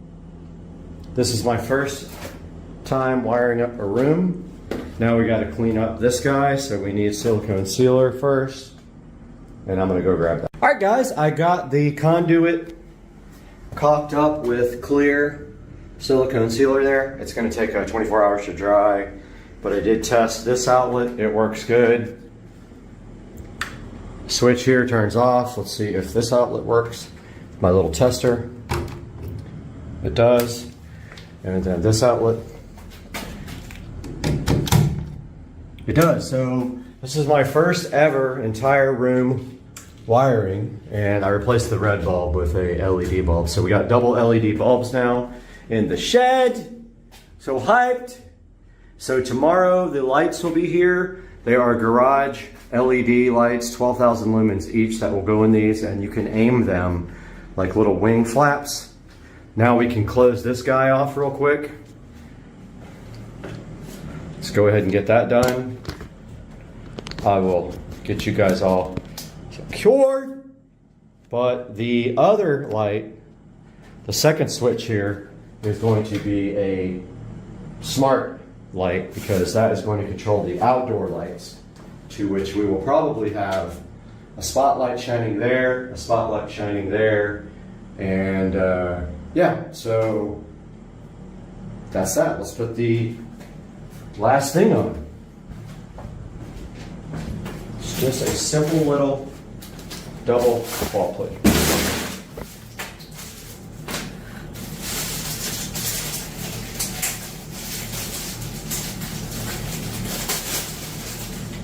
Just like that.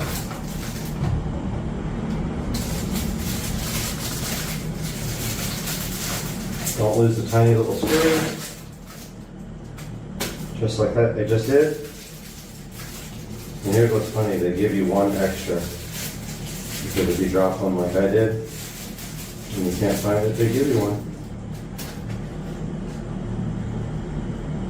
So I don't even have to look for that one.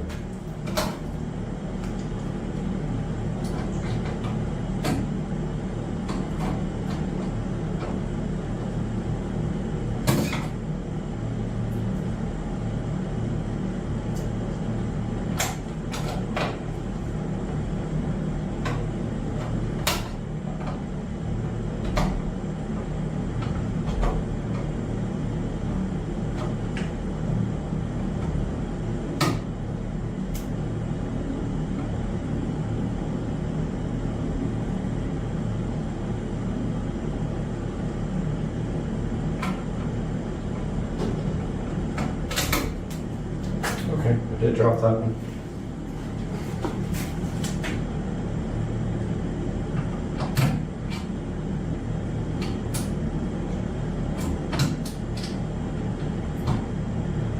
I'm so hyped for my first electrical job where I did everything. It's the first time I've ever built a new room from scratch.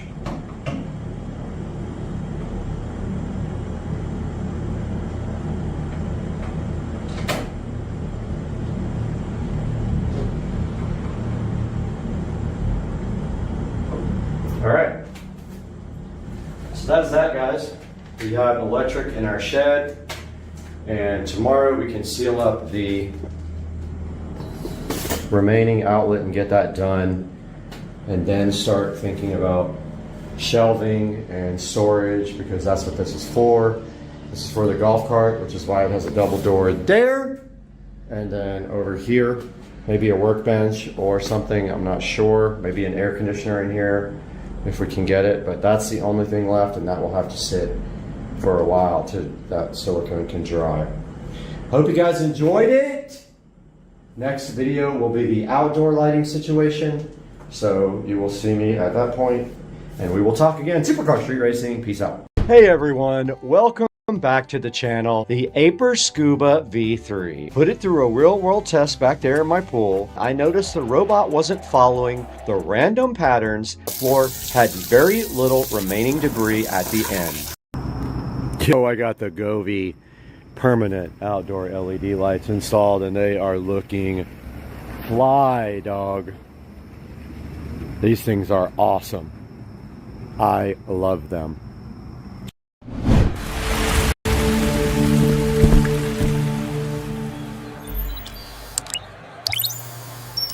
Ladies and gentlemen, directly in front of me here, eWin reached out to see if I would be interested in checking out their ergonomic gaming chair. Now this thing is supposed to be awesome. I'm really hyped to get this in my office and replace my regular chair. So today we're going to be taking a look at this eWin ergonomic gaming chair. This thing looks pretty cool, man. Look at the box. It's very heavy. I feel like it's going to be a high quality product. It's one that I'm really looking forward to getting out of the box and checking out. Now, hopefully this is good enough to replace my old beat up office chair, and we can take that thing and set it directly on the curb. That would be my goal. So today, let's get this thing opened up and see what's inside of it. It's gotta be something awesome, right? Let's do it today on Supercar Street Racing.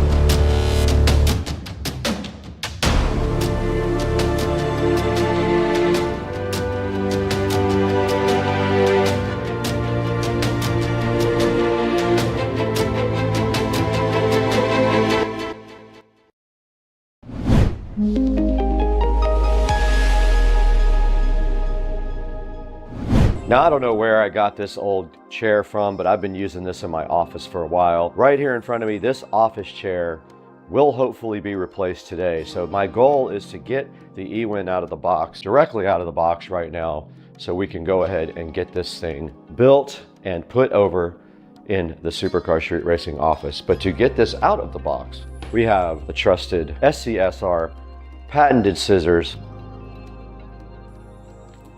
Let's go ahead and cut this box open. eWin reached out and asked me if I would want to take a look at this. I said yes. Now, honestly, I've been running behind because I have so much happening with YouTube scheduling that I was late, so I owe them an apology for that. But we're going to go ahead and do this right now because I can't wait to put this in my office.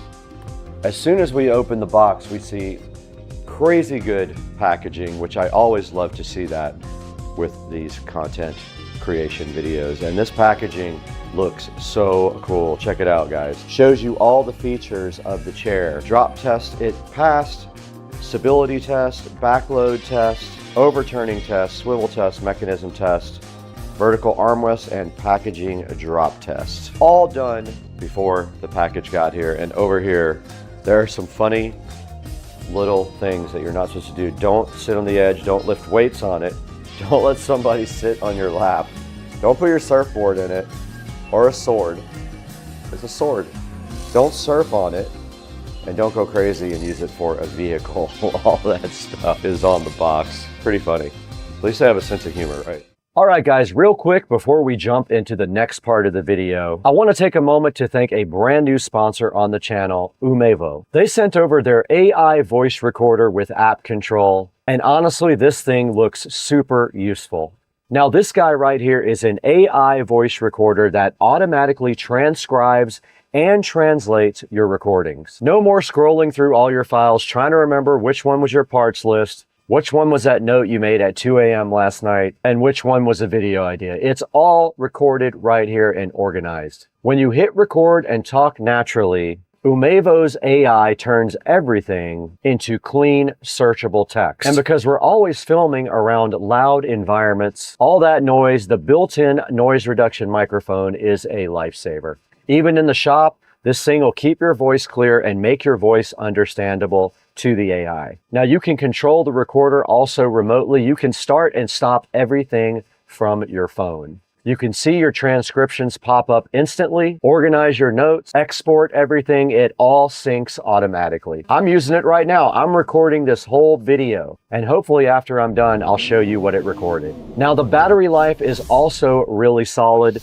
It comes with a USB charger right here. It is the magnetic style. They also give you a USB Type-C adapter for that if you don't have USB Type-A available. Now, this is the app, the AI DVR link. You can see it's actually recording me right now to the freaking app. I love this thing. It's so cool. And we want to thank Umevo. So huge thanks to Umevo for supporting the channel and sending us this cool AI voice recorder. When this is done, you can export all of your recordings in multiple different formats to your computer to organize them there as well. Please, everyone, check out the link in the description to order yours. Now let's get back to the video. This box is very heavy, by the way. Now we got a nice big poster with instructions on the back. I can read this. This is the only thing I can read. So we're gonna put that over here, just like that, while we go ahead and open up the rest of this. Now right here is a nice folder, and the rest is just the chair. Let's get this in a position where we can actually build it.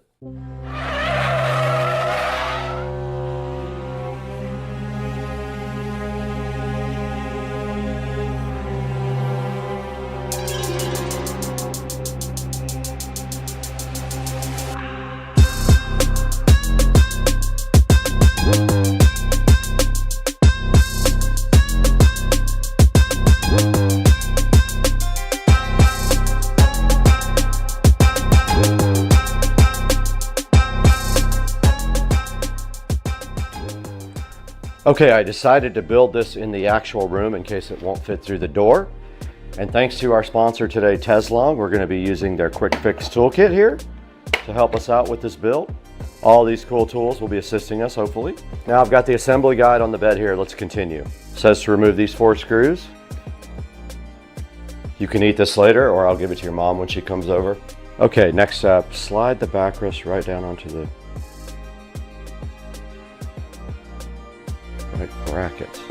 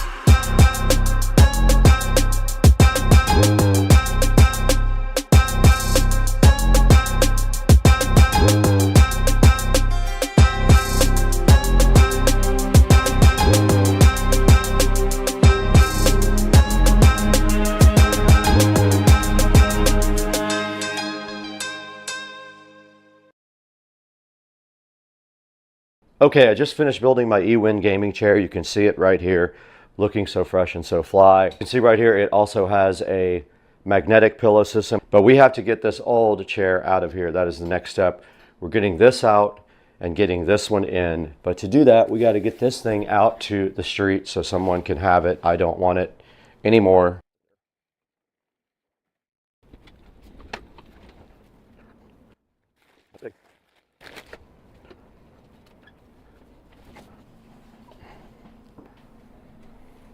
Perfect. Thanks, eWin. You just saw the unboxing and assembly of the eWin Champion chair. Now we're going to get into the controls a little bit. And by the way, this thing is super comfortable, but the first control you need to understand is the seat height adjustment. Now on the right side under the seat, there's a little paddle-like adjustment gear. You just pull up on this while you lift your weight off the chair, and you can see the chair raising right now to a comfortable position. Now to lower the chair is very simple. You do the same thing over again, but you let your weight kind of settle the chair down to your comfortable position. Now on the left side, you've got your tilt and recline controls. You pull that lever up to unlock the tilt so you can lean back and relax. And then when you got it where you want it, you just move the lever to the opposite position. Now if you want the recline to feel tighter or looser, that's where the tension knob underneath the seat comes in. If you turn it clockwise, it'll create more resistance. If you turn it counterclockwise, it'll be an easier lean. Dial it in just like tuning a suspension. Now on the right-hand side here, you also got your recliner control. You just pull up on that and you can tilt the recline back like this, and it can go all the way back to the back. You can see literally here, I can go even with the floor. I'm ready for a nap. Now another really cool feature of this chair is the armrests. You have complete 4D control of these guys with the buttons on the side. If you pull up on the button on the right side of this one and on the left side of this one, it allows you to raise and lower the armrests. If you push the button on the inside of either one of these, it allows you to adjust them both in and out. And then this button on the front of the armrest moves the armrest forward and backwards. So you have complete control of your armrests.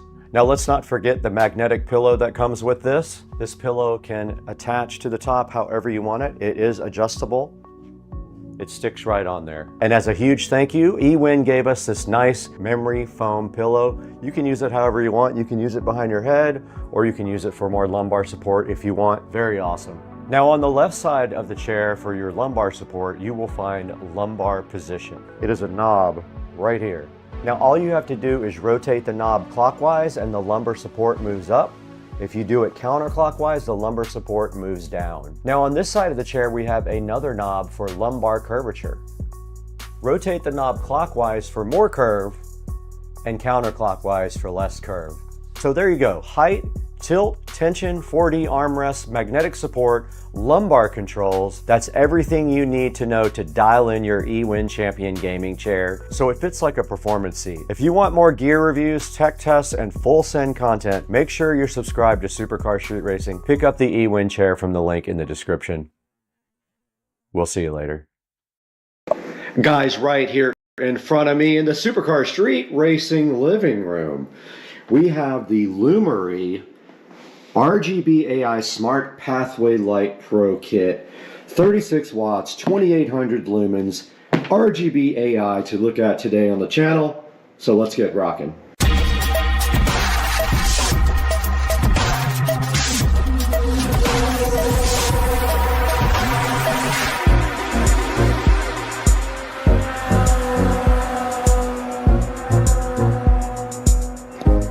Looking so fresh in this box, and it's sitting right here in front of me, and it is right now also in front of me.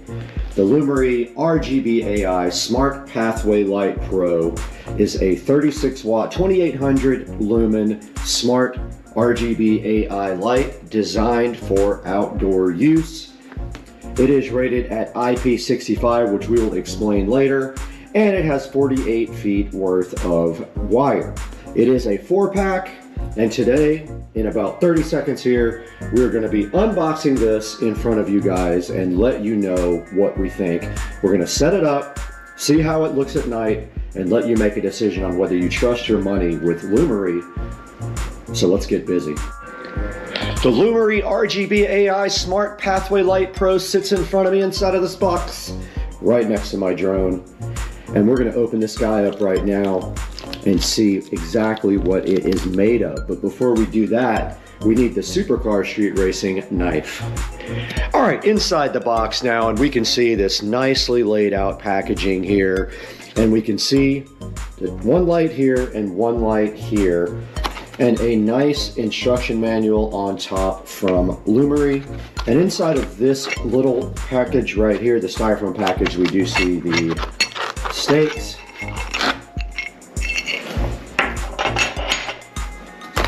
And here is one of the lights, and they are very, very solidly built. Pretty heavy. There is a good look at them. And if you're wondering if these rotate, they do. So the actual light will rotate. And I would say these weigh a good 2 or 3 pounds. And if you expected them to be plastic, they are not. They are solid metal, so very well built. And they do have on the ends here the quick connectors. The only concern being, of course, is that what do you do with the extra wire if you have less than that amount of space between? And right here and right now is number 2 on the set, which I am just placing back on the table. Then we do have the Lumery remote right here. And it looks like right here is the power supply. And if you're wondering if you're going to be able to use a plug, you can't. You have to use this brick. And then underneath, the same exact thing on the bottom. Let's get all these out of here, get them plugged in and connected to Wi-Fi, and see how this works. Now, my plan was going to be to use these on the dock. I do see that there is a large amount of wire. They give you a lot of extra wire, which in most cases is helpful. But in my case, it's going to mean a lot of wire to hide. And if you look at the control box here, there is a larger plug on this, and that goes right into the bottom of this AC power adapter. And they have it keyed, so you can't do this incorrectly. This will only go in one way due to the keying on the bottom. Let's get this connected. Back with the Lumery LED lights, and the very last light will have a single connector on it. All the other ones are Y adapted, so that you just go in a chain and it makes your life easier. So let's get these connected up the way that they're supposed to be connected.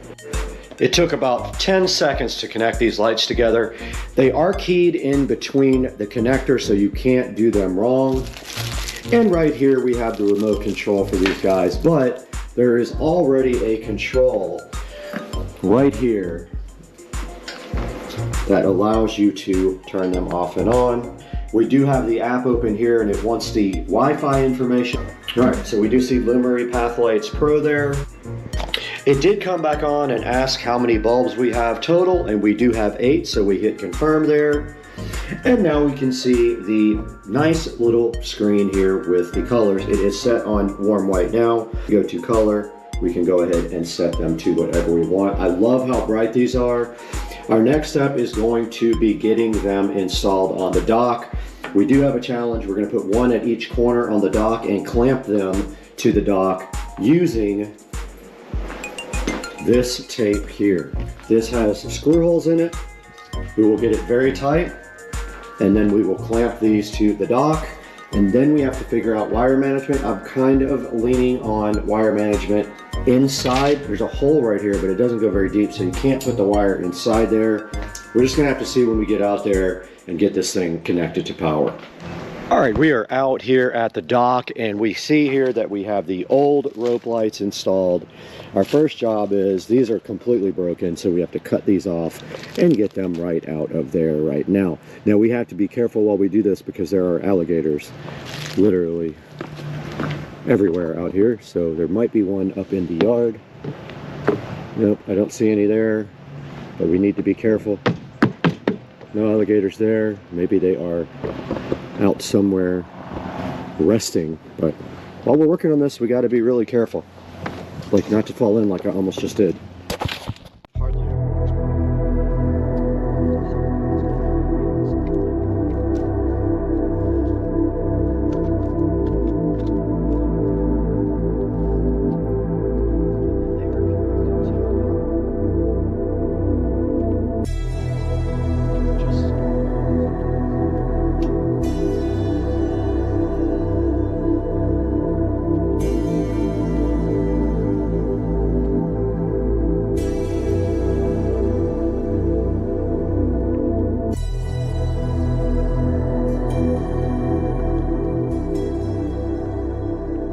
All right, we have our little friend out here watching, but we have our first light.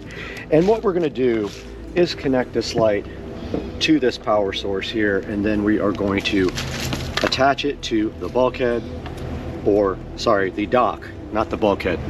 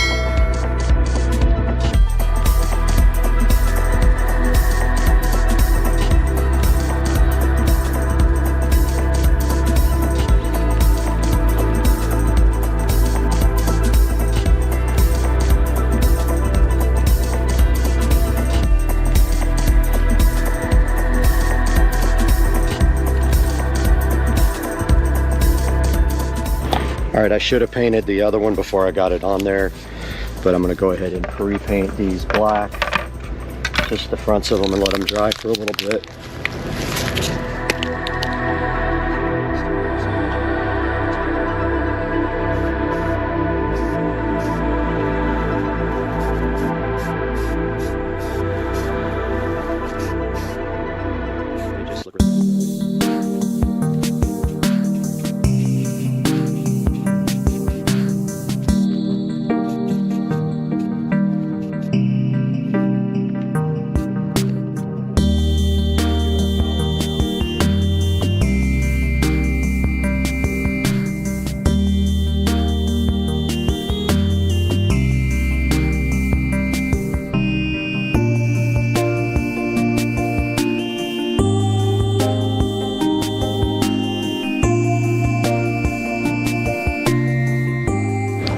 Alright, I went ahead and taped up and painted the existing strap so it would not stand out so much. Just waiting for the other plastic straps to dry now. Alright, I'm going to go ahead and pull the tape off and put some clear silicone behind this guy to start holding it.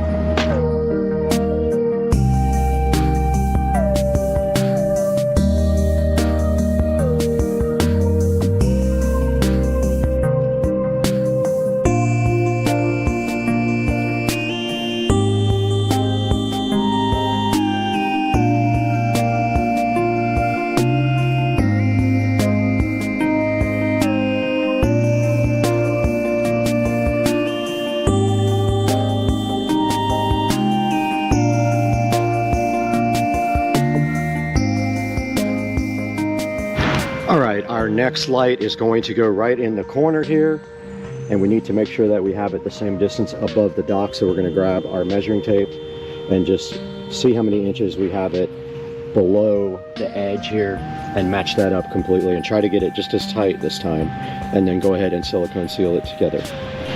Okay, it is supposed to rain today, so I went ahead and put a plastic cover over the other one so the silicone could dry. It is not fast drying. Unfortunately, I don't have any. That is a bummer. But I'm going to go ahead and get to work on the second one now that our paint is dry on the strap.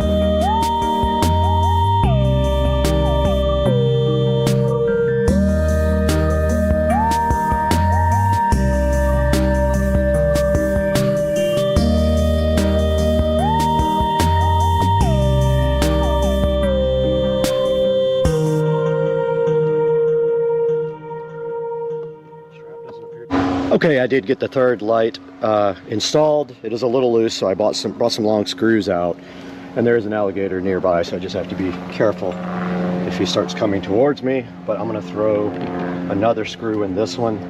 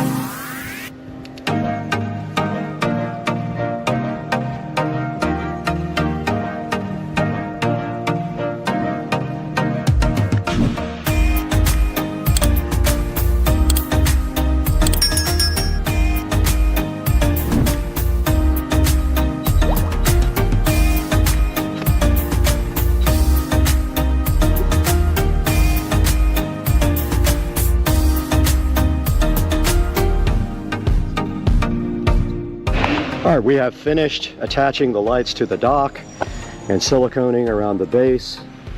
And now all we have to do is run the wires and clamp them up. And I brought clamps out for that. I have a whole kit.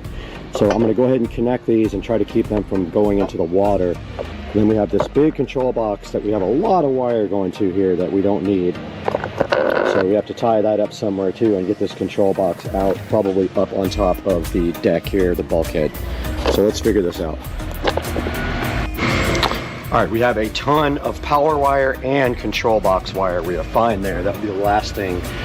But we need to get this wire secured under the dock somehow.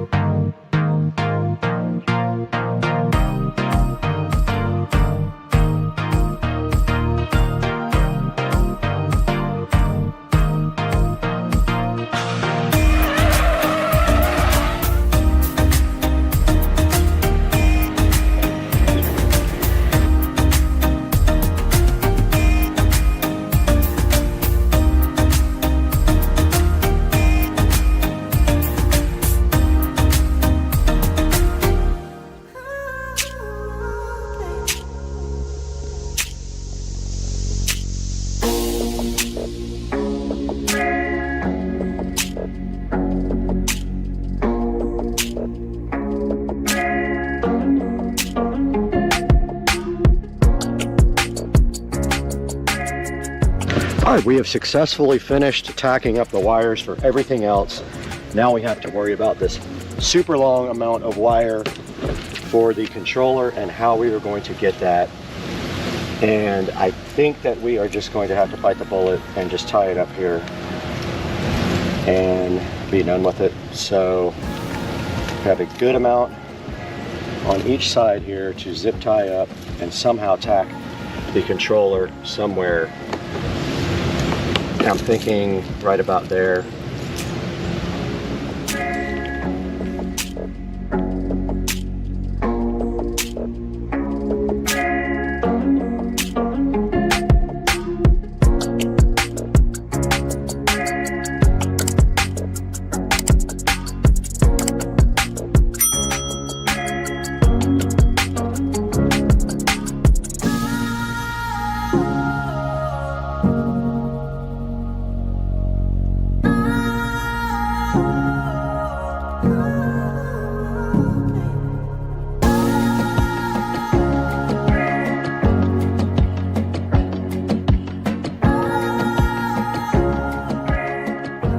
We are all done out here with the install of the Lumery RGB lights, and you can see right here they are on and they are powered by this smart switch. They are also smart themselves, but we are using the smart switch here. It will come on at a certain time, and whatever these guys were set to in the past, they will come back on. We did use these clamps, and we used some clear silicone also. When that dries up, it'll be nice and tight. And we did get the wires all tucked nicely up underneath the dock there. And you can see right here, the lights are on at the moment, and there is what I did. That will all turn clear, so it will not be weird looking. And then we got one over here on this corner and one over here on this corner. And we can turn them one onto the dock and one onto the water to try to make kind of a cool lighting effect. So tonight we'll come back out when it gets dark, check this out, and see how the project finished. All right, we're out here at the dock, and it did turn dark, and Dukes of Duval came over. He's over here chilling underneath the patio, and this is what it looks like at night with the Lumery RGB AI outdoor path lights. You can see that we have one of the two spotlights aimed onto the dock and the other spotlight aimed onto the water, so it lights up the water quite nicely. And it came out really good. It took me about 3 hours to finish this project, only because I had to do special mounting to get them here on the dock with the plumber's tape. But you can see if we step out here just a little bit and take a good look at the dock, that really makes a big difference. And we got rid of the rope light that was around the dock. It was burned out anyway, so this has been a really successful project, and it looks super cool if you're off to the side because the water is all lit up as well. So guys, there'll be a link in the description to this Lumery please show your support. They supported the channel, so show your support for them by buying their products through my links. And we will see you guys next time on the channel. Later, Gator.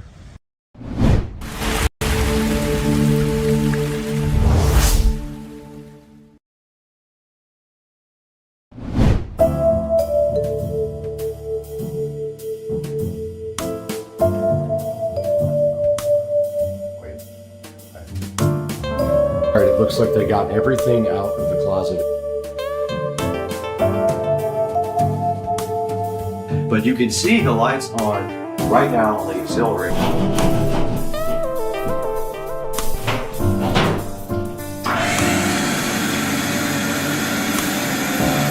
A good bit of the work done here. Shoe racks are right here in front of me.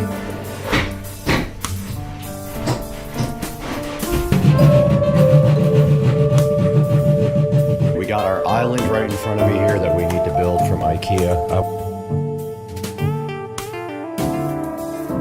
I got my power all tied in up there, and I got my electrical box mounted. I got these lights installed after doing 2 hours worth of wiring, and I found out that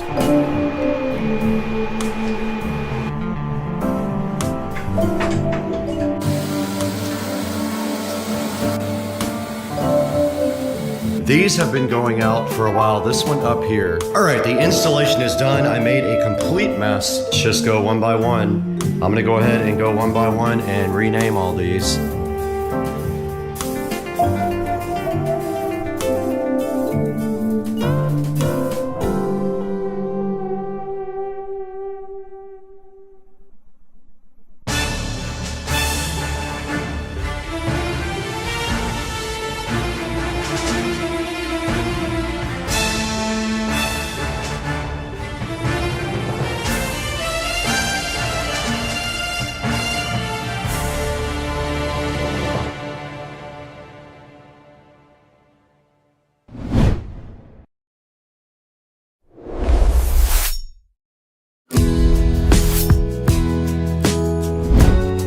So what you're looking at here is a picture of my old closet. Before anything happened and before I had all the shoe racks, I was actually installing shoe racks in this video. So this is pre-closet makeover right here on Supercar Street Racing. All right, it looks like they got everything out of the closet. It's very echoey in here, but you can see the plans for each wall up here on the wall itself. But this is what it looks like mid-stream of doing this nice closet system. They have all the trim out already, and they've got all the old shelves out. So now they're going to bring in the new system and go ahead and cover all of this up. So guys, right here you can see the start of my closet installation. Basically, I am working on the lighting in the ceiling first. Lumery sponsored this project with their awesome AI lighting, and it is RGB recessed. It does white and all the colors around the ring. They look pretty cool. Check this out while I install all this.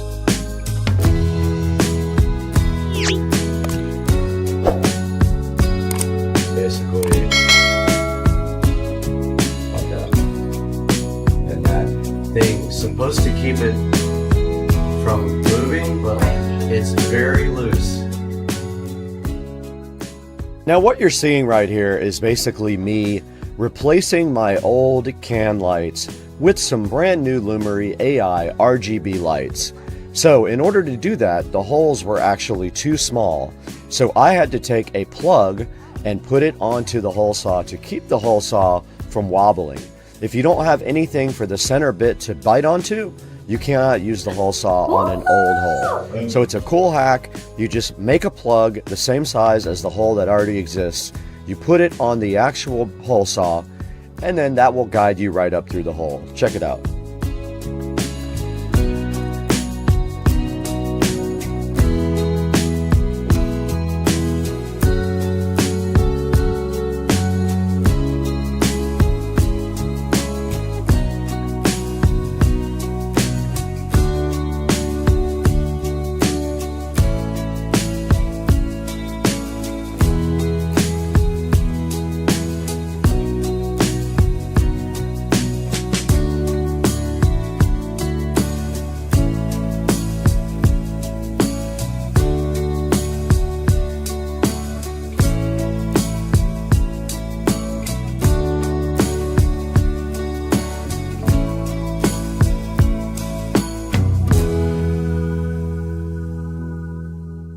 Okay, me and Tony just installed these 4 Lumery RGB lights in the ceiling, and now we have to go into the Lumery app and add them one by one. Okay, so when we first powered up these Lumery RGB smart lights, they were flashing. Some of them were flashing slow, some were flashing fast. Now they're solid colors.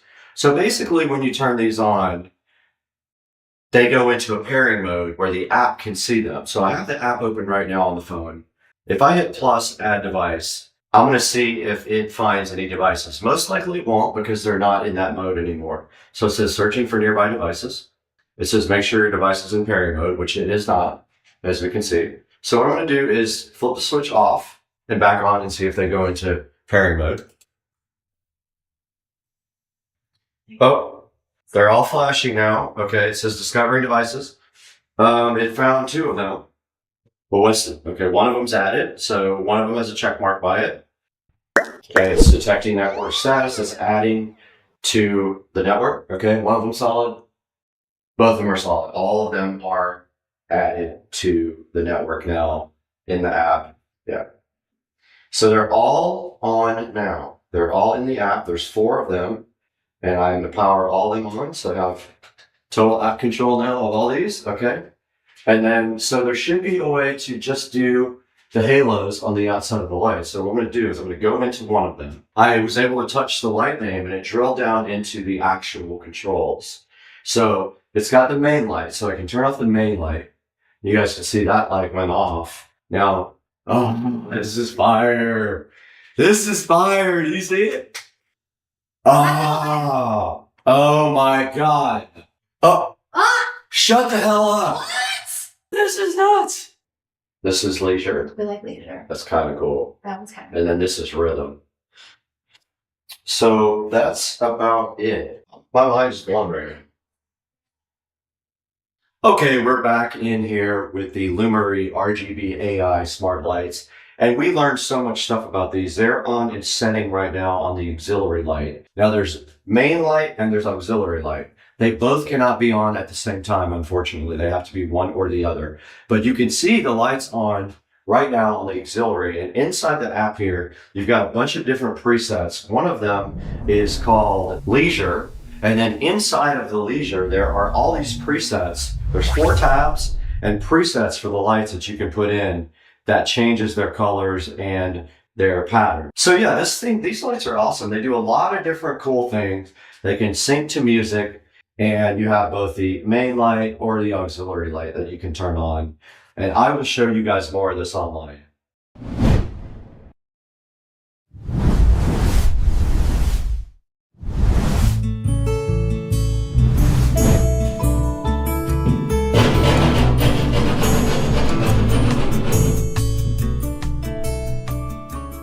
We just finished installing our recess lighting from Lumery, badass AI lighting. Now, what we're doing is we have to have power on top of our closet system in order to have lights up on the top of the closet system. They were going to install the lights, but it was too expensive for them to do it, so I decided why not get a sponsor. So Lumery is a proud sponsor of this video. They supplied all the lights for the closet and for the garage. So this is me running wire from the existing receptacle up through the wall and up to the top so that when they install the closet system, I have something to tie in my electrical to.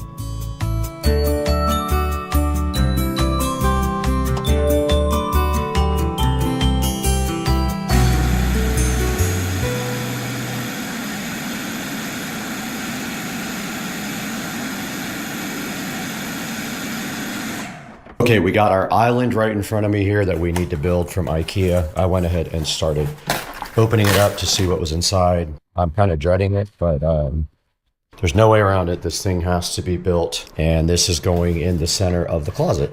It's very heavy, so I'm just going to start moving things over to the other side of the room where I can work.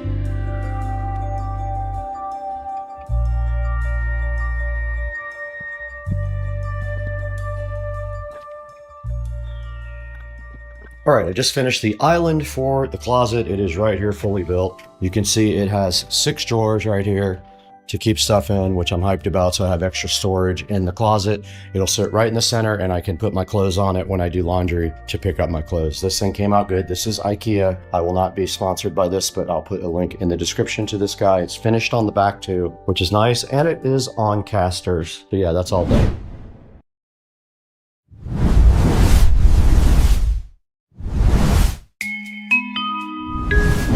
Hey, what's up everybody? You guys saw the first part of the video where we installed these Lumery lights into the closet.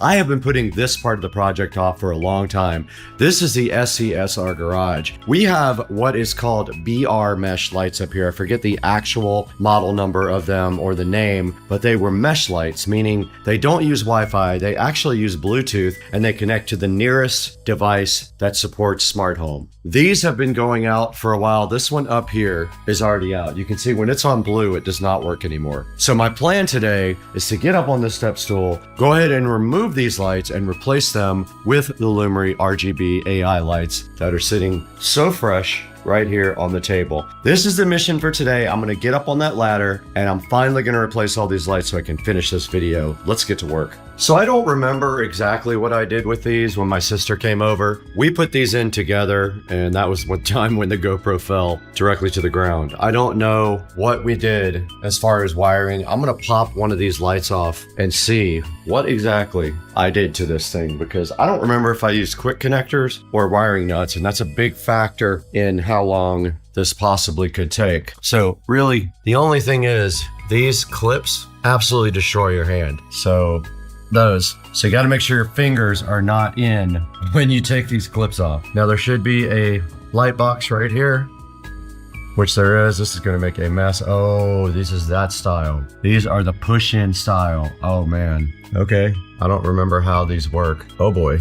All right. Well, this style right here pushes in. I'm not sure how you get them out. Let's see. Ah, this little door comes off. They're not push-in. They are just straight up screws. So I got my screwdriver here. I don't know if it's gonna work for these screws, but all I should have to do is, I'm trashing these lights by the way, afterwards. So I should just be able to take this screw off and take these lights directly out. All right, I'm gonna attempt this first one. Let's see what I can do.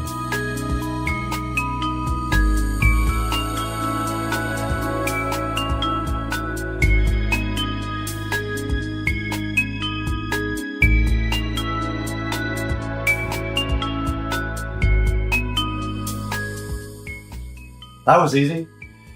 Now, unfortunately, if you just touch the ceiling, it turns white. So there's some little white specks around there, but that light's done.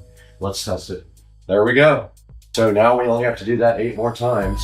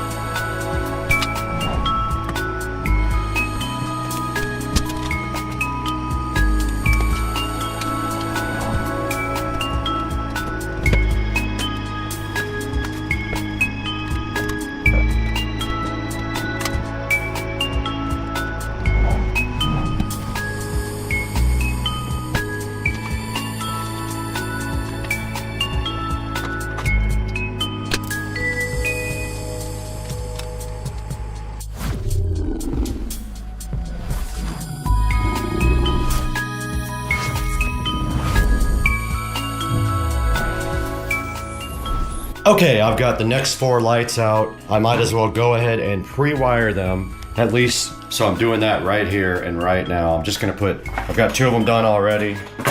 I need a total of 9 lights. They all come with wiring nuts that we don't need. So I'm just gonna push on the connectors for these. If they have grounds up in the ceiling, I'll use the grounds. I just can't remember.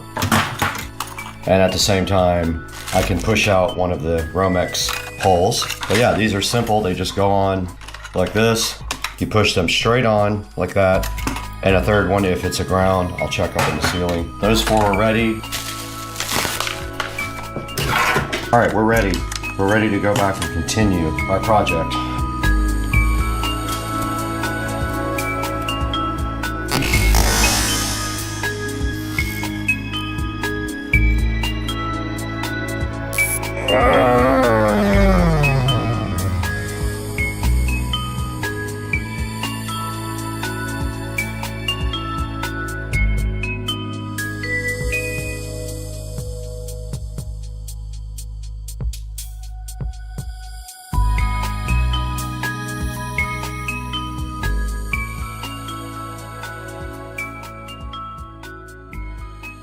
All of my new garage lights have been added to the app. Now, as you can see, we have separate control over all of them. I'm gonna go ahead and turn on the dream color. I turned on 2 of them. You can see the red right there, see red right there, and I am turning on all the other dream color. They are all defaulting to red. Those are all red now. Check it out. Are they all red? Forgot one of them. Now they're all red. Now let's go ahead and put a scene on these guys. Let's just see what looks cool. It'll be better at night. You can see Iceland blue running on that one. I'm gonna go ahead and switch off all of the main lights. I'm just switching off the main lights in the app and leaving the dream color. So now you can see we have all reds and one Iceland blue is the name of that scene. So all we have to do now is go to our old routine that turned the lights off and on at dusk and update it with these new lights, and they will come on at night and stay on most of the night, all the night actually, and they light up the garage door. Looks pretty cool.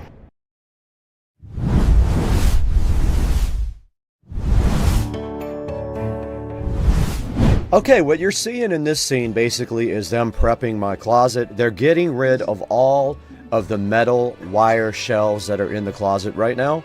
After they do that, they're going to start prepping to put in the new closet system. Let's watch them go and see how it goes.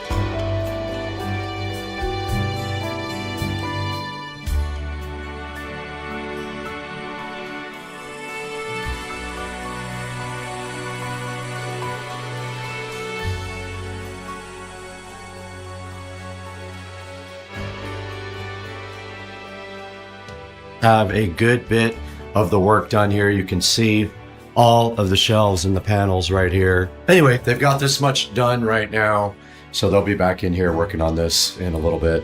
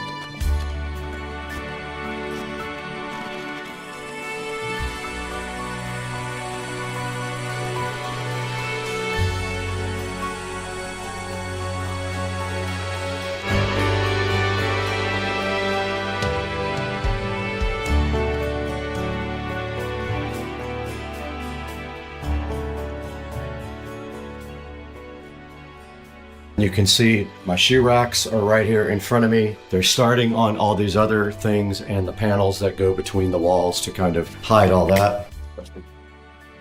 So yeah, everything is starting to take shape here. They're going on to the next step, which I believe is going to be installing all the things inside the cabinets, or either it'll be the panels on the wall. Not sure yet, but we'll update you guys when something changes.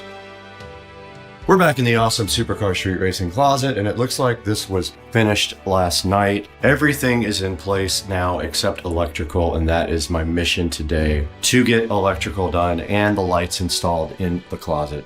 So my first step is I already have electric up here. It needs to be tied in down here, but what I'm going to do first is finish this top part, and then I am going to tie it in. Then I'm going to install all these lights. It should be fun. I have all my tools here. I've got to cut an electrical box, but the interesting thing is I could not find my levels anywhere. I don't know where they are. I must have left both of them somewhere on a project because I've got no levels. So I'm going to be guessing at this Newark template box that I'm putting up above the closet. Not that it matters because it will be literally up here. Nobody will see it, but I think it's actually very difficult to do when the wire's already through the hole.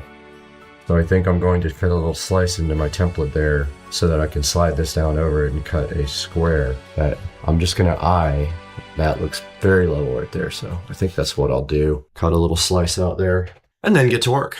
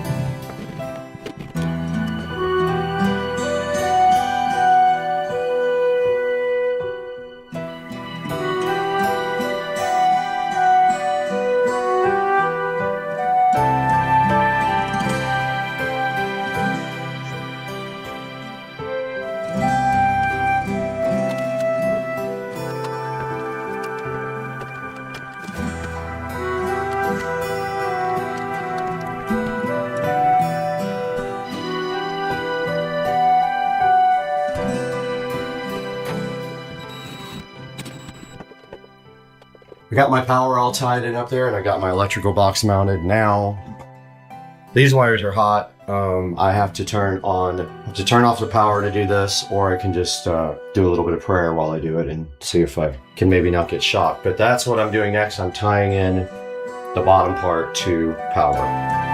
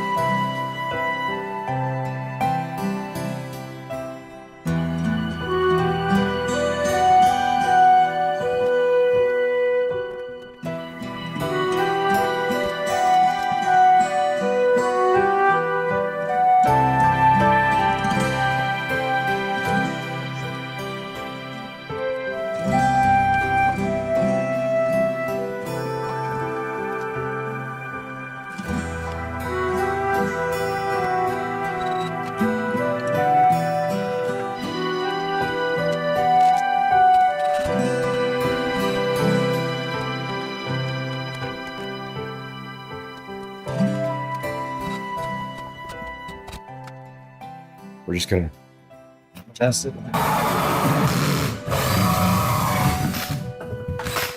We got our hole. This works perfect. Let's proceed and make a big mess.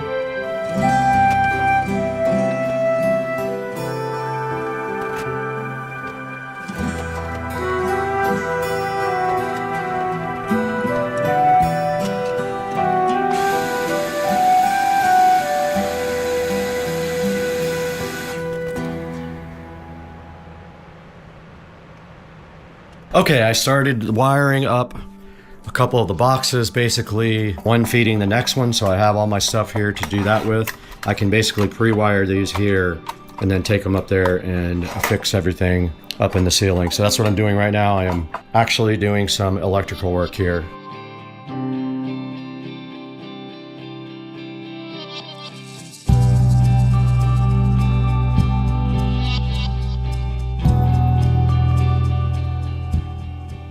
Okay, in this scene, you can see I took my already prepped wiring and I went ahead and started installing the recessed lighting on the shelves themselves. They look really cool. You can see me here kind of finalizing things and getting ready for the next steps.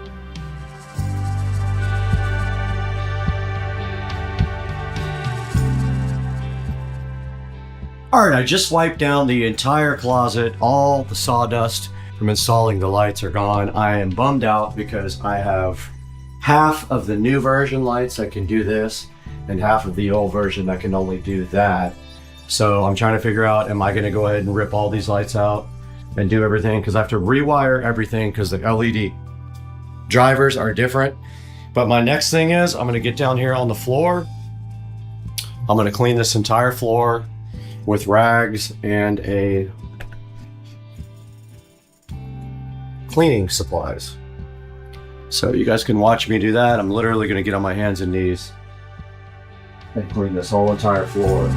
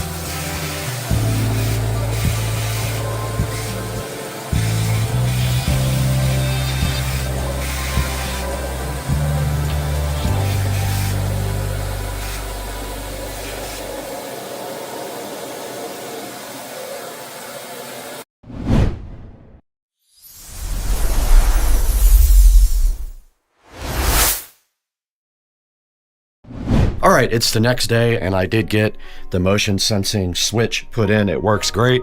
It turns these lights on up here at the top that are in the ceiling. The other lights are not on the switch. They come on via the app or via smart. I have one more step, and that is I'm going to be using Lumerie's rope light on the top of the closet. So what I want to do right now is simply get this up there and wired in so we can install the rope light. There's only 2 plugs up there, so I'm going to be using this splitter. This is 16 feet, so it's not long enough to go all the way around, but it will go most of the way. So unfortunately, I would need a 30-something foot one. But yeah, I'm going to get up here and install this light as best I can.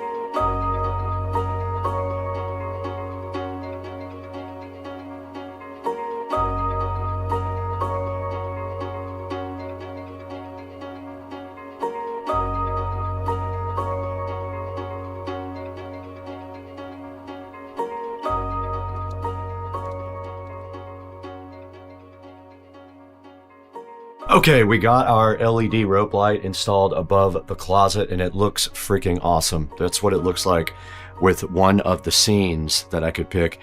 There is nothing up here, but then again, it probably doesn't need anything up there. It came out awesome. I'm very happy with the Lumery products. I just have to change out all the lights that are put in that are V1s. I have to change out to V2, which is going to involve wiring. Basically, the V2s can do white light and dream light at the same time. The V1s cannot. So I only have 2 in here that can do that. But anyway, so that's it. That's a wrapped up project here, and you can see my IKEA island just rolls nicely right here into the center. Then I have a place to put laundry when I pick it up, and also I have storage down here for hats and gloves and things like that, like winter clothes, and my other hats are on this shelf here. And I still have plenty of space. I have room, well, I will have room for 4 more pairs of shoes at the top as soon as they lower those shelves. So for now, it is full though, and I have 1 pair right here. But yeah, it's definitely very cool and I love it. All right, guys, we're back in Studio B again with this Lumery project and my closet being wrapped up. Basically, it was a great project. It did cost a little bit of money, but I always wanted a better closet. Now I have a cool closet. Lumery and Closet Factory both hooked me up on this project, so we got it done, and we used the Lumery 4-inch Pro smart Wi-Fi downlights, and the outside edge of them changes colors, which is very cool. We also use the Lumery LED rope light on top of the closet, and we have a motion sensor switch in there to turn everything on. They're all smart, so they all work with the motion sensor switch. And then also we redid my entire garage with the same Lumery 4-inch lights, and we did 6-inch Lumery RGB lights in the garage as well. We added those. Pick up your Lumerys from the link in the description. Thank you, Closet Factory. Thank you, Lumery, and thank you guys for 255,000 subscribers. It is absolutely awesome. You guys just gave me my first million view video too, which I'm really hyped about. Thank you for watching this. We love Lumery, Closet Factory, everyone else on the planet Earth. We got to get out of here.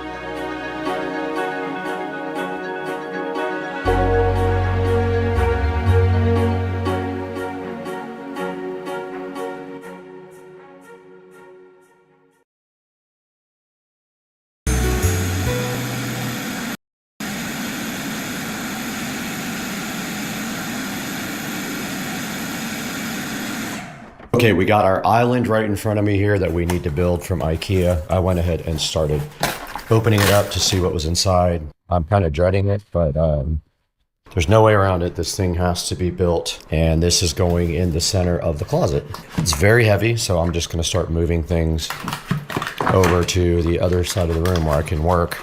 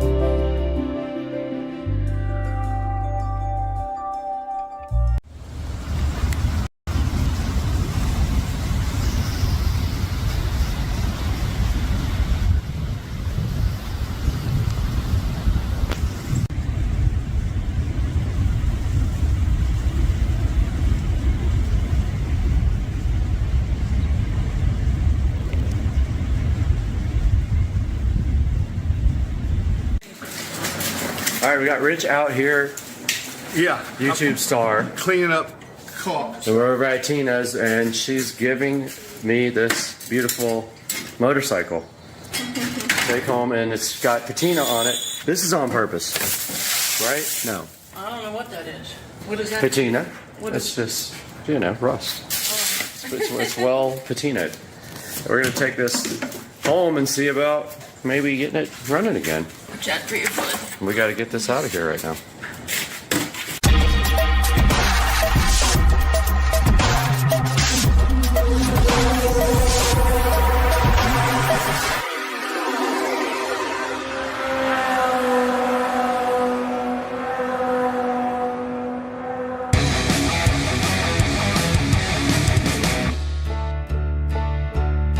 Okay, we got the bike loaded up, me and Rich, and we found that tire's flat spotted, so that's why it wouldn't roll. So no big deal, needs a tire.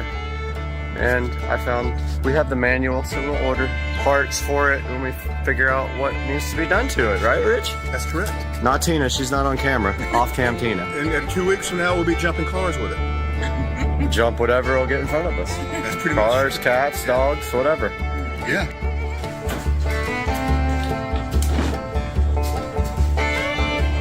Man, feel rich on minimum wage. Love is money.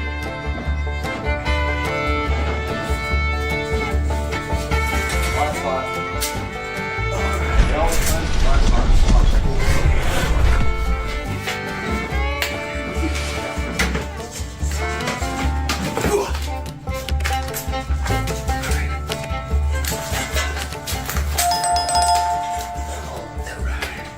That's great, so you hit the flat spot. Oh, yeah. Maybe. Look, kind of rolls better if you tilt it. How many years it's been sitting there? It's just.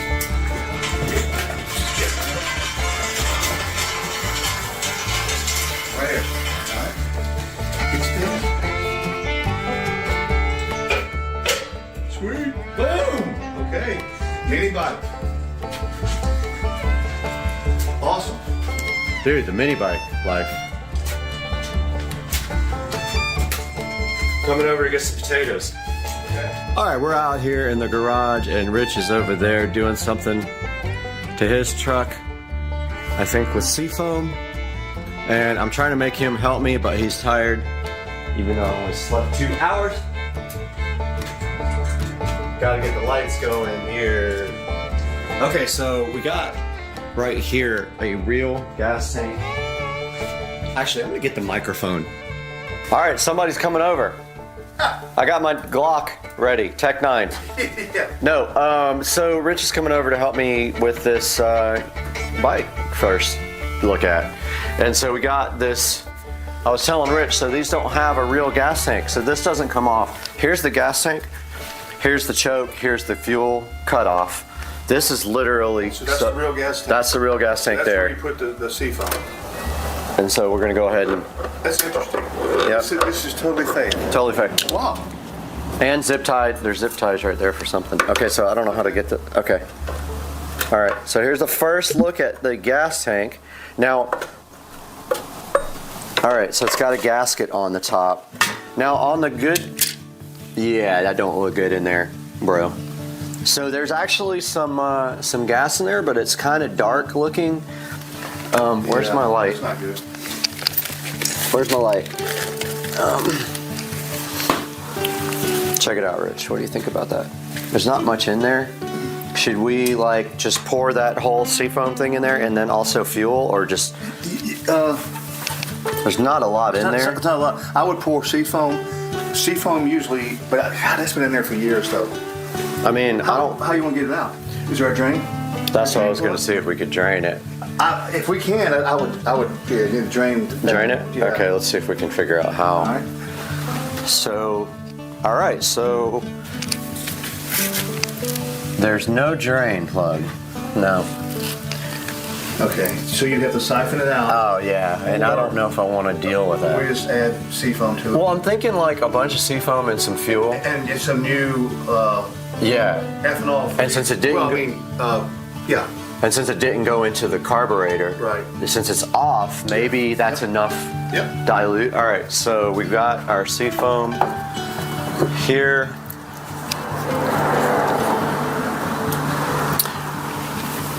And is that, let me see that. There might be something in that tank. Oh, that's the float.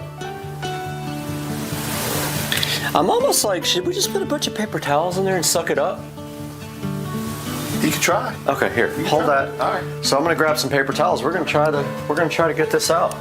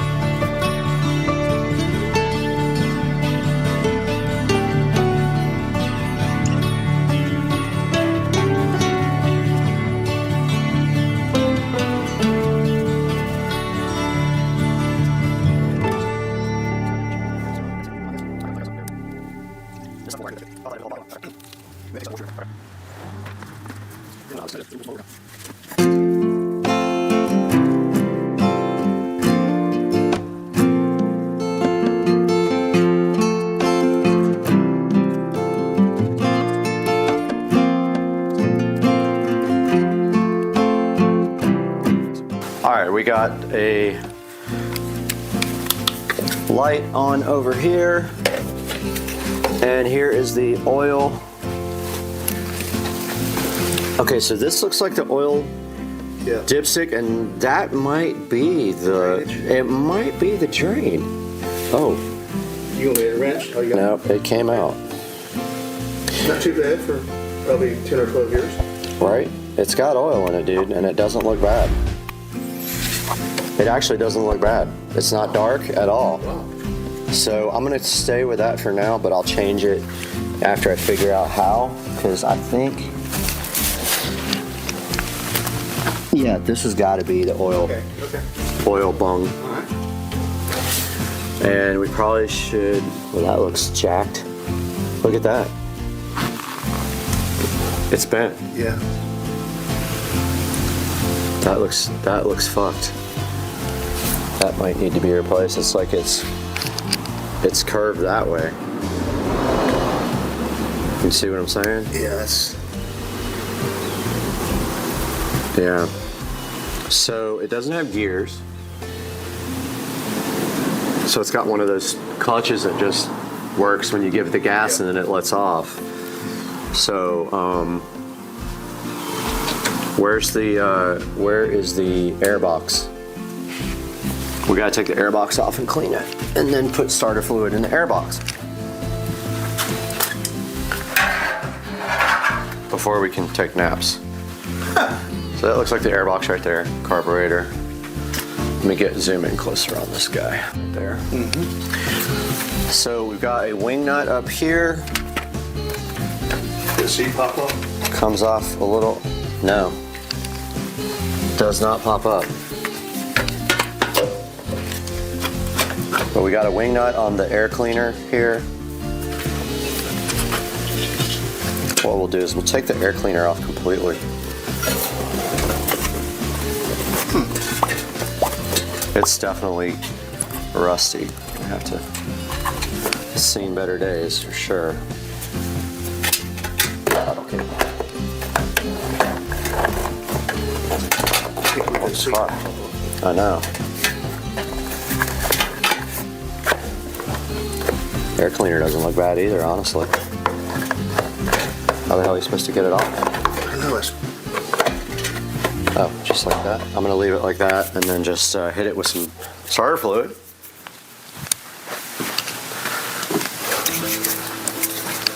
And and hope the spark plug doesn't need to be pulled out. Does it have a spark plug? It must. Yeah, it's got to have one somewhere.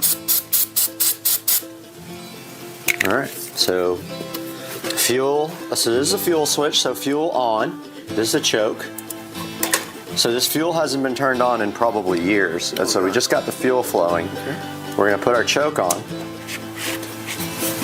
And then we're gonna see, here's the switch. I don't know which way is run and which way is stop. I can't read that. Off, on. Okay, so this is run. So you go forward here on the handlebars for run. So we got it on run. I don't see a spark plug. That's what I'm saying. I wonder. All right, so we found that the sprocket nut, these nuts, was loose. That's why the rear tires weren't moving. This was so loose that basically this was spinning, but this couldn't do anything. So we got some jack stands here. We got to find the right socket for this guy.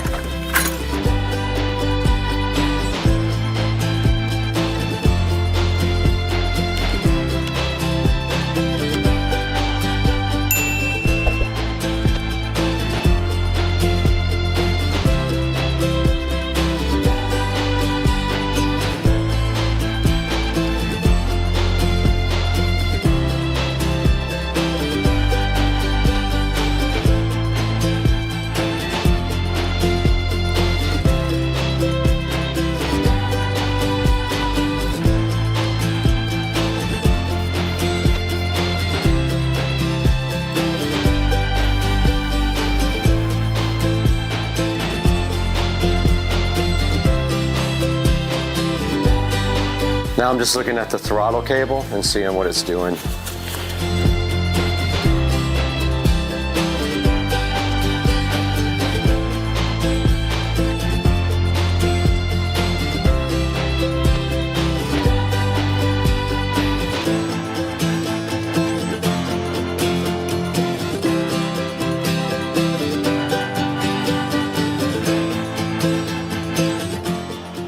All right, so the verdict is that the throttle cable does not work.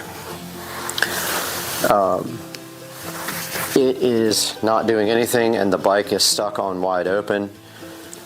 So I'm going to pull off this breather and see why it is not doing anything. So we got one wing nut for the breather cover, and we got one wing nut for the actual foam air filter.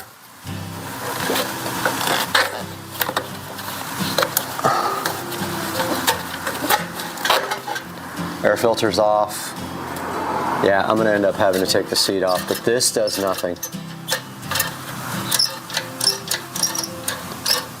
Well, it's not connected to the carburetor anymore. I don't know how that's supposed to do anything. Throttle cable works to there, but that's all it does. Yeah, we gotta take the seat off. And change shoes. We're ruining our good shoes here. I'll never notice it.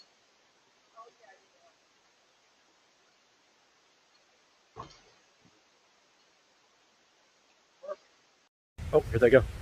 He got it. He got it. He went down to the bottom with it. He's rolling with it. Shut up. Awesome. He grabbed it and started rolling with it. That's amazing. Look, he's still going after it. Wow, crazy. He got a piece off of it. Studio A again with me, and thank you for 200,000 subscribers while I am thinking about it.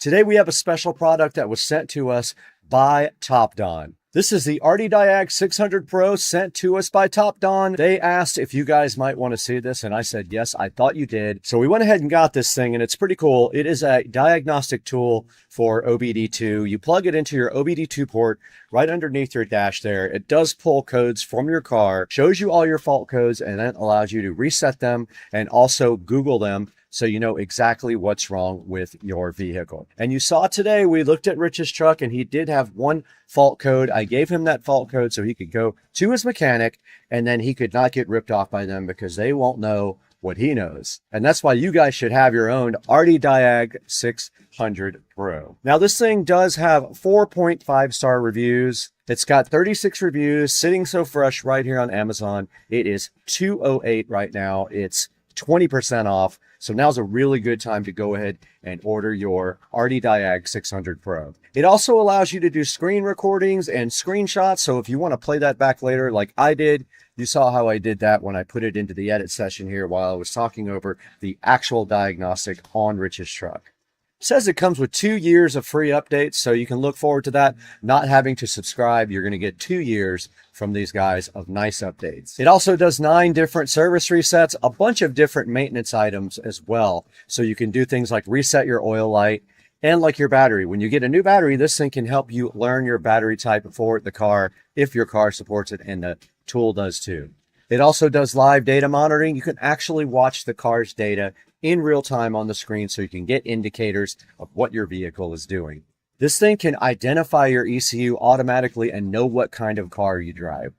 This thing does 90 plus vehicles in 12 different languages, so you can be assured that you're probably covered when you have this thing. So go ahead and check out the Diag 600 Pro. I might have called it Art Diag a couple of times in the actual video. Sorry about that. It's Diag 600 Pro by Top Don. There will be a link in the description. Pick yours up and help out Supercar Street Racing. It really does help us a lot. We just need a few dollars here and there to keep the channel going. Here's a look at the channel metrics right here. We have 201,255 subscribers, and we couldn't do it without your help. Thank you so much for supporting Supercar Street Racing. Everything you do matters. Please like, please subscribe, and please buy all of your Amazon products through any of the links in the video description of any of my videos. You can click any other link and buy something, and it helps me out greatly, and I do appreciate it. Thanks for the like and subscribe, and I got to get out of here. It's about to storm out here. It is thundering and lightning. Let's go.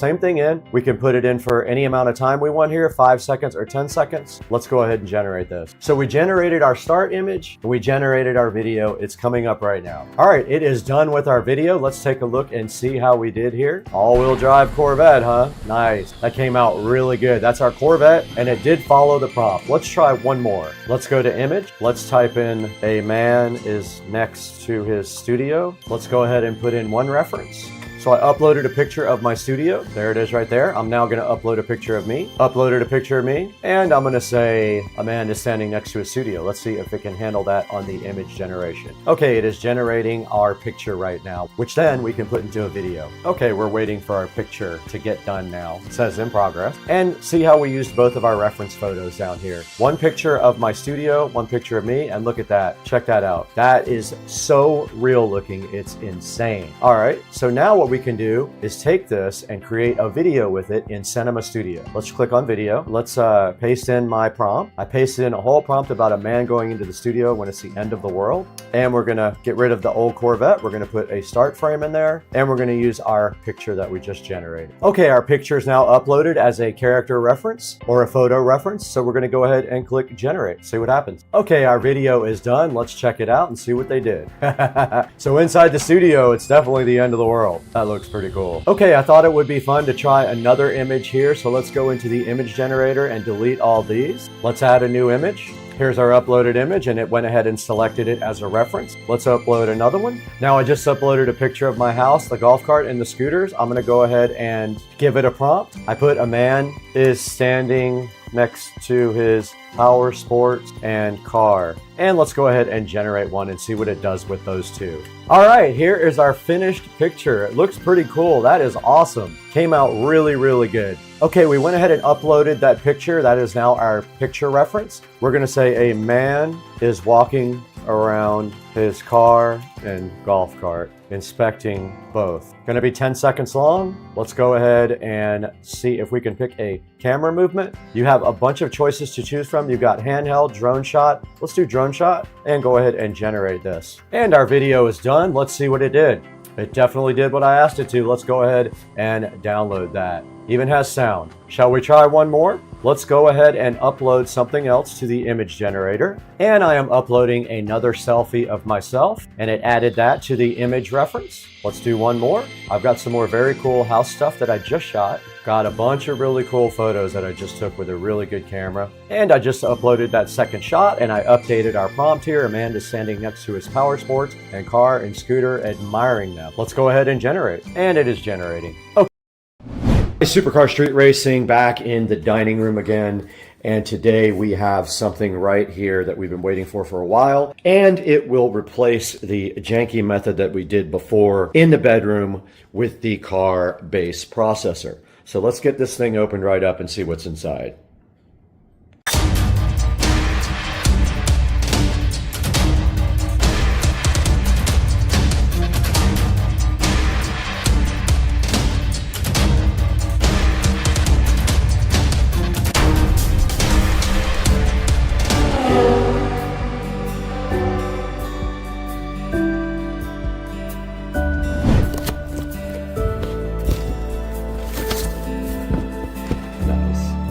Side of this box in front of me, we've got the Behringer Ultra Bass Pro EX 1200. Now this is my third EX 1200. These things are very, very difficult to find online. There are probably maybe one of these or two pops up per year, and this one came from Music Go, and you can see on the back it does have 1/4 inch inputs, not RCA, or it has XLR inputs. So we will need to go. So this guy looks like it's in really good shape. It only has a few things going on right here. May wipe off. There's a stain right there. Something spilled on it, it looks like. Other than that, it's in great shape. It does look like it was rack mounted. I do see where there was some screws on the rack. But yeah, the EX 1200, and this actually is going in the bedroom for the theater in the bedroom, the 5.1. So we can go ahead and look for our 1/4 inch jacks now and see if we have any 1/4 inch RCA. We're in the bedroom now in Supercar Street Racing, and we do see double RCAs coming out of the subwoofer right there. However, there is only one connected right there. So let me check that out and see what I did back here. So basically there is a Y adapter behind the Marantz right back there. So all I have to do is remove that Y adapter and plug it up to the back of this guy, and then run a set of RCA cables down there. That would probably be the easiest. Although I think the Marantz has 2 subwoofer outputs. Let me check. All right, so we have to go into our trusty hoarder bin here and see if we have any RCA, and I don't think it's this side. Oh, maybe it is. That's trash. I don't know why that's even in there. So what we're looking for in here is a 1/4 inch to RCA female. So let me dig through this with you guys, and then we'll see if we have it. I was smart last time. I bought a pack of these, so I have them. So what we have to do now is connect these to the back of the Ultra Bass Pro. We're going sub out. We only need one because we have the splitter right here. So let's just get this connected real quick. Now remember, if you are feeding speakers also with an amp, you come out of these outputs here, this one and this one. So we need input left, input right, and then we come out of that and go to the sub. So we're gonna have to feed both of these. So let me see if I have everything it takes, and we will get back. I'm gonna go ahead and use both subwoofer outputs on the back of this. There are 2. This RCA cable is kind of janky. So there's double RCA outputs back here for sub. And I'm using this monster thing that will slice your arm open because it has zip ties on it. Now this feeds the inputs, right and left, and then we'll come out of this output and feed the subwoofer down there. Need to grab the power cable, and I have a meeting. We did get the Ultra Bass Pro installed, and if you look at the front of it, you notice the Marantz just came on as well. There's the power button for it. We do have power. Now, on the front, we have a processor section here, and this is actually the frequency that it centers around to process, and I like to keep that low end down there. Your next setting is called Dynamic Punch, and there is some manuals online that explain what all these do, but so you can set your subharmonics to low or ultra low. If it's in, it's ultra low, which I like. So then you have your bass level here, which is self-explanatory. You have a bass limiter if you need that, which I don't use that. And then this section here is if you're feeding other speakers with the output of this. You can either have them get the bass, subharmonic bass, or you can turn that off, and you can also cross them over as well. And of course it has a level for the satellite speakers. We are not using this section, and we don't use the bass limiter, so we only use this part. All right guys, we are back in front of the Marantz, and we have our Ultra Bass Pro here. So all that is left to do now is to fine tune and test it and see if it actually works. I do hear a thump from the subwoofer down here when I turn it on, so I am thinking it does work, but what we want to do is test it. And of course we can't put any copyrighted content on without getting completely destroyed by YouTube. So we're gonna go no copyright ambient. All right, it says no copyright, but a lot of times it is copyrighted, but we'll see. And let's get a little bit of sound going here.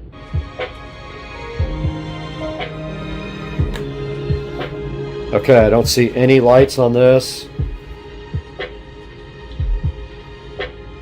I went ahead and cranked up the level on the bass. We have our Govee Dreamview in the background there, lit up. All right, we got Blade Runner 2049 here, and I'm hoping that I don't get copyright on this. Can't show much of the audio because it'll definitely get me, but let's see if we got some bass response here.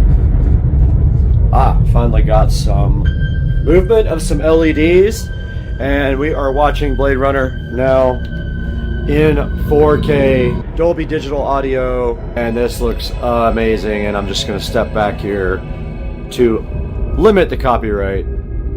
Let's see what's going to happen here, but so far this thing's making some good subsonic bass. Let's see what happens here when we go a little bit further. Yeah, so all this stuff is copyright, so I can't show you all of it or let you hear all of it, but we can go to the movie. Yeah, and then we can go back here and go back to YouTube. I definitely hear the Behringer. Alright guys, we sampled some music on the Behringer Ultra Bass Pro EX1200, and I am happy with my purchase. Like I said, you cannot get these anymore, and if you get one like the DBX or the PV, they're going to cost you $300 or $400. I paid $125 plus shipping for this one, and this is my third one. I have one on the whole home audio system there in the closet, and then I have one in the home theater room as well.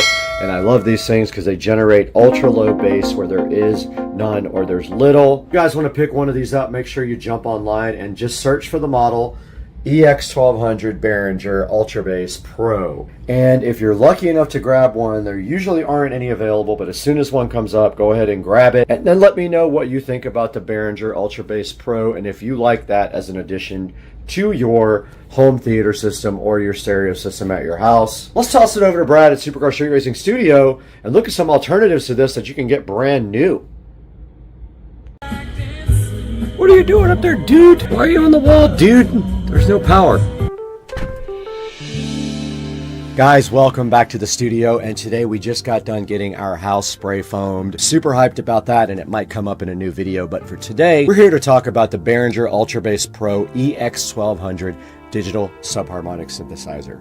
Now, the most important thing about this EX1200 is you can't find it hardly anywhere anymore. If you go online and search right now, there is none available for sale. It hasn't been made for quite some time, so they are getting very thin in the herd, and it's very hard to find one. You can see when this one was sold 8 years ago, it was only $89, and if I would have known that, I would have bought like 10 of them, but they are hard to get. And if you go to eBay here, they are none available on eBay either. But if you do go to eBay, you can find one of your alternatives, and that is a DBX 120. So if we put in DBX 120, there probably is a bunch of different versions of this here. You can see right here, we have the old school one that is analog right here. And if we go down, we got the 120A here, and that has the brand new, neater looking, more modern looking logo on it. And there's a 120 XP, which might be the newest version. I'm not quite sure.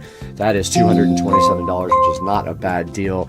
And the reason they are so high is because you cannot find them anymore. I don't even think they sold for this much brand new.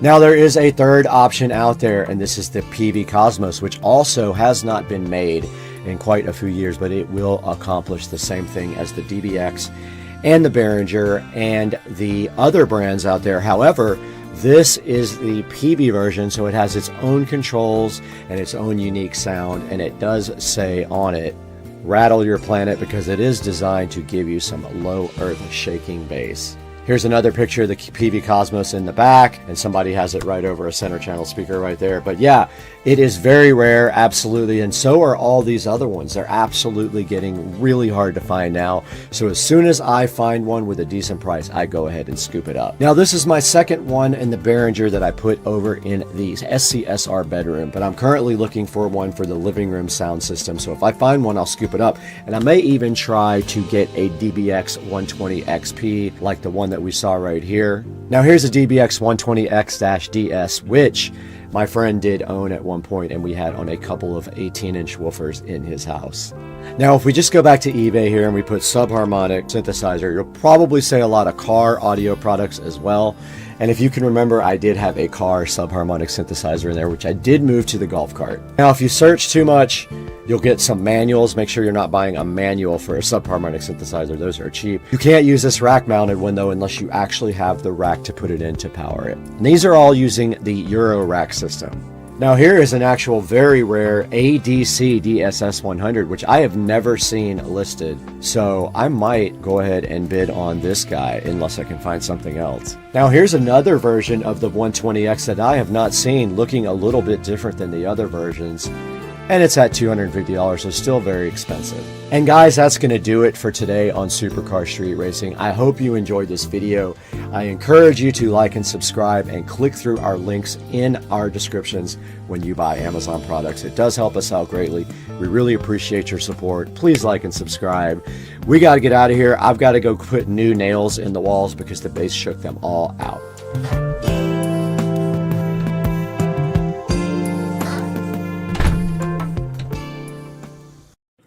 Guys, my garden hoses continue to fail without any warning, and so today we're still looking for a good garden hose. The last two ones I got lasted almost no time at all. This one has good reviews. It's a metal, stainless steel, whatever, garden hose. We're gonna get this out and look at it and see if this works any better than the last two, because they fell apart instantly.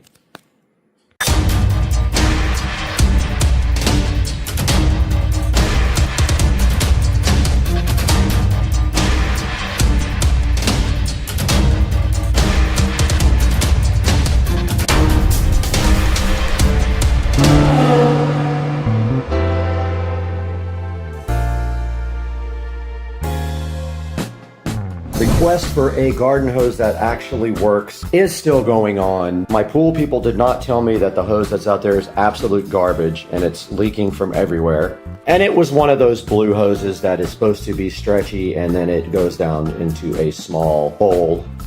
So we have this metal garden hose that we are going to be taking out of the box right now and looking at. It says it's stainless steel, 50 foot, made of 304, PVC inner tube, top grade connectors, and a leak proof gasket. Same thing on the side there. It does say the same exact thing. And on the back, it tells you a little bit more info. It weighs 10 pounds. It's a 3/8 inch inner diameter, 5/8 outer, good to minus 10 degrees and up to 122, and compatible with 3/4 inch faucets. Back in the Supercar Street Racing dining room, we have the stainless steel garden hose now, and it is going to come out of the box and break right through the top of my table. But before we do that, there is supposed to also be some other included accessories with this, but here it is, right out of the bag. It has a Ziploc bag around it. Let's get it out of that, and right away we have a warranty card, which probably will be worthless to us. Free returns if there is no deliberate damage. There is a code right there to return it, and inside of this nice envelope there's a warranty card, and let's see what that says. So you're supposed to just be able to scan this QR code and go activate the warranty. We will do that later. And inside of the box we do see a brand new spray nozzle. That's nice. And removing the hose from the box, we are left with this nice metal hose with these nice copper ends with some reinforced rubber there. Just a normal spray nozzle is all we have. Let's get this thing outside, get it deployed, and get my pool people happy. Checking the old hose, you can see that's what happens. It sprays right out of here. So we're gonna let the pressure run out of that one and disconnect it and get the other hose.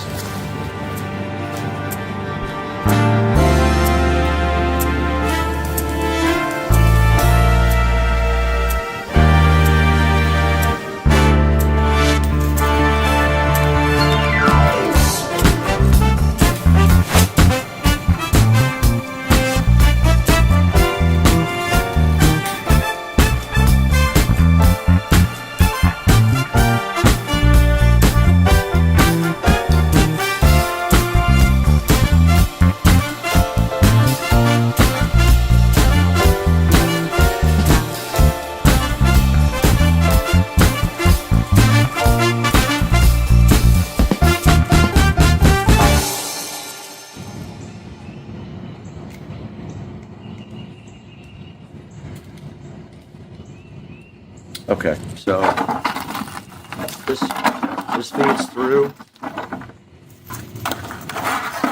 Here's our hose pot.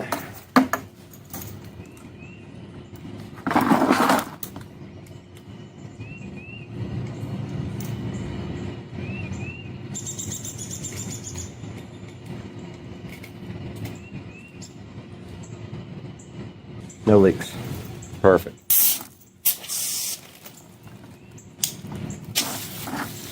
Okay, let's go ahead and test our new hose out.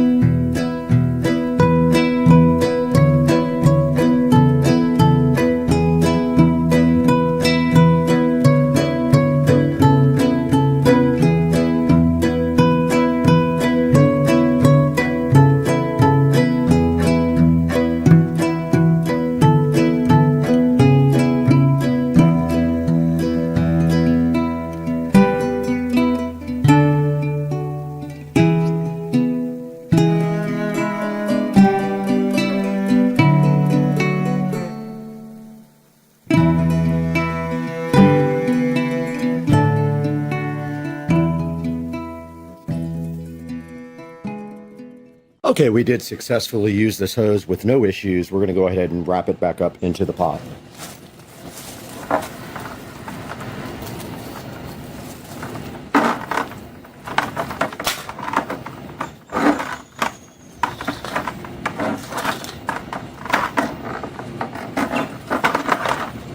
No problem. Now this can be inserted into the trash can.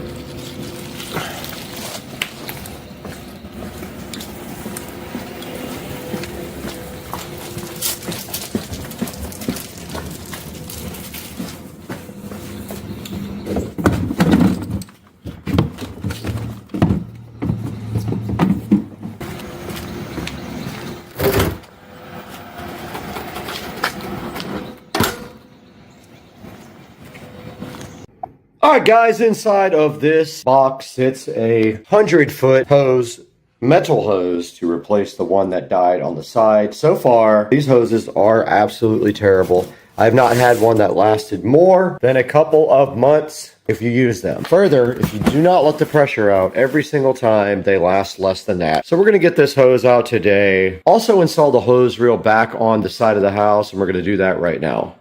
I love this. I opened this. I had to put it online, so the thing's already open, obviously, out of the box, but the last hose you will ever buy, I doubt that. Always hype, never true. This is the third hose I've bought for this side of the place. Let's see what happens. It's not a game, it's a rich thing.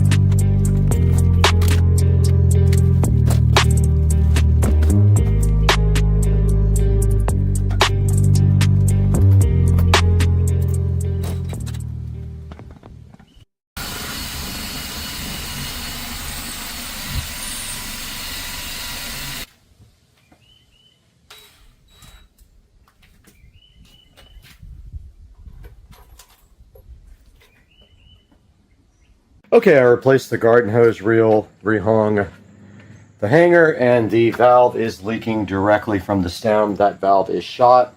I don't know if it's going to be able to be disconnected from the house. If it doesn't, we'll probably have to cut that PVC or cut the stucco and get a new valve installed. So I'll probably, I'm not going to deal with that. I might just try to replace that thing, turn the water off and do that, but I'm not doing the whole cut the stucco thing. So we'll see, but I do need to water the grass a little bit, so I'm going to go ahead and do that.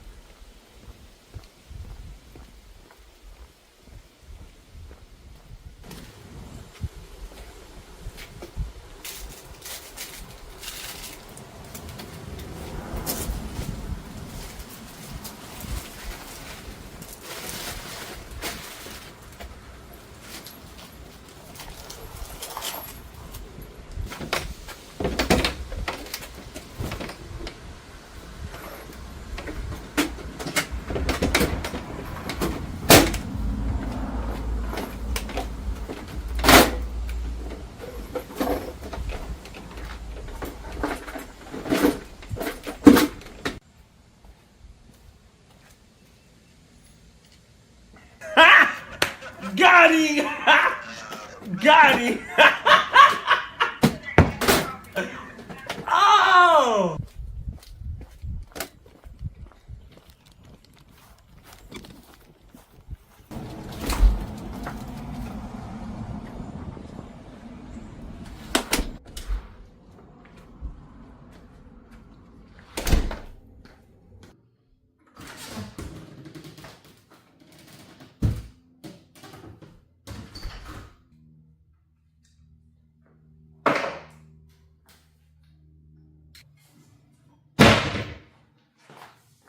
Always pick your tools up or they won't be there the next time.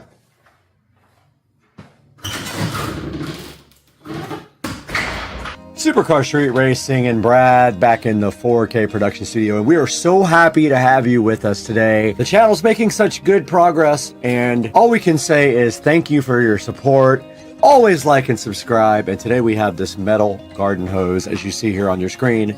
Now, this is probably the 5th or 6th hose that I have tried because all the other expandable hoses have failed over a certain amount of time. And this hose is the first one that I tried that is metal. And now you can see right in front of you, this is a 100-foot hose for $59. It has a $10 coupon available for it. Now, I did buy 2 different brands of hose for this video. The first hose you saw was a different brand than this one, but this is so funny. This is RC Fun Kid or RC Funkid. I don't know exactly what it is, but it's funny names nevertheless. And Amazon always has the best names in the world. But right here today, right now, you see that this has a 4.6 star review on Amazon. Go ahead and click through the link in my description if you want to try the metal hose. I'm going to keep this hose for a while and see how it does and then get back to you guys with an update.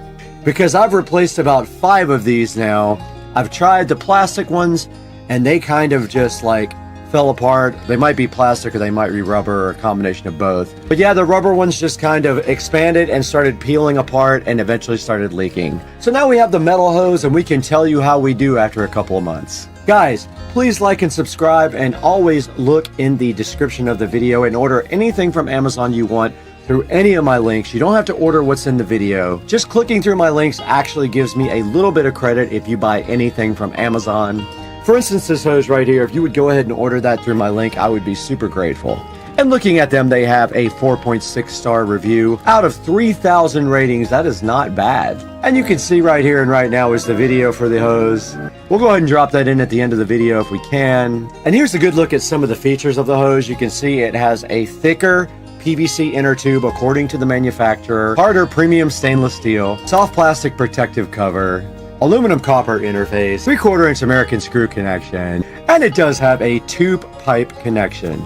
Now guys, I would love to sit around here and talk about our hoses all day long, but I have to go play in the garden. I couldn't.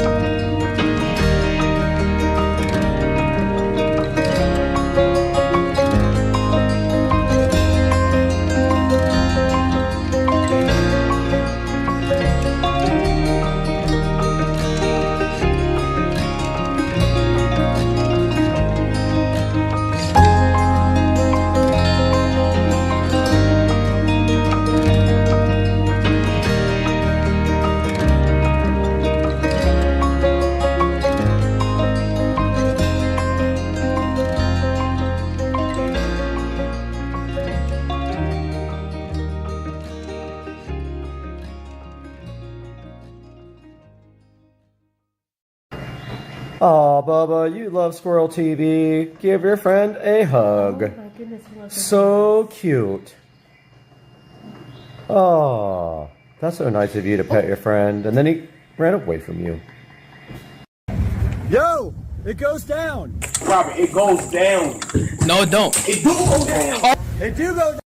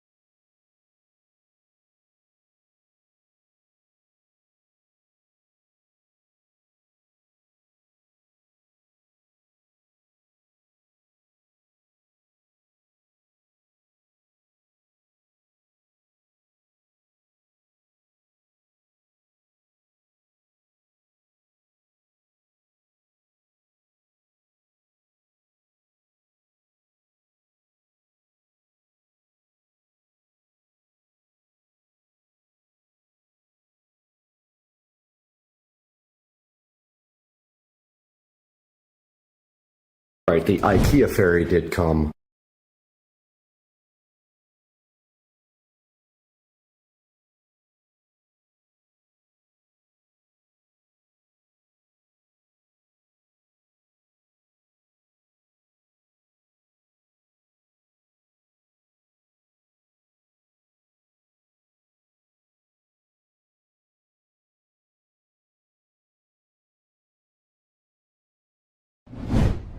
The fairy did come. All right, the IKEA fairy did come last night, and I did get rid of the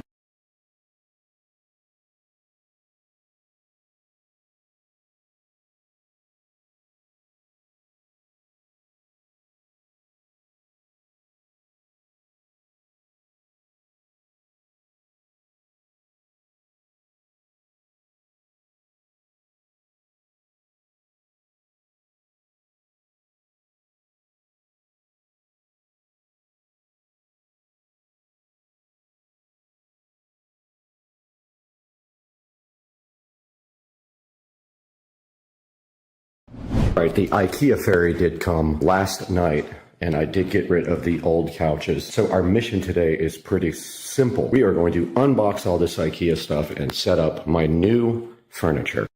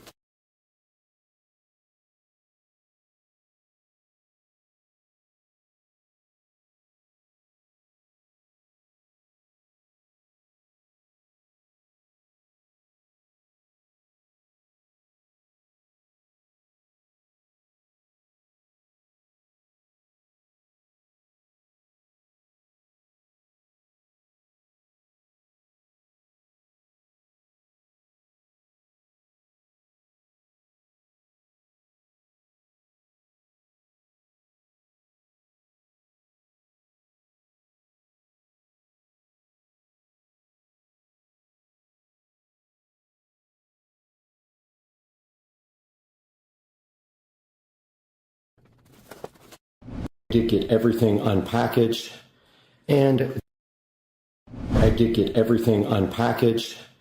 and the hardware and instructions were in the last box tucked underneath the springs.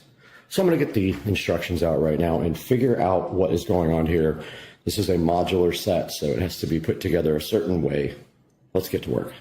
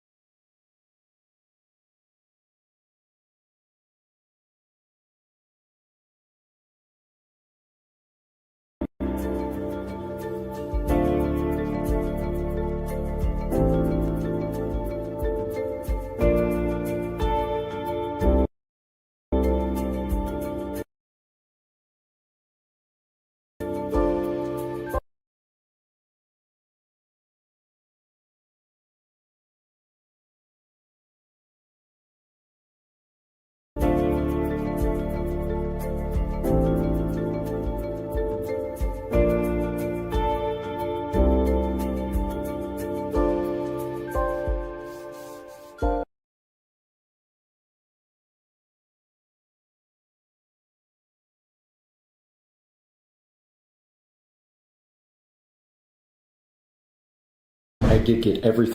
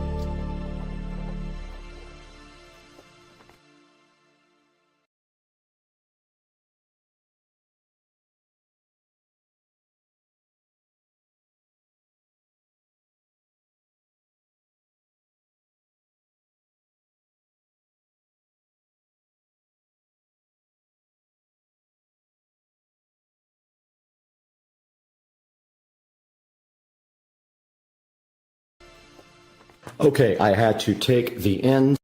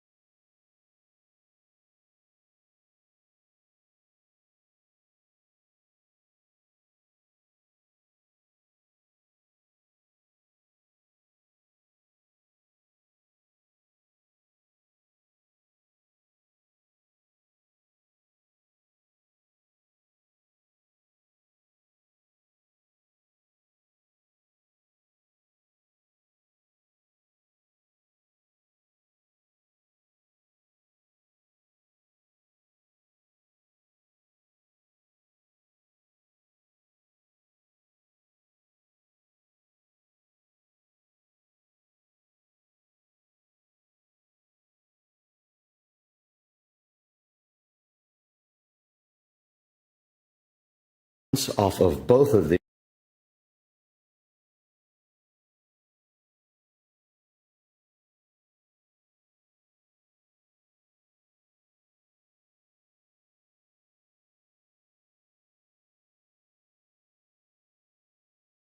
Okay, I had to take ends off of both of these and swap them around. They are interchangeable, so I had to take this end off because it was configured for completely opposite.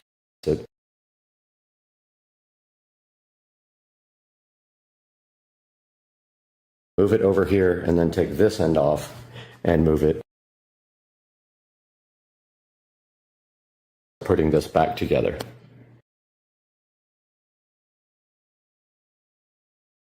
Okay, I had to take the ends off of both of these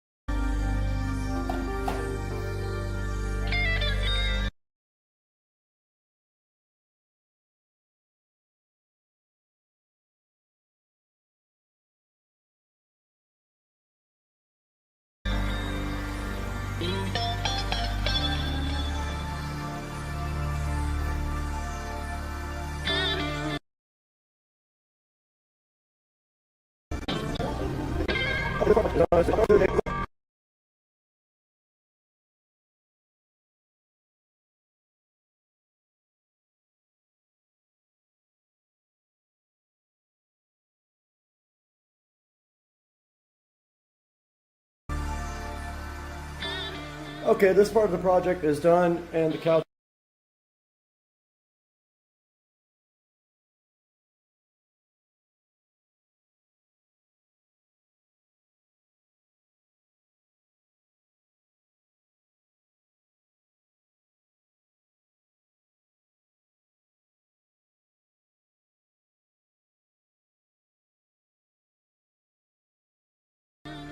The project is done, and the couch is put together. It wasn't too bad. I made one mistake that cost me maybe 30 minutes of extra time, but I got that fixed now. And you can see right here, let me step back here and put it on wide.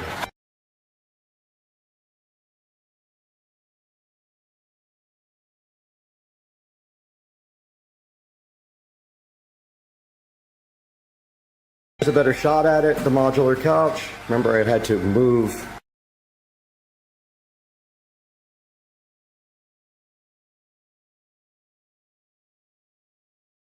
one side to the other to get it to the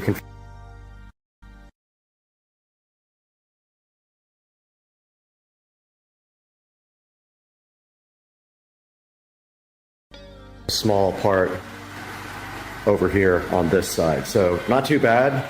I'll put a link in the description to the couch, and watch the video back if you need any help putting it together. We'll see you guys.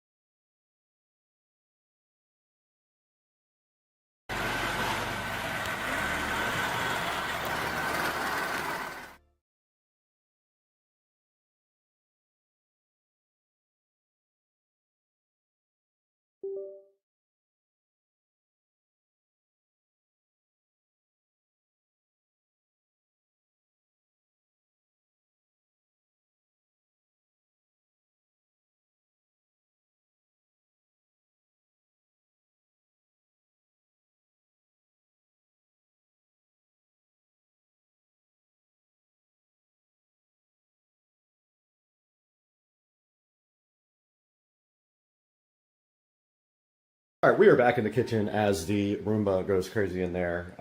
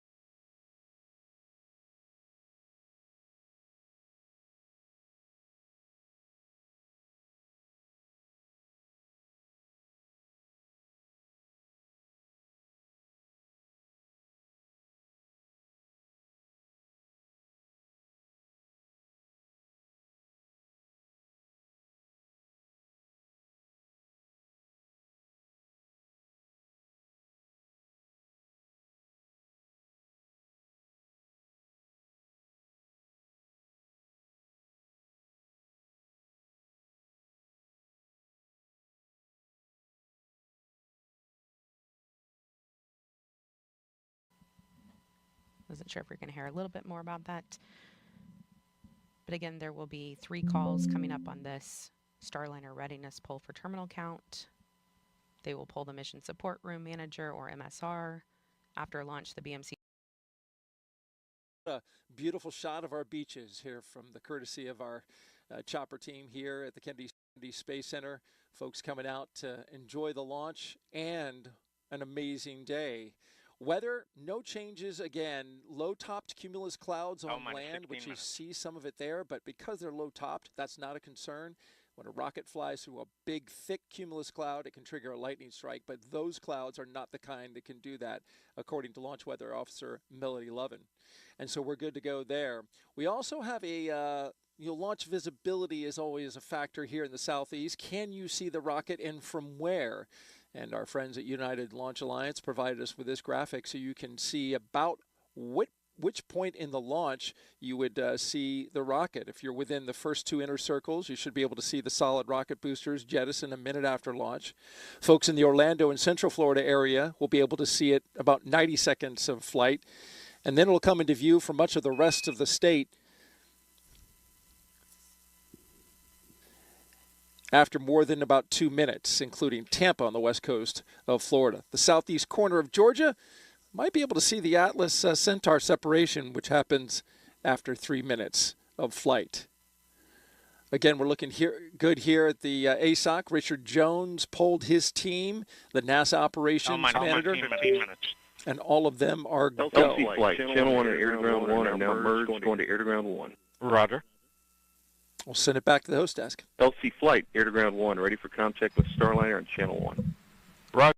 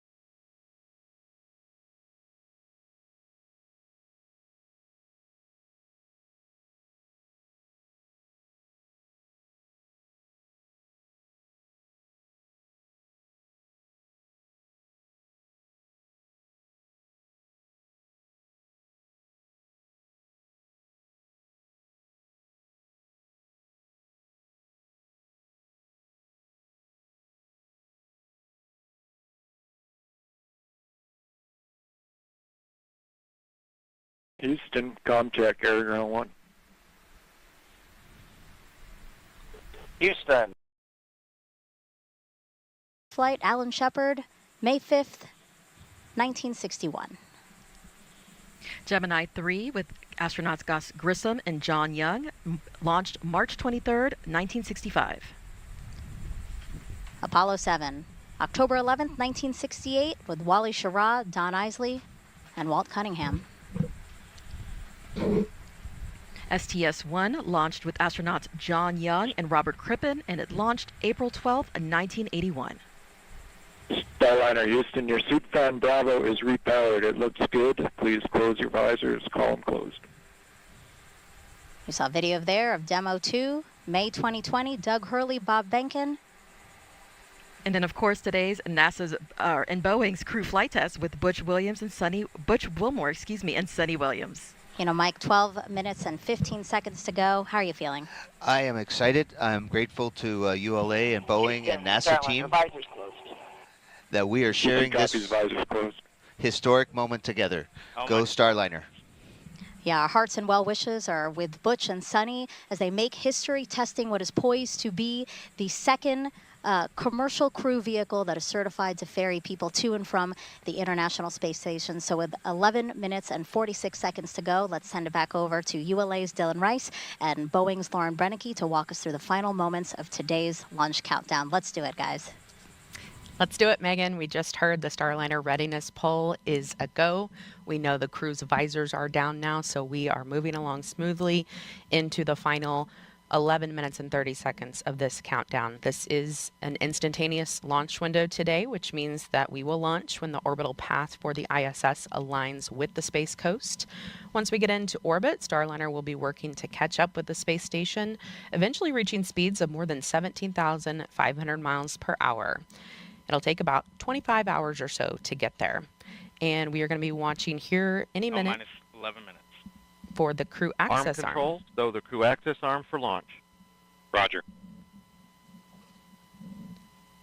Right on cue.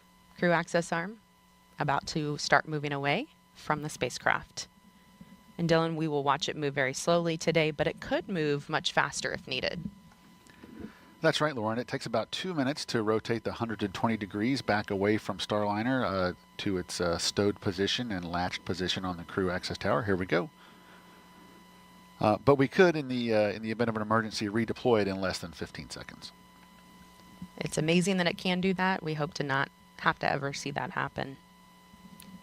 After liftoff today, Brandy and Jim will continue commentary from Houston through ascent, spacecraft separation, and the orbital insertion burn.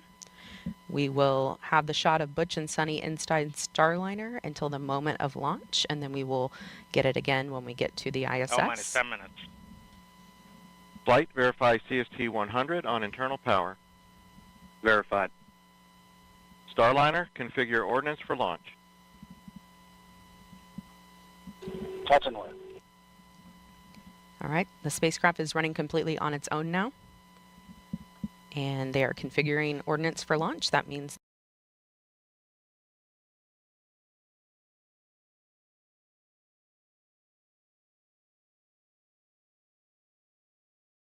or could happen during ascent.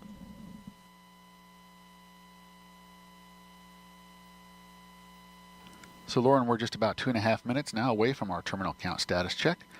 The terminal count status check is the final report from each operator indicating that their system, whether it be a ground control system or a launch vehicle system, is ready to execute the final 4 minutes of the countdown to launching the rocket. At this point, if there were an issue, the anomaly team would be discussing it, but nothing like that has happened right now. All's quiet. I am expecting to hear all members of the team report go when pulled by Chief Launch Conductor Doug Lebo. And we're actually hearing on a side channel that they are preparing for the launch vehicle systems poll. This is the long one. A lot of people view this as their favorite poll. It's kind of fun to listen to them list off each system, and then that team will give a final go or no go for launch.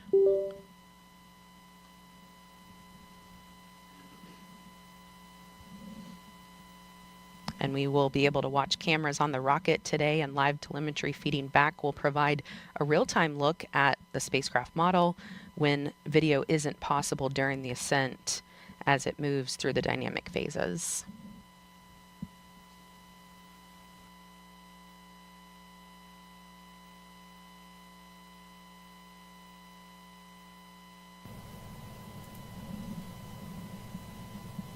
minus 8 minutes.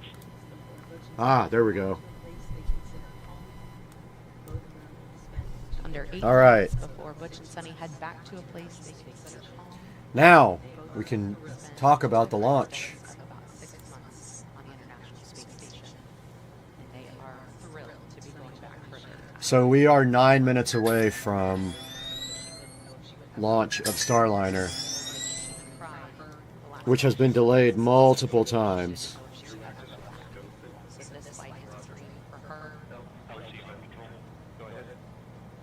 So we are 7 minutes away from launch here, and there's still a possibility of a hold. You don't know yet because it could still hold or scrub, but you can see Starliner at 7 minutes from launch. Let's see if they can get this thing off the ground finally. This is years and years of delays on Starliner, so this is huge if they can get this thing off the ground.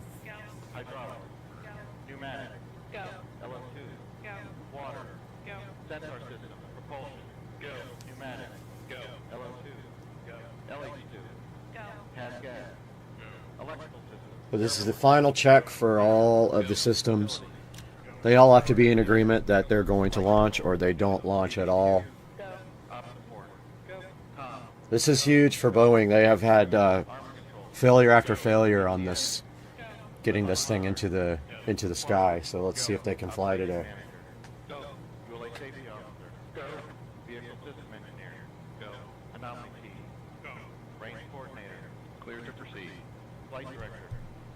I think there's a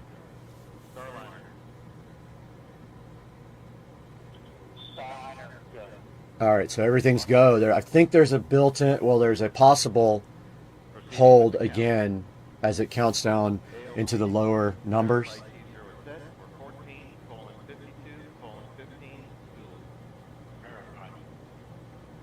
All right, so we're 5 minutes and 45 seconds, and it still could hold.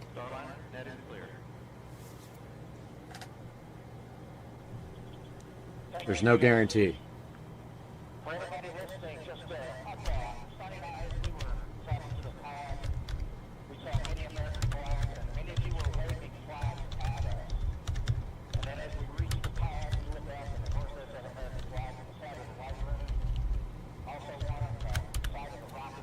All right, a little over 5 minutes away from launch now of the first launch of crewed astronauts on Boeing Starliner, delayed years and years and years with many, many, many problems. And so obviously people are nervous about this launch. And it still could scrub. They have a built-in ability to hold, I think, at either 2 minutes or 1 minute. We're going to see.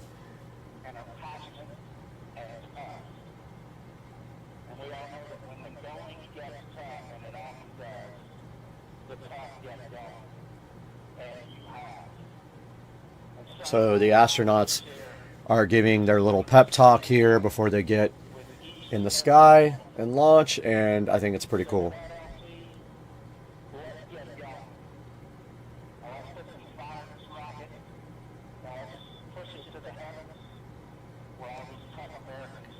A little over 4 minutes left in the countdown now for Starliner. First launch with crewed astronauts.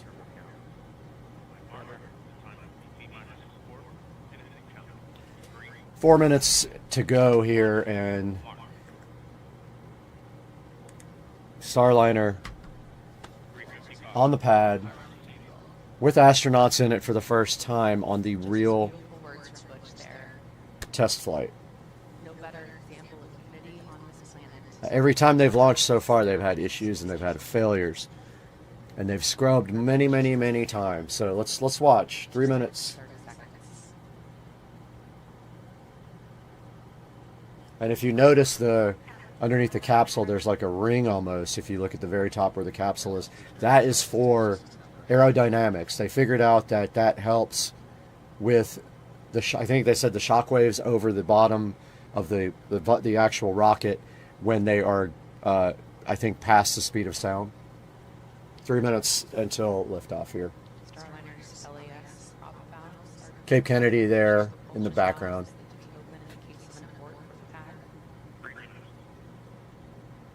First launch with astronauts. This is a flight test, guys, so this is important. If anything happens in this actual flight, then there would be a lot of delays with humans on board. It's big. 2 minutes and 40 seconds.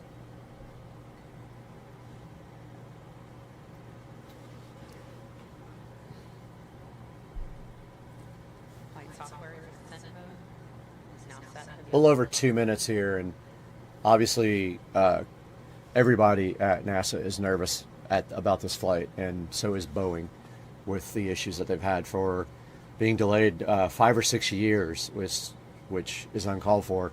And meanwhile, the whole time SpaceX was delivering astronauts to the space station, and Boeing even got like almost 3 times the money that SpaceX did to do the same exact job, and there was a lot of controversy about that as well. 1 minute, 57 seconds. And you see the old school Boeing spacecraft compared to SpaceX. They refuse to modernize, so still looks like the lunar lander from the 70s. You know, they refuse to make things modern. Well over a minute. They could still hold, I think, at 1 minute.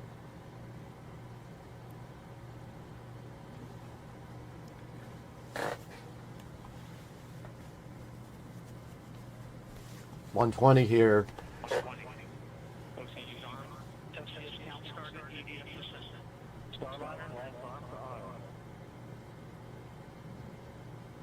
One minute here, they're going to either hold or launch.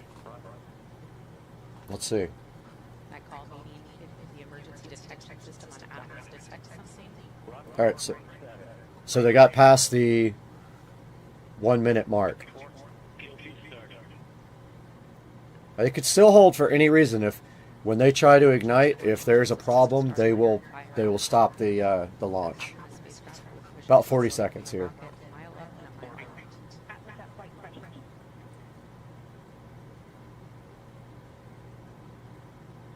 They can abort from the top. They can abort. 28 seconds here. Let's see if we can get Starliner in the sky finally after years of delays. 20 seconds. Looks like they are go. 10 seconds. 10, 9, 8, 7, 6, 5, 4, 3, 2. Back here, it's already launching. We're a little bit behind. And liftoff of Starliner Atlas V. Here are your 2 American heroes, drawing a line to the stars of Columbus.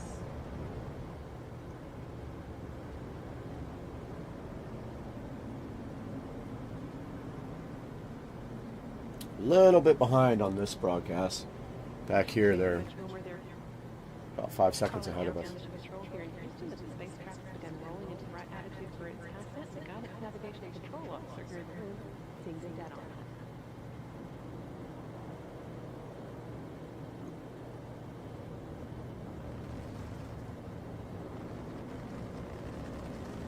All right, go Starliner. About time.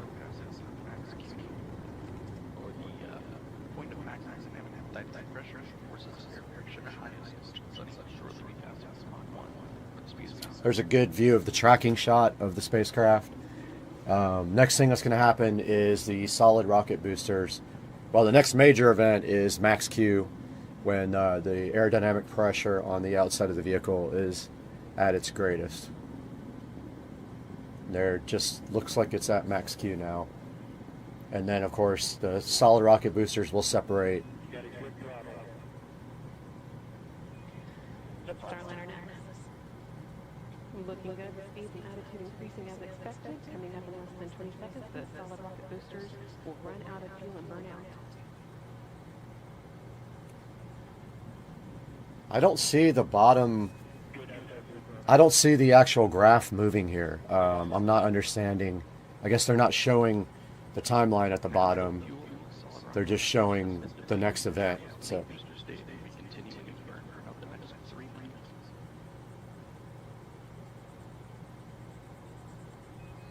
that's what happens when you don't use Starlink. That's what it looks like. That call good handle from Capcom Joshua Kudrick indicating its crew now has the ability to initiate an abort manually if needed. All looking good so far. Now 2 minutes into There goes the solid rocket booster. on the solid rocket booster's jettison at the 2 minute and 40 second mark.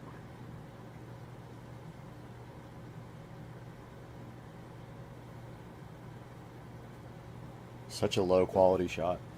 You get used to seeing SpaceX with the high definition shots, and you see this and you're like, wow.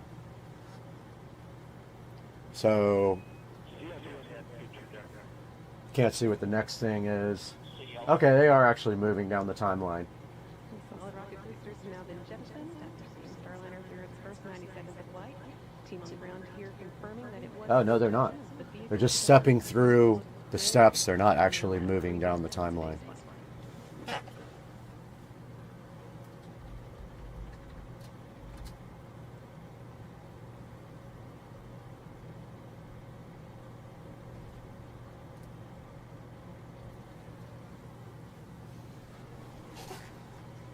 All right, just waiting on MECO here, main engine cutoff, when the main engine is going to stop.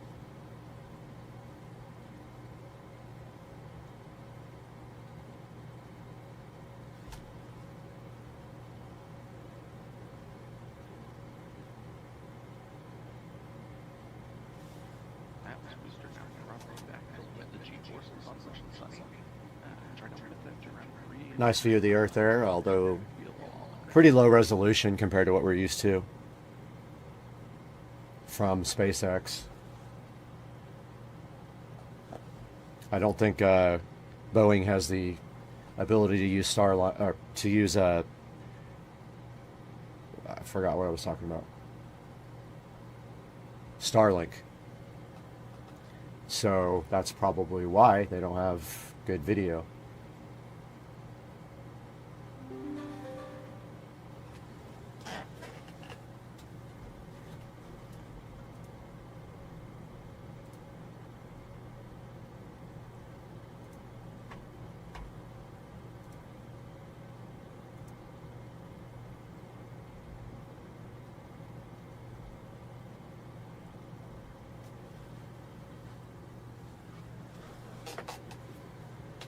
So far, so good for Starliner, as far as I can tell. No issues here. Shot from above the engine bells there, pretty cool. Just very, very, very low quality.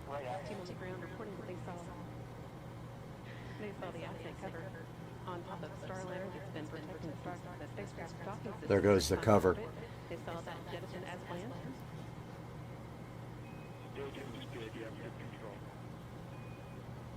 And now the second stage's two SCSR engines have ignited to pushing Starliner into space, fueled by liquid hydrogen and liquid. So she just said the Centaur engines have ignited to keep moving Starliner forward.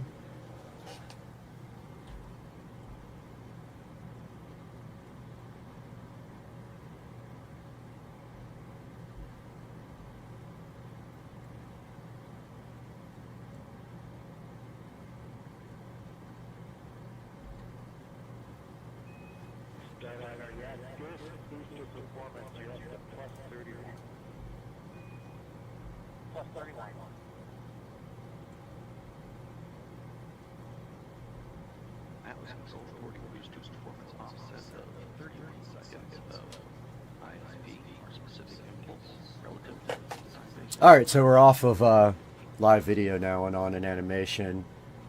And that's where we're going to call this broadcast a done deal. Appreciate you guys tuning in as usual. Finish this editing project here, so I'm going to sign off now. Alright, this is day 41 of my keto weight loss diet. Let's see what I weigh now. 149, a new low of 149 on the keto weight loss diet.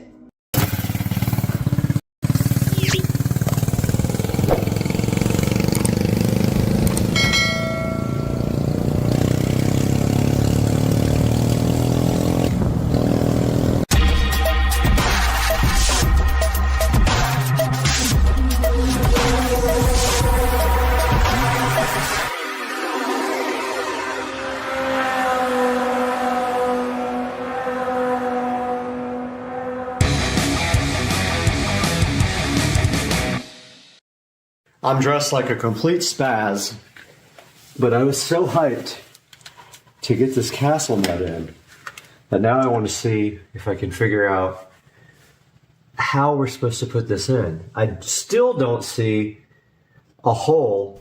That's what she said. In this jack shaft for a cotter pin. Like, there's no hole. That's what she said.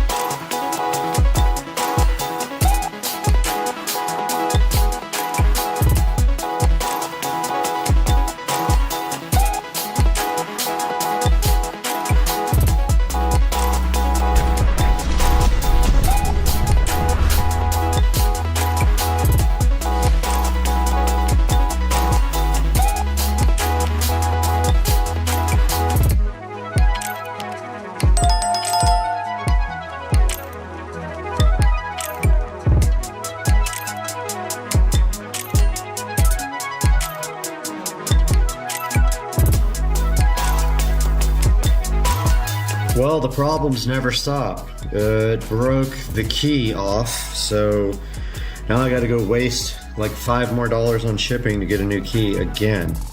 So, fuck, a duck. Alright guys, we got our brand new brake cable here. We're gonna be looking at putting that in now.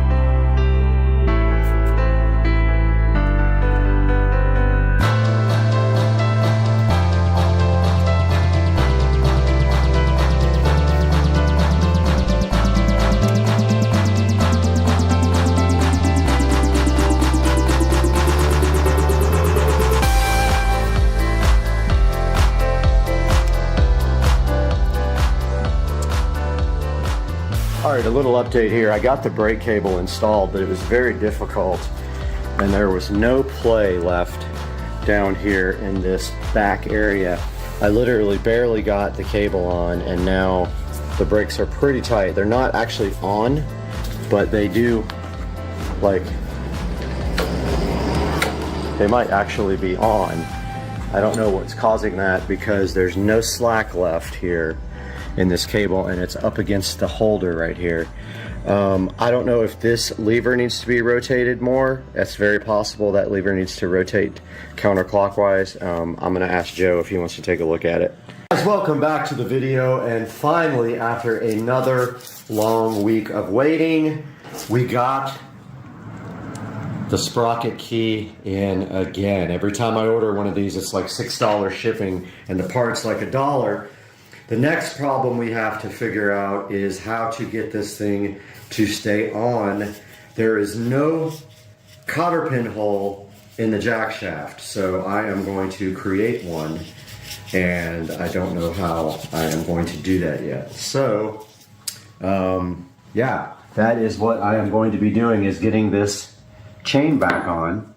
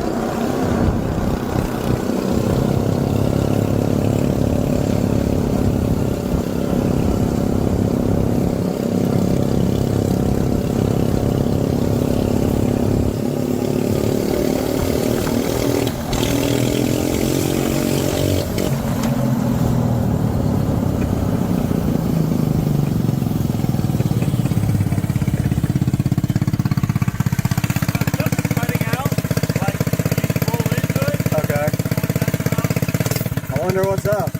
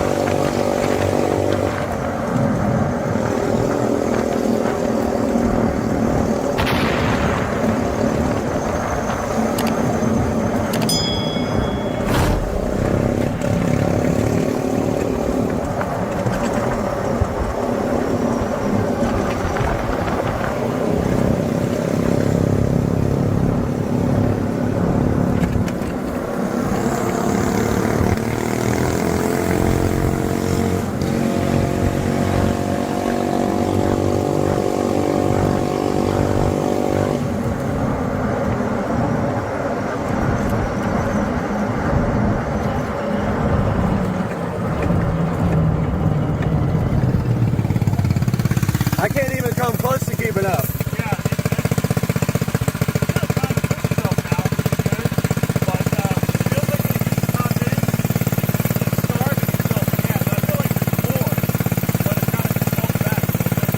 Do you hear any rattling in the front? I think it's the gas tank.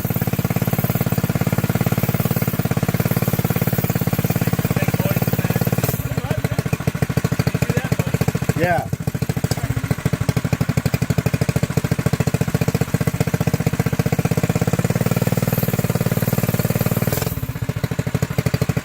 We probably still watch that video about tuning and just tweak it.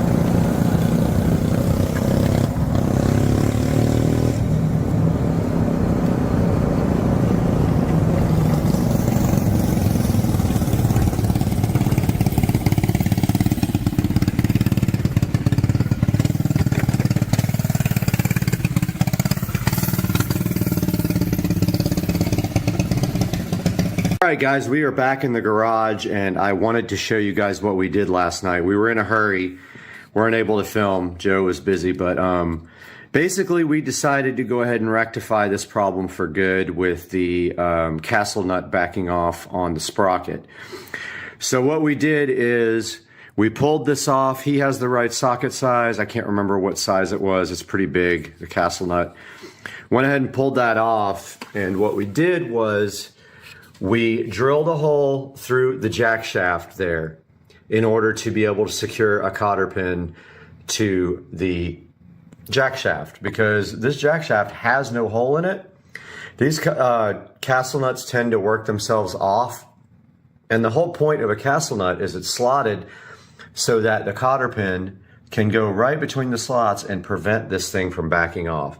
So we used thread locker and we used a cotter pin, and we drilled right through that jack shaft, and now this is not going to come off. Now we have some other issues. There's some rattling going on up front. I want to do a bolt check a bit later and see if I can figure out what's going on with the rattling. I ordered a battery, and then so what we're going to have to do after that is attach the battery in here somewhere. I was thinking right down in here we'll attach it to this whatever this thing's called, the forks or whatever it is. And we'll have to have a switch as well. So we'll break the positive wire that goes up here to the light, and we'll wire up a switch somewhere, somehow. I watched an extensive video on tuning. Now I understand tuning. The gas cap is leaking big time. We filled it up with gas, and the gas is ruining my nice spray paint job. So it's going to have to be touched up at some point. But that is where we are now. The bike is still breaking up on the high end. It is not solid. We do have new spark plugs. We have a good fuel filter, unless it's clogged now. I don't see anything in the gas here. I got to figure out the breakup, and then we will be good to go. This thing's awesome. We are still waiting for the wheels. The wheels are on back order, but they should ship any day now, at which time we have these beautiful street tires to go ahead and put on the bike. This bike will not be going off-road. Now, what is in the future? Well, we want to turbo it. We don't know quite how that's going to go, but we don't have any fabricating stuff, but I think we can figure it out. But for now, that's it for the video. Hope you guys enjoyed the fun last night, and we'll see you guys soon. The DJI mic that I also use, and there's a picture of it on the screen right now. It is on sale for Black Friday. However, we might not get this video out before then, but go ahead and check out the Windbridge M31. I will put a link in the description to it. Pick one up today. They're pretty cool. We're going to be taking this thing to Las Vegas with us when we go visit Navi on their booth. We got to get out of here right now because we got to finish editing this video. That was fun taking you to school today and delivering you into the schoolyard, because you don't understand about country accents like I do, because you're oblivious, because you have one and you hear it every day. But when I brought you and delivered you into the school and sat you down in your chair and told you, now you know. Blessed day. Guys, we have something for the garage remodel project right here that is going to change the absolute game. I am so hype trained for this.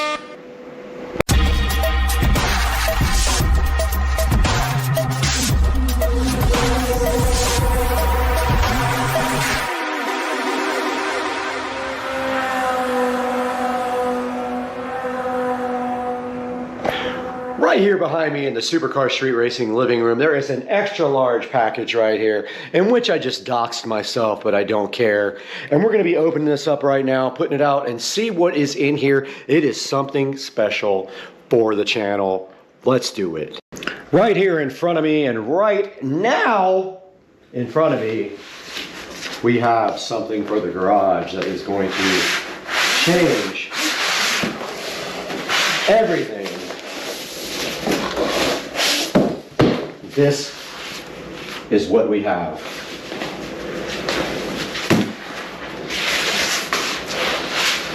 And it is backwards.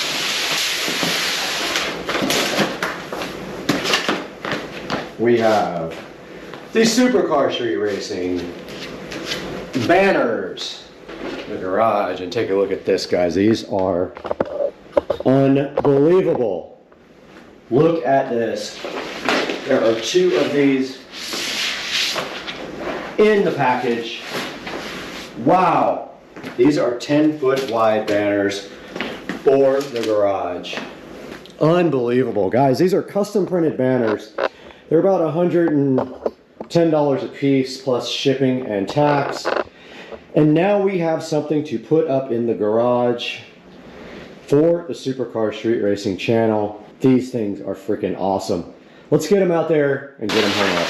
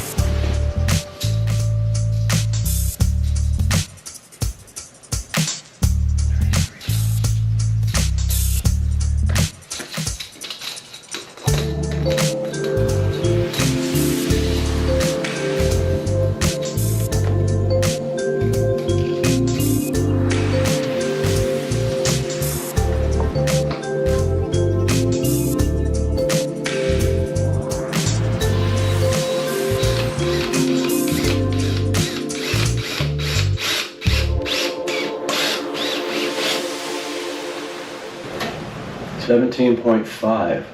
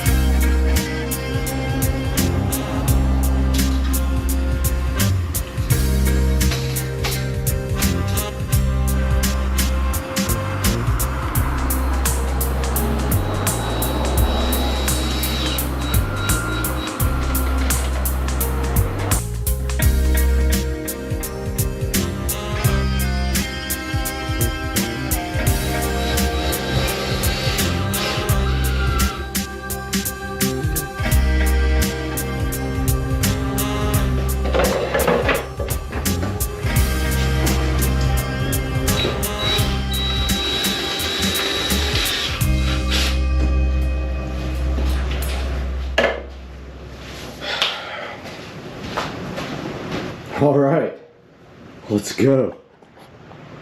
Foot section.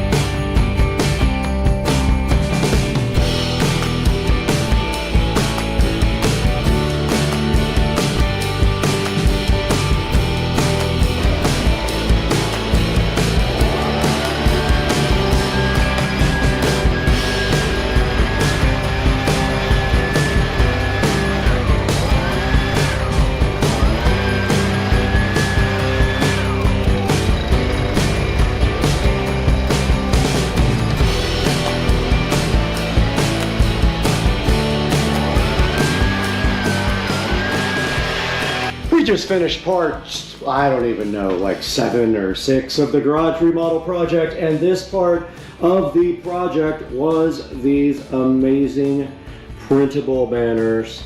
And you can see right here, they look so fly on the wall of the Supercar Street Racing amazing garage. And we have finished this part, and check out the banners, guys. They are 10 foot by 5 foot or 10 by 6 foot. I'll have to look up online, but I'm going to put a link in the description to how you get yourself a custom printed banner just like Supercar Street Racing has. And these guys came out so nice, and they look so good because I love how like they cover up the black space in the wall that was just empty now. The only thing that would look better maybe is with a TV above them on each side, but I really don't need that. Now if we ever decide to actually go live in the garage and do a podcast or anything like that, we can go ahead and set up right in front of this guy, and we can do our podcast from out in the Supercar Street Racing garage. Now all there is to this is if you are not a graphic designer, you need to have someone design your background. Now, I sent them a PNG file of this background that I created in Photoshop, and I do have a background in graphic design, so that helps me. Once they have your PNG file, they will approve it and then go ahead and send it off to print. And I think this only took about 3 days to get from the order process right to the Supercar Street Racing garage where it sits right now, looking so fly in front of you. And the next step of this project is this garage door. Now I don't want to reveal too much about what's happening, but let's just say once this garage door is changed out, the look of this thing is going to be so much better. And then we're going to redo the floors, because you can see they have gone through some abuse in the years that I have, since I have painted them. It's been about 2 or 3 years. So I want to get everything out of here and then pressure wash everything and clean it, and then go ahead and put another coat of paint on top of these with more of the sparkles, or get a company to do it. Maybe I can find a company that will work with me and we'll do it and get a sponsorship, but we will see. But that is going to wrap up this part of the garage remodel, and I do have some stuff coming up with this garage door. I am waiting on the paver company to let me know when the materials are going to be here, so they start the garage door and the actual driveway remodel. The driveway is going to be substantially upgraded, guys. I hope you're as hyped as I am. But for now, let's take it to the Supercar Street Racing 4K production studio to check out how you can get one of these for yourself online.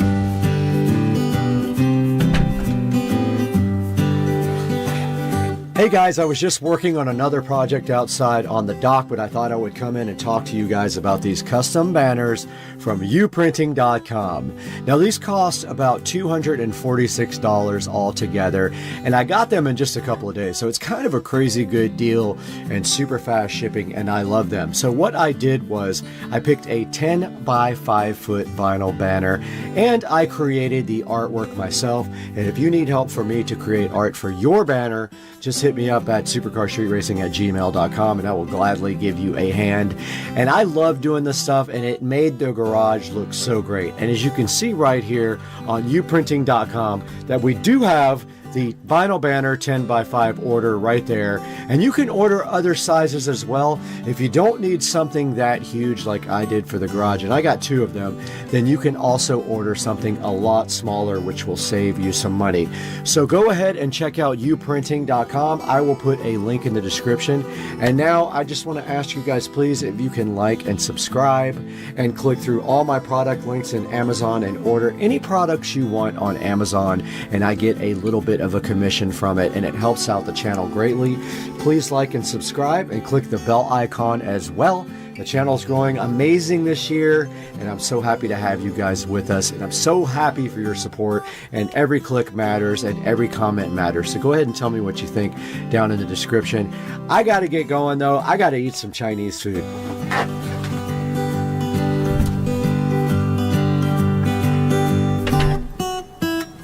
Hey guys, and today I want to tell you about this amazing LED pool light from Lemuli. So we're going to talk about everything about this light today. So the first thing we want to talk about for this Lemuli beautiful pool light here is that it comes with super strong magnets, and that allows it to stick very well to any type of metal pool. The second point about this thing is that it doesn't take any type of tools to install it, and it is compatible with all types of pools, meaning you can put it anywhere you want in any part of the water. So this pool light here also uses an app for Bluetooth control, and that means you can do so many things with it. You can change all the colors, put it on a schedule, or sync up music to it with the Bluetooth app, which we will show you guys here in a little bit. So if you guys have ever tried any solar powered lights for anything, then you know how weak those can be. And this is amazing because it has a 26-foot cord, meaning it can reach almost anywhere, and if it doesn't, you could just simply add an extension cord cord, because that part will not be submerged in the water. All of that is waterproof as indicated in the manual. So yeah, this thing has a long enough cord where you can put it pretty much anywhere in your pool. So the Limley here also has a built-in transformer. There's no need to go buy a separate transformer. It's completely safe to swim underwater. So the Limley light is rated at IP68, and that is a dust and water rating. The IP just simply means ingress protection on the light, and the 6 means that it is dust resistant, with the 8 being that it can survive long periods underwater being submerged. So completely waterproof with the Limley light. Here we have the Limley LED pool light, and we're going to take a look at what's in the box right now. And here's a good look at the front of the box. Shows you that it's a 20 watt pool light, and it has an 8-meter cable, and it is IP68. And there is Limley there and the barcode for it. And right here it's showing you the app that you use to control it. And on the back, I guess they also must sell some other besides RGB, but this is an RGB color LED pool light. And taking a look inside of the box, we have what looks to be some sort of mounting bracket, and on the back it says to glue it. We have a instruction manual, and we see who this is made by right here, and that is in China. And then there is some instructions here on how to install it, which we will be taking a look at here momentarily. And it looks like here we can put it in 3 different types of pools: steel wall pools, soft-sided pools, and then I guess where's the third type of pool? And okay, yeah. So the third type must be the glue type pool, which would be for any other type of pool. And then inside the box here for the Limley pool light, we see we have quite a long cord here with a built-in transformer. They do give you some, looks like some glue. Not sure how well that will work or not, but we will give it a check out. And here is the actual device here, sitting so beautiful. And on the back it says Limley there. 20 watt RGB color light. And that is all that is in the box for the Limley LED RGB pool light. So as usual, we're not just going to tell you to buy this product. We're actually going to see how it performs and how it installs. So once it gets dark out here, we're going to go outside and take a look at this at the pool. Alright guys, we are in the phone, and the first step to getting the app for the Limley LED pool light is to go to the instruction manual and scan. And let's put it on photo there, and it already shows that it wants to open that link, and we install the Duo Co-Strip app, as you can see here. And there goes the app installing. And let's go ahead and open that now. And that is how we will be using the Limley LED pool light. We have to allow it location access, and Bluetooth has to be on. And that is the first step of getting this light working. Okay, now that we have the app installed, the instruction manual says to connect to the light, we have to do the following. We have to tap the settings icon, and we got to find that.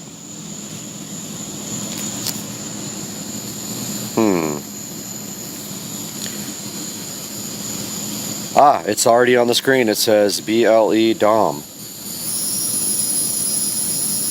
So we're going to click that. Nope, it's not there. Interesting.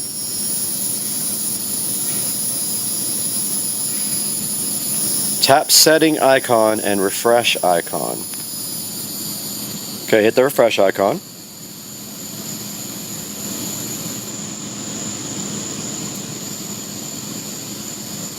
And there it is. It says it is connected now to the light. Alright, we are out by the beautiful pool now with the Limley light.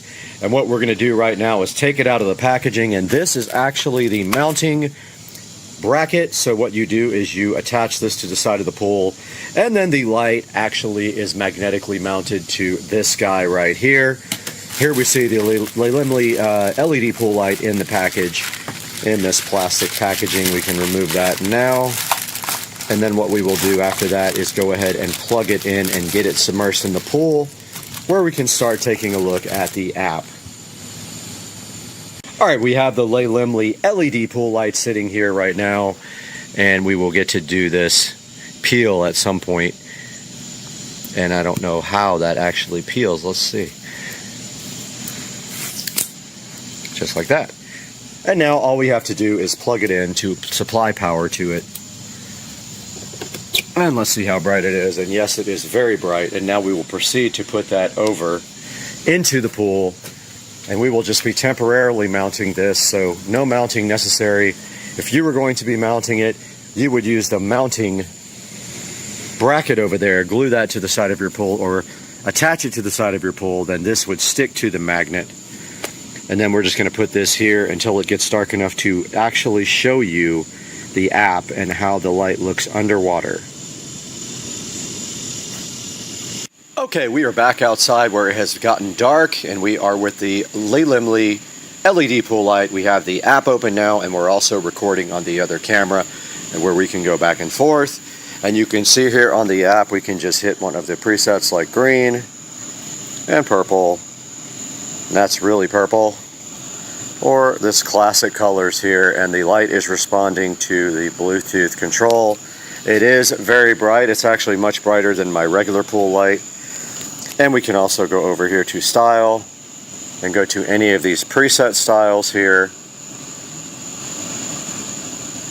That's blue strobe, green strobe, red strobe, 7 color strobe. And there are all kinds of presets for here for you to actually go through here. Those are gradual changes. Then of course you can do music. Alright, you can see also here we can adjust the brightness and the speed of any of these presets here. I just changed the speed there. And the brightness can go down as well. As you see there, it did get a lot lighter. And moving back to the front page, you can also use the color wheel to change the colors. And we just showed you that we can use the microphone to adjust it, or we can use a regular music clip to also adjust it. So we would have to have some no copyright music on here in order to do that part. Guys, I hope you enjoyed this review of the Leyland pool light, the RGB LED pool light. We took you through all the parts of the apps. We showed you that you can just adjust the colors, the brightness, and the contrast. It is very bright. You can see here how good it makes the pool look at night. And that is going to wrap this up for our review of the Leyland LED RGB pool light. Guys, welcome back to Supercar Street Racing today, and we are outside in the beautiful SCSR compound backyard with a live studio audience of alligators all around us to take a look at the Jigsaw, and we're going to do that next, so hang tight.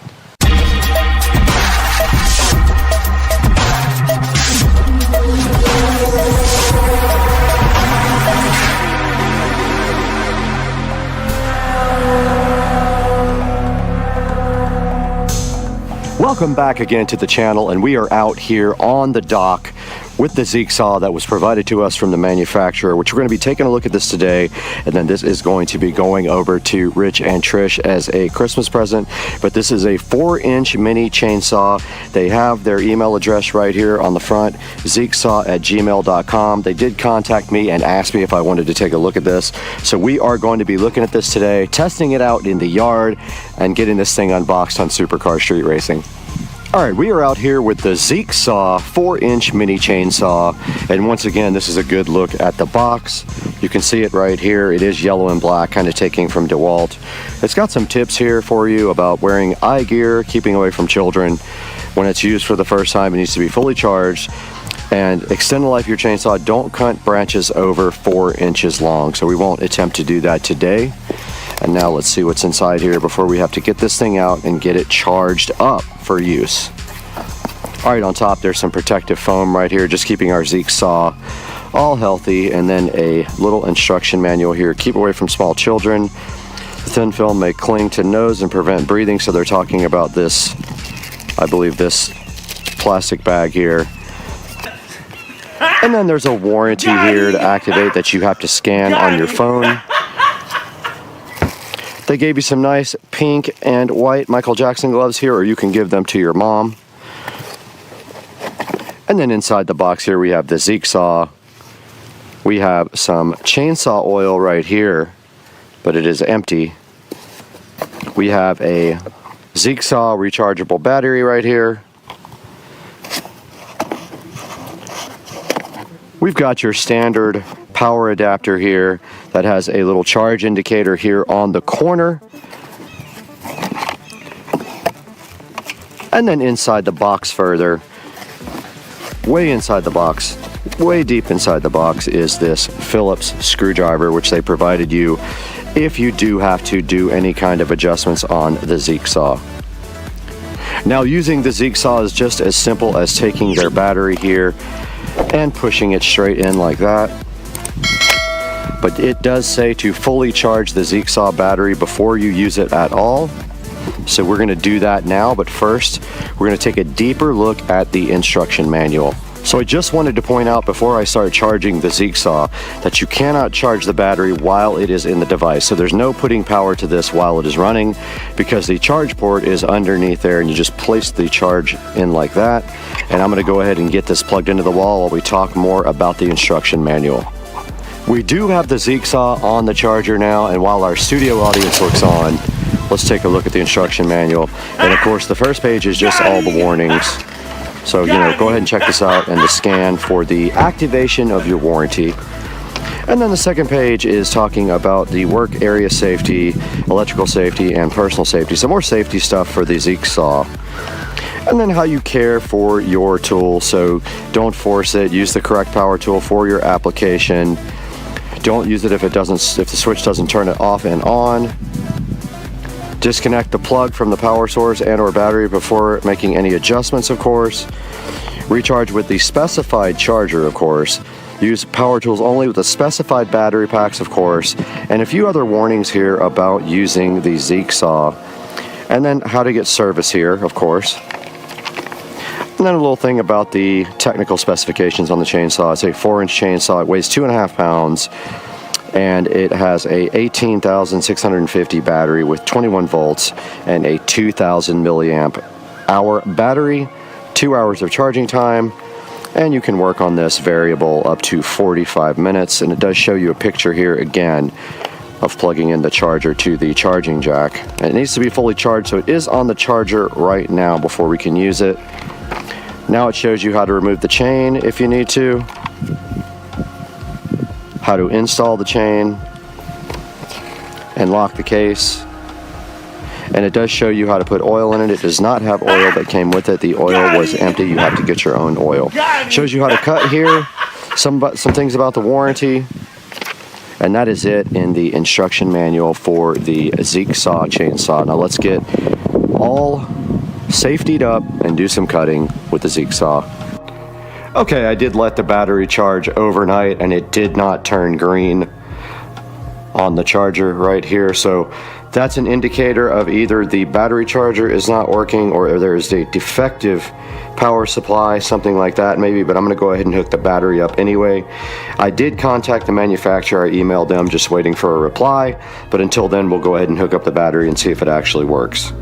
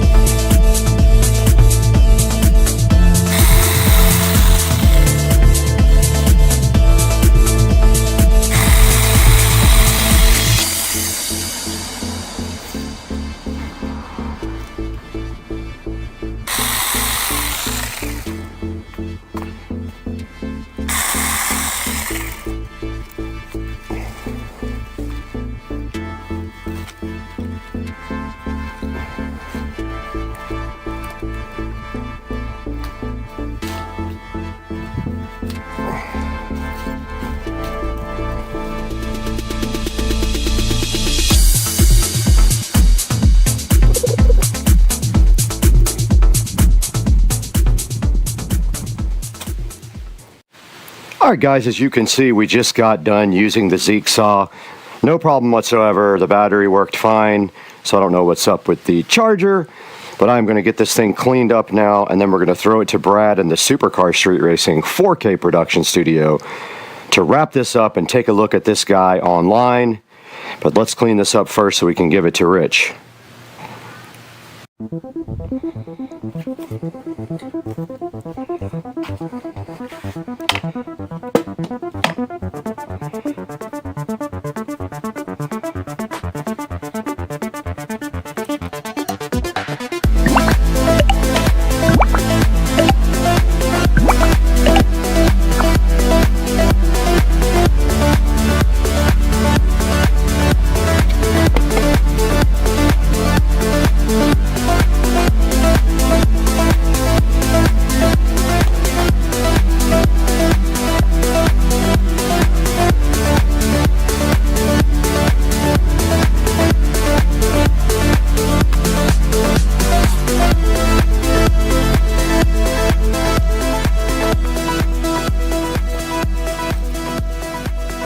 Now that you guys saw what this thing can do in the yard, we're going to go ahead and throw it back to Brad in the Supercar Street Racing 4K production studio to talk about this Zeek saw and how you can get one too.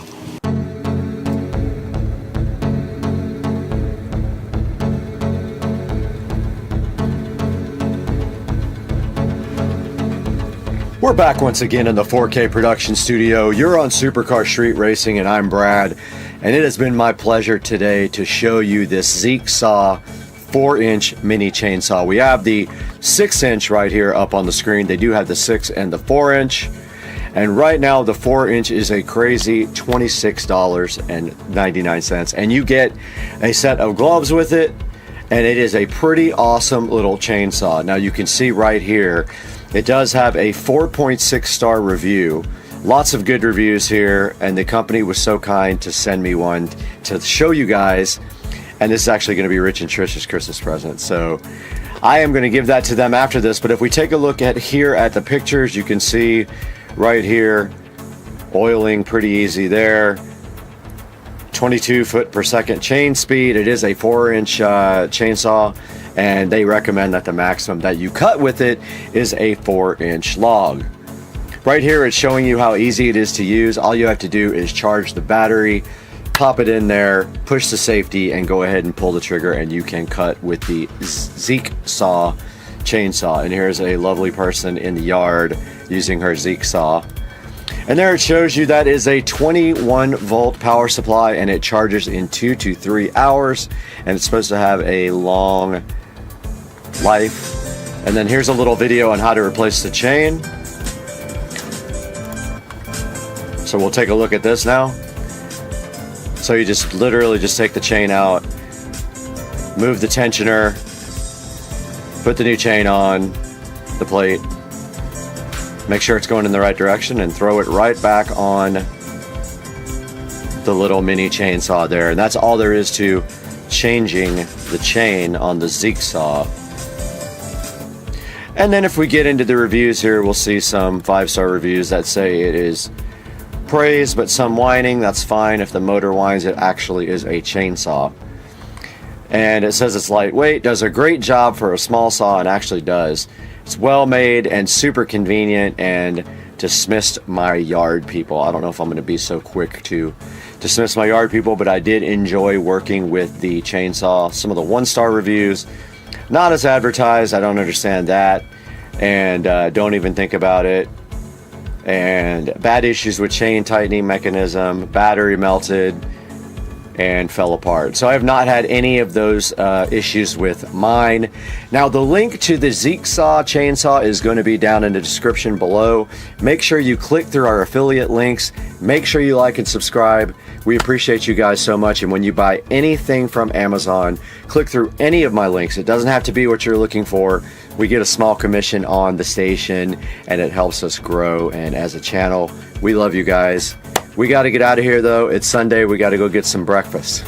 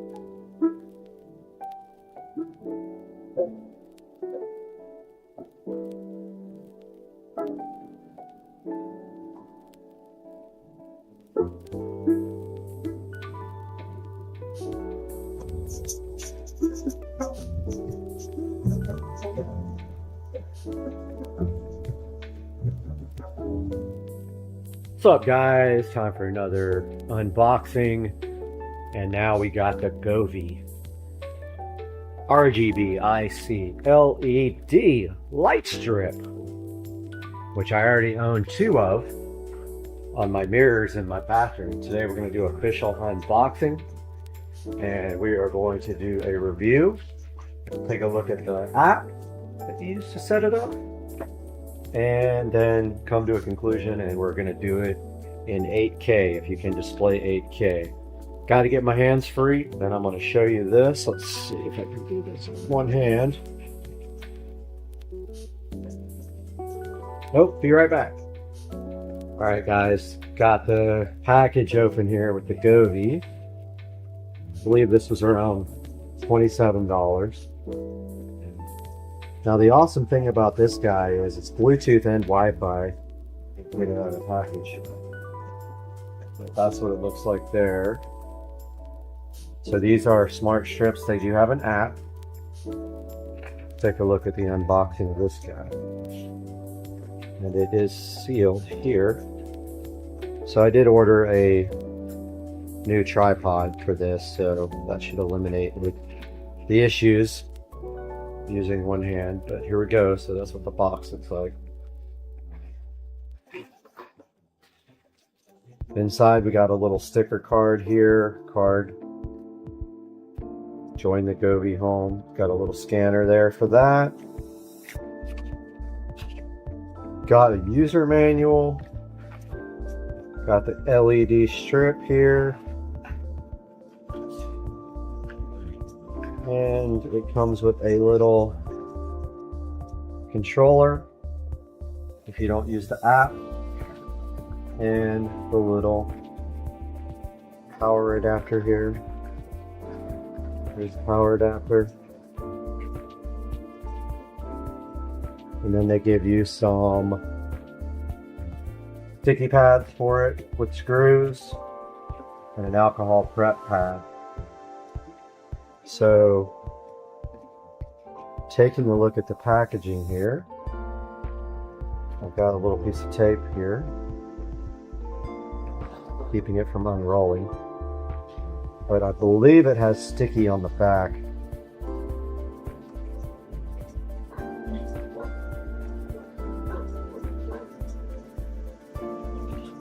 It's very well packaged. Can't get the thing off. Yeah, it does have 3M on the back of it. And if I recall correctly, it's actually a really good quality 3M tape. And here's a good look at the actual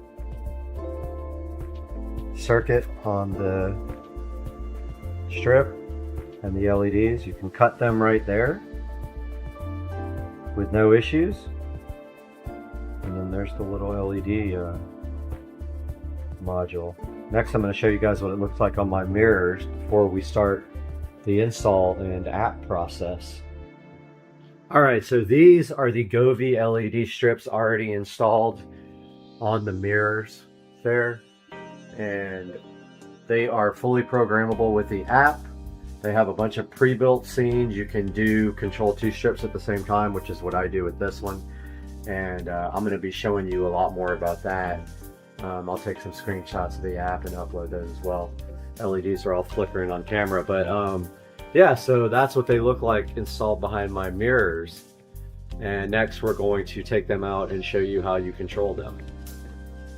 Okay guys, we got the Govee LED strip, and the plan is to run them behind the couch here. So they would start at the back of the couch right there, run around the corner on the ground, and then come behind the subwoofer, and then behind this couch, and sort of add some really cool lighting effects here. Now, my other home theater in California, I did the crown molding where I dropped the crown down about 2 inches and I ran LED strips all around there. That's a cool idea for the future maybe, but for right now I just wanted to get the theater room back up and running. So let's take a look at this guy now. All right, we got the strips here. All right, so this is the controller. So you can manually control the strip if you want to, or you can just use the app, that's all I do. On the LED mirrors in my bathroom, I have these mounted on the rear, and it's controlled exclusively with the strip, although I did leave the controllers where you can reach your hand behind there and change them if you actually absolutely have to. So what you do is you take this power connector and you connect this right here, and so it just plugs straight into that right there. Now when we apply power here,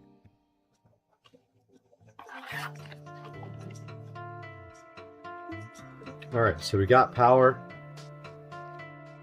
and they are powered up, and there we go. So that's the current setting that they're on. Now I'm going to go ahead and grab my tablet and get that logged in so we can take a look at that at the same time.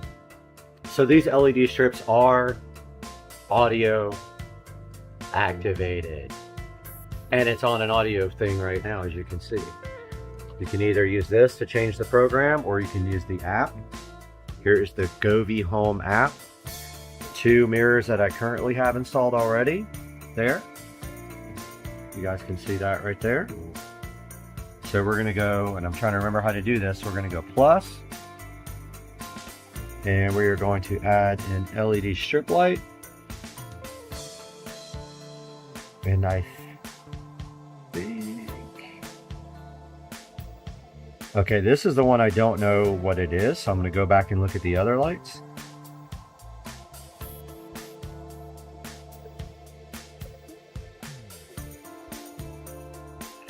I'm looking H6143, I think is what we have here. Let's look for that. H6143. Still looking.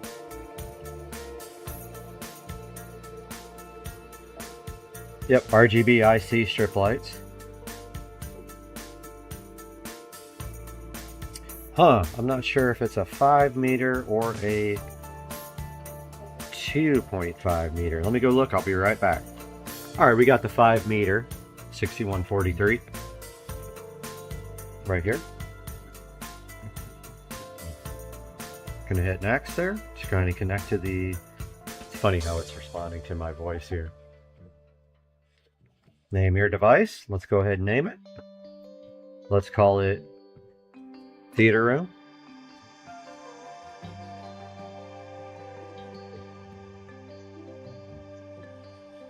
Done. It's looking for a Wi-Fi signal now.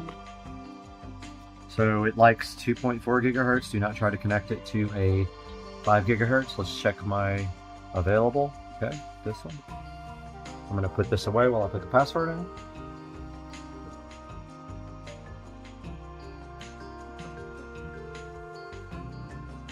Putting the password in now. And it'll tell you at the bottom it only supports 2.4. Right there. Okay, its connection is successful. So it wants to update the firmware. We're going to go ahead and do that.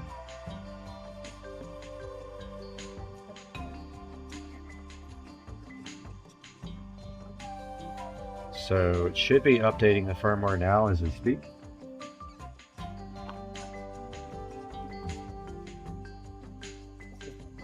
We'll be right back when it's done.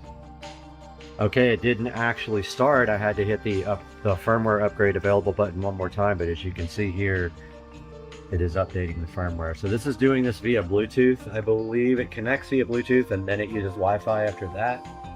But you can see that it stopped responding because it is going into an equipment upgrade mode now. I'm going to let that finish and then be back. Okay, so the upgrade finished. The firmware is now sitting on 2.05.09. You can see the Bluetooth connection there. And so this is actually where you control, and you can see right now, so this is the app for controlling the lights. You can actually make custom scenes, or you can use their available. You can just do colors, you can do a scene, you can do it yourself, or you can let it go to music. This is music, which should be pretty cool in here if you're watching a concert. If you just do color, you can control each segment, the brightness. Let's see, I think you select all. Yep, select all here. And then you can control each segment, which is crazy. You can do the color here.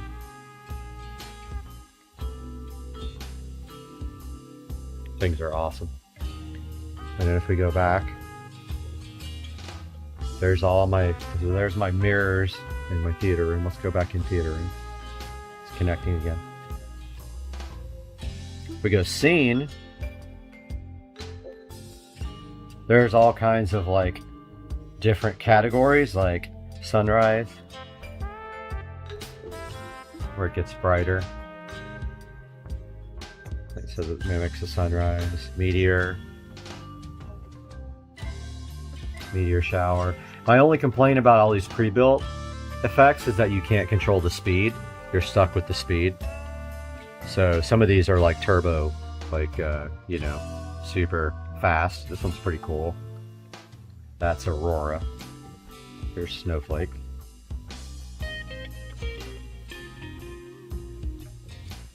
So here's all the ones that are under natural. Festival are very like turbo, like, you know, that's Christmas. That's Valentine's Day. And then we got life here. There's one called Sweet. And then we got romantic. Let's get this a little closer. And then we got dating, movie. And then we got emotional, which I know some of you are emo. We got Dreamland here. Breathe. Energetic. And the cool thing is if you have multiple strips, you can set one to do, there's a thing where you can set all the strips for the same, which is what I do in the left and right mirror.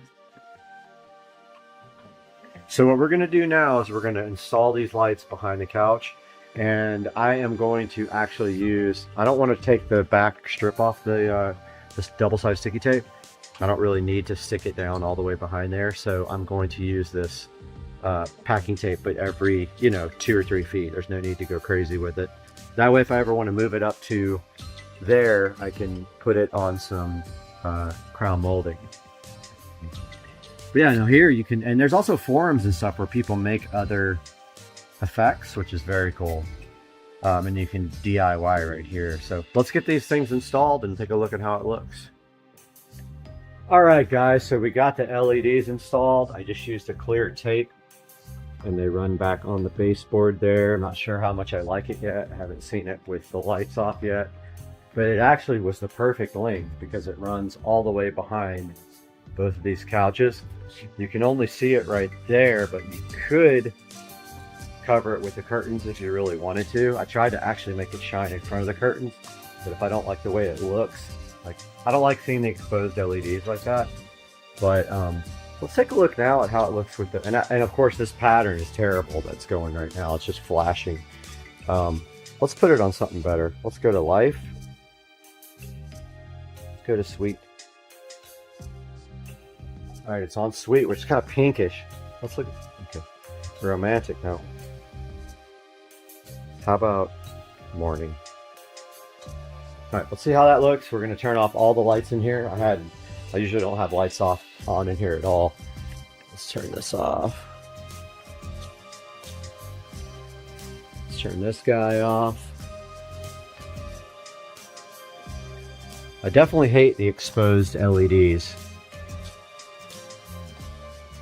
but it's gonna be really hard to see on camera.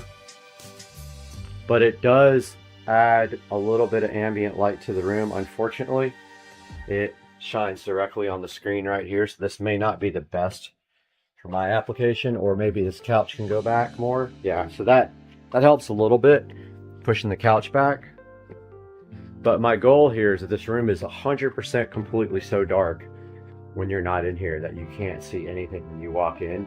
So even if these go off when you come in, that's fine. Let's take a look at some of the other patterns here. Let's look at some emotion. Twinkle's terrible. And Dreamland's not that good either. Breathe is kind of a red, pulsating light.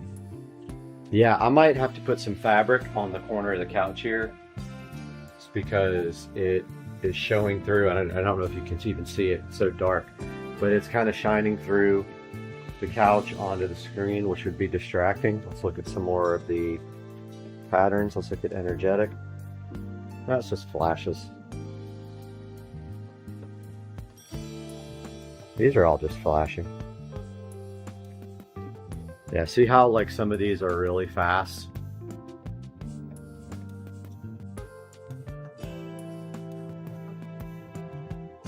This is called warm. I don't know if I'm going to keep this. I'm not digging the way it looks in here. I don't like the way... That's kind of cool, just like behind this couch.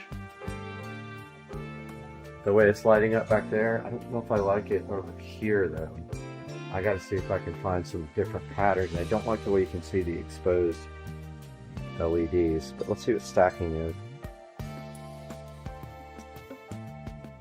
So that's kind of a chase that goes all the way around the room. It's hard to see on camera here, I know. Let's look at some of these other ones. Let's look at sunrise. Oh, that one actually takes a while. Let's look at forest. So forest is kind of a green pattern. Yeah, I'm not a big fan of seeing the LED lights, or what I'm going to do about that, if I'm going to do anything about it. Let's look at our rustling leaves.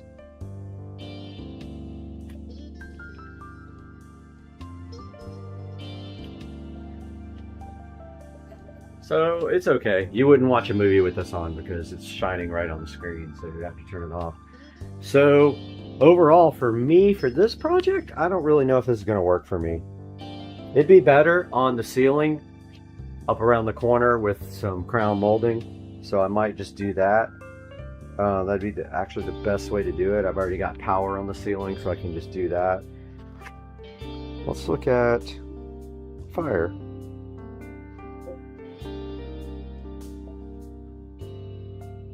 That's what fire looks like. Winter. Deep sea. Yeah, I'm not digging the seeing of the lights down here. I mean, I guess I could move the curtains back a little bit like that and kind of hide them, or I can just move the lights backwards a little bit because I had them forward on purpose. But checking out the rest of this app. Festival. Here's Halloween.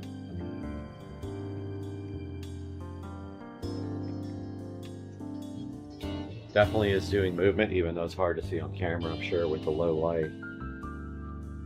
Ghost, which is a crazy one.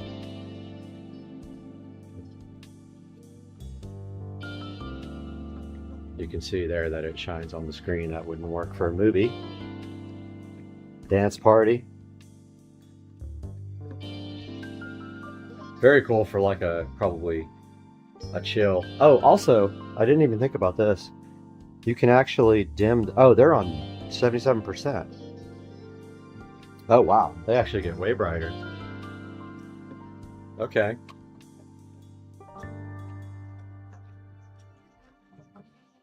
Or we could just take them down to like 20%, and there's just a little bit of ambient light in the corners and stuff, which really, when you walk in this room, you can't see anything. Like, it's so dark. Like, you can't even find the remote control. that's kind of rad. Let's see what mode is. Oh, mode is down here. Okay. Bring the brightness up. You can set them on a timer. They're also controllable by Alexa. So we can say, Echo. Actually, I think this guy's Alexa. Alexa, turn off the home theater LEDs. Sorry, I didn't find a group or device named home theater. Let's see what this is called. Alexa, turn off the theater room. Okay. Alexa, turn on the theater room. Okay. So those work great. They're already in Alexa because of my other stats. I don't know. You tell me what you guys think. It adds some ambience in here for sure. I will probably drape like a blanket over the side of this couch so it doesn't like shine on the screen. Let's see. Let's go to emo. Profound. Yeah, my only complaint, you should be able to control the speed on these, and you can't. They're all presets unless you do a DIY, which you can do that. And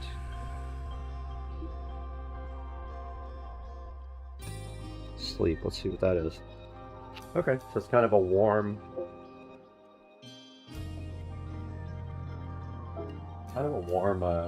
looking light. So yeah, I think that's going to do it for the Govee review. Really cool LED strip, which is all controllable via Alexa, or, you know, actually you could do it either one on your app. There's the 3 sets of LEDs that I have, and there's forums, so people are always making new effects and everything for it, which is really cool. You know, I'm really into like the smart home stuff, so I do like that these guys have a Wi-Fi connection. Here's Effects Lab where you can actually make things. They've got an Effects Lab, a Gaming Lab, a Harmony Lab, and you can go through here and you can set up your own effects. Gaming Lab. Oh, this is kind of cool. Sandbox 3D, Frozen River. Very cool.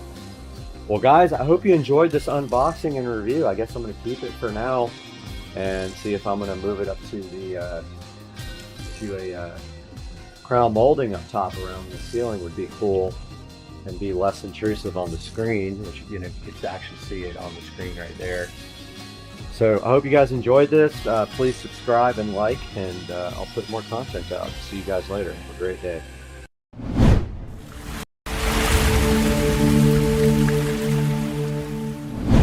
Welcome back to Supercar Street Racing, guys, and directly in front of me is the Easy Surge 40-volt electric lawnmower.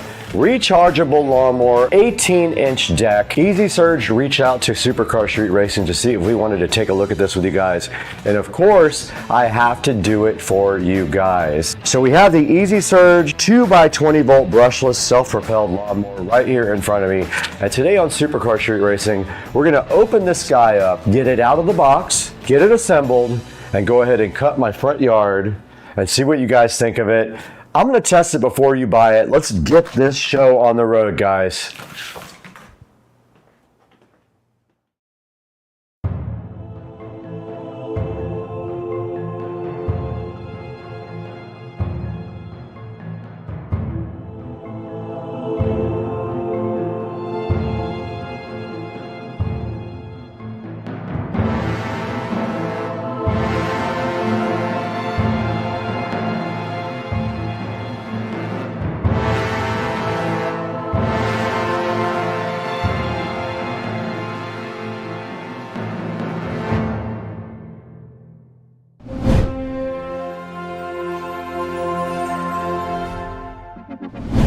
Ladies and gentlemen, directly in front of me is the Easy Surge 2x20-volt electric self-propelled lawnmower. I don't know if you guys have heard of this. This is very cool. They wanted me to test it for you guys. You guys saw me test robotic lawnmowers, and now we have an actual self-propelled lawnmower for me to get out here and cut the grass on. I'm super hyped to do that. The box is sitting right here in front of me. Now this thing uses Easy Surge technology, and that is a different RPM than a grass mower would typically do, but apparently it is supposed to handle all the grass with ease and no problems whatsoever. Now typically you can expect a 30-minute runtime from this guy, 1/6 of an acre cutting distance. Now that will vary depending on your terrain and the length of the grass, so if the motor has to work harder, you might get less time out of it. Now you know what's also crazy about this thing? It has an electric height adjustment. It's not the manual style. You can do it without even bending over to the mower. You press a button and it lower or raises the height deck so you can change your cutting height.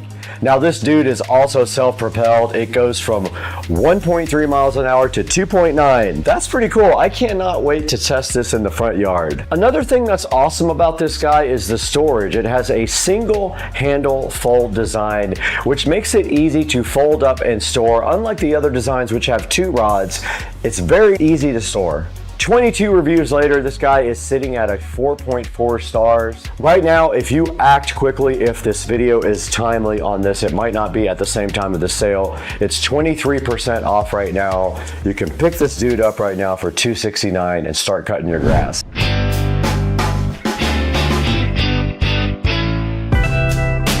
All right guys, you just saw me talking about all the features of the Easy Surge. This is a 40 volt, it has 2 batteries, it is awesome, it's self-propelled. It's made by Lethelli, and Lethelli was kind enough to reach out to Supercar Street Racing and see if we wanted to show this to you guys. All we have to do right here and right now is get this mower out of the box, assemble it so that we can go outside and cut the grass. I say we should get this open right now. Okay, we have this Lethelli self-propelled 40 volt lawnmower chilling so fresh right in front of us, and now all we have to do is open the box and see what's inside. And I think after looking at the instructions, this is going to be a pretty easy unboxing. I don't think there's a lot of assembly. Now I did cheat. I put the batteries in the charger about 2 hours ago because I knew I was going to have to get this thing out and start using it. So the batteries are actually sitting over there in the kitchen on the charger, leaving us with one mission right now to get this out of the box. And so the first thing I see right here is it's well packed. So there's a lot of styrofoam around it, keeping it very secure inside of the box. So that's great. There's a few things inside the box here. There is a nice instruction manual inside of this big plastic condom right here. We'll take that out. This is protected in shipping.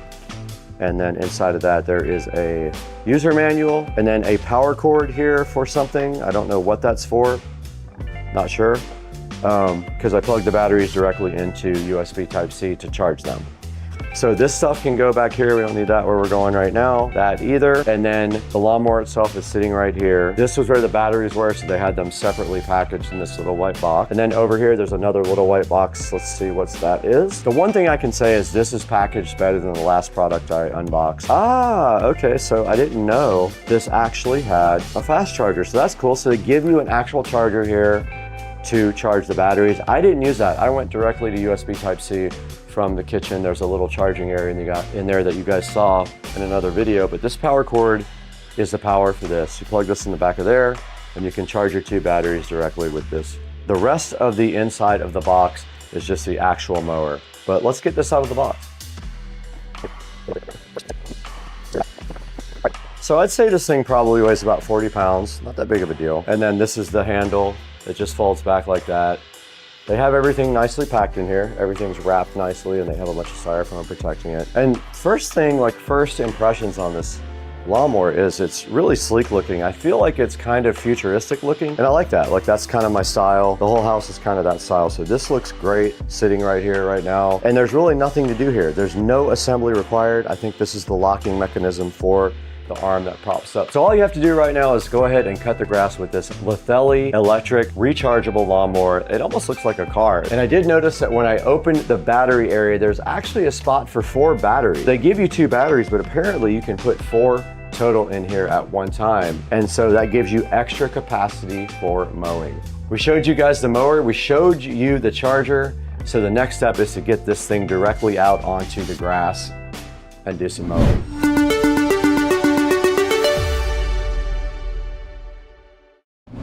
We got the Lethelli Easy Surge out here. We have it joined to the app. We're also recording on GoPro. To raise and lower the mower height, you go here. I don't know what height. That's cool as hell though. So I'm gonna cut a little bit and see if it actually cuts anything. If not, I'll lower it a little bit. This is miles per hour, and then I guess you just...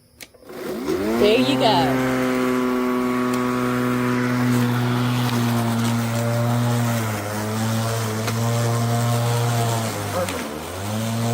Wow. Low, but I'll take that. Did you change it?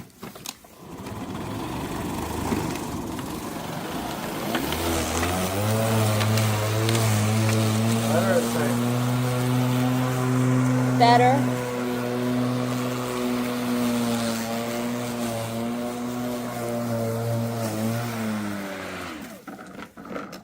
Dang, that thing rips.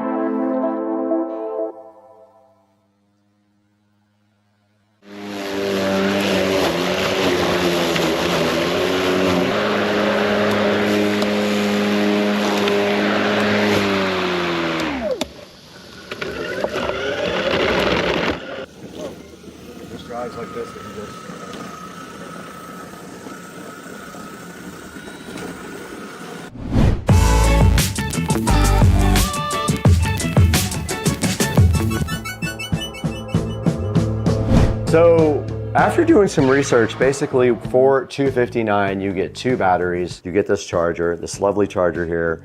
But when we look deeper into the mower, we figured out that you can get actually 4 batteries and install them so that if you have like a larger area, you have more duration on your batteries. That is $309, so $50 more, you get 2 extra batteries. Might be worth it. Think about if you have a large area that you need to cut, and if that's the case, maybe go ahead and get the 309 version so that you have the 2 extra batteries. You don't have to stop down and maybe charge your batteries in the middle of a cut. So if you get the 2 batteries set up, you get 30 minutes of runtime.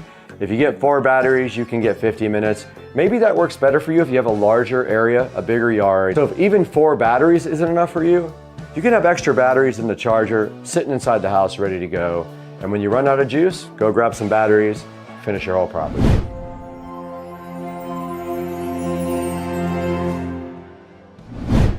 All right, guys, here is a look at the Lethelli Smart app right here. I'm gonna go ahead and power on the mower. Here is the lawnmower right here. This does use Bluetooth. I had already added this to the mower, and you can see it also sees the batteries as well, so it adds them both to Bluetooth as well. Here's the actual mower itself, and what you can do here is you can set up the entire mower from this app. So you can set up the height, and you can set up the speed and everything from the app. I did want to show you guys this from the app. And you can see right here, you can also set up Easy Surge. I just switched it into Easy Surge. You can see that.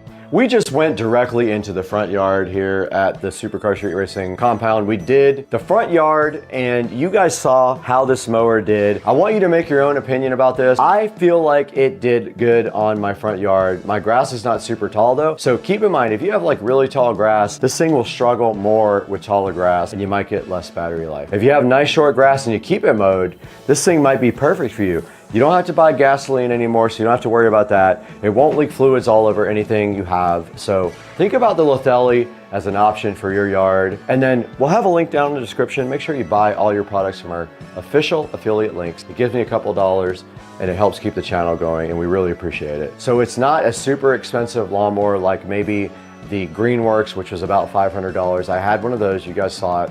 We're gonna throw it right here to the Amazon page on the computer. Tell you guys how you can get your own Lithelli 40-volt lawnmower, support the channel, buy your Lithelli directly from our affiliate links. Let's throw it to Brad in Studio B.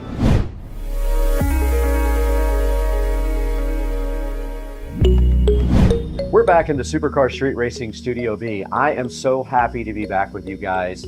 I had a great experience with the Lithelli, the awesome self-propelled lawnmower with electric height adjustment as well. That's one of the coolest things about this thing, and you can see right here, we're gonna put this Amazon link right here for you on the screen of the description. It's got solid reviews. I cut the entire front yard with it and had no problems whatsoever. It did amazing in the front yard. You guys saw the whole thing. We had a GoPro strapped to the actual mower, and I had a camera person filming the whole thing, but check it out, guys. Right now it's $269. At the time of the video publish, it might be more or less, I'm not sure. They would like to see this video out within a couple weeks, so I'm gonna work on that in the background. Now it comes with two 4 amp hour batteries for one price, or you can opt to have 4 batteries for a longer runtime.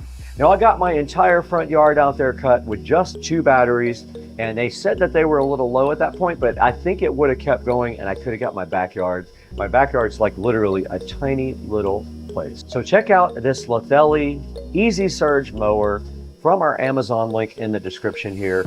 Buy everything from our Amazon links. It helps us out greatly. This guy does have a cool app. You can adjust everything from the mower in the app as well, which I absolutely love that. Check out the cool Easy Surge features, the app. This mower runs at a lower RPM than most gas mowers do, and it rips right through St. Augustine.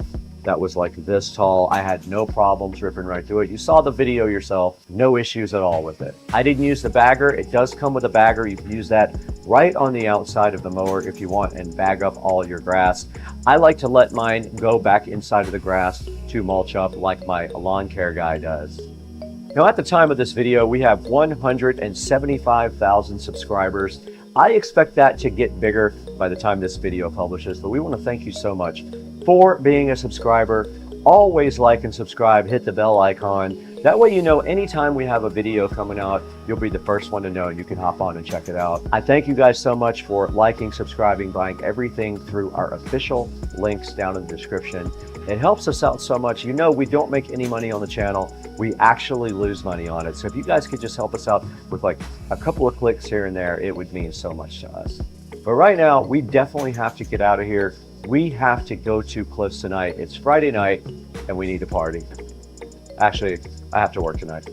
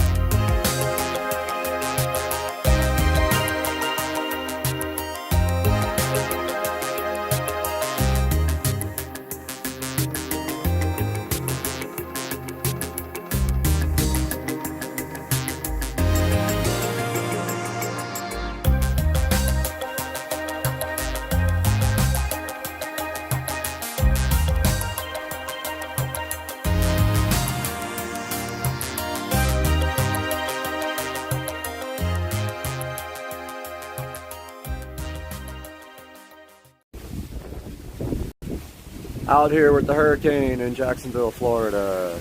And we are streaming live on the channel. If you guys want to check it out, go to my channel, check out the live stream.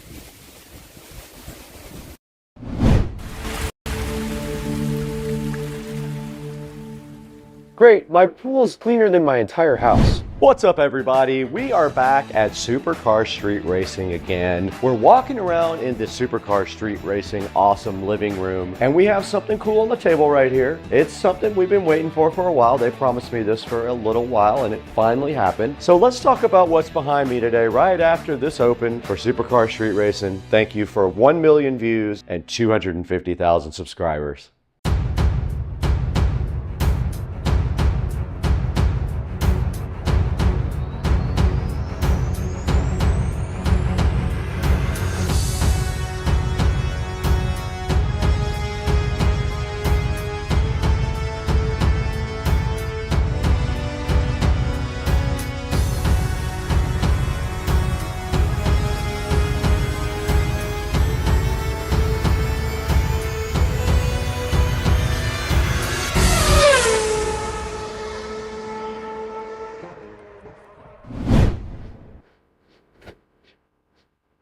Well, at least somebody's doing the work around here.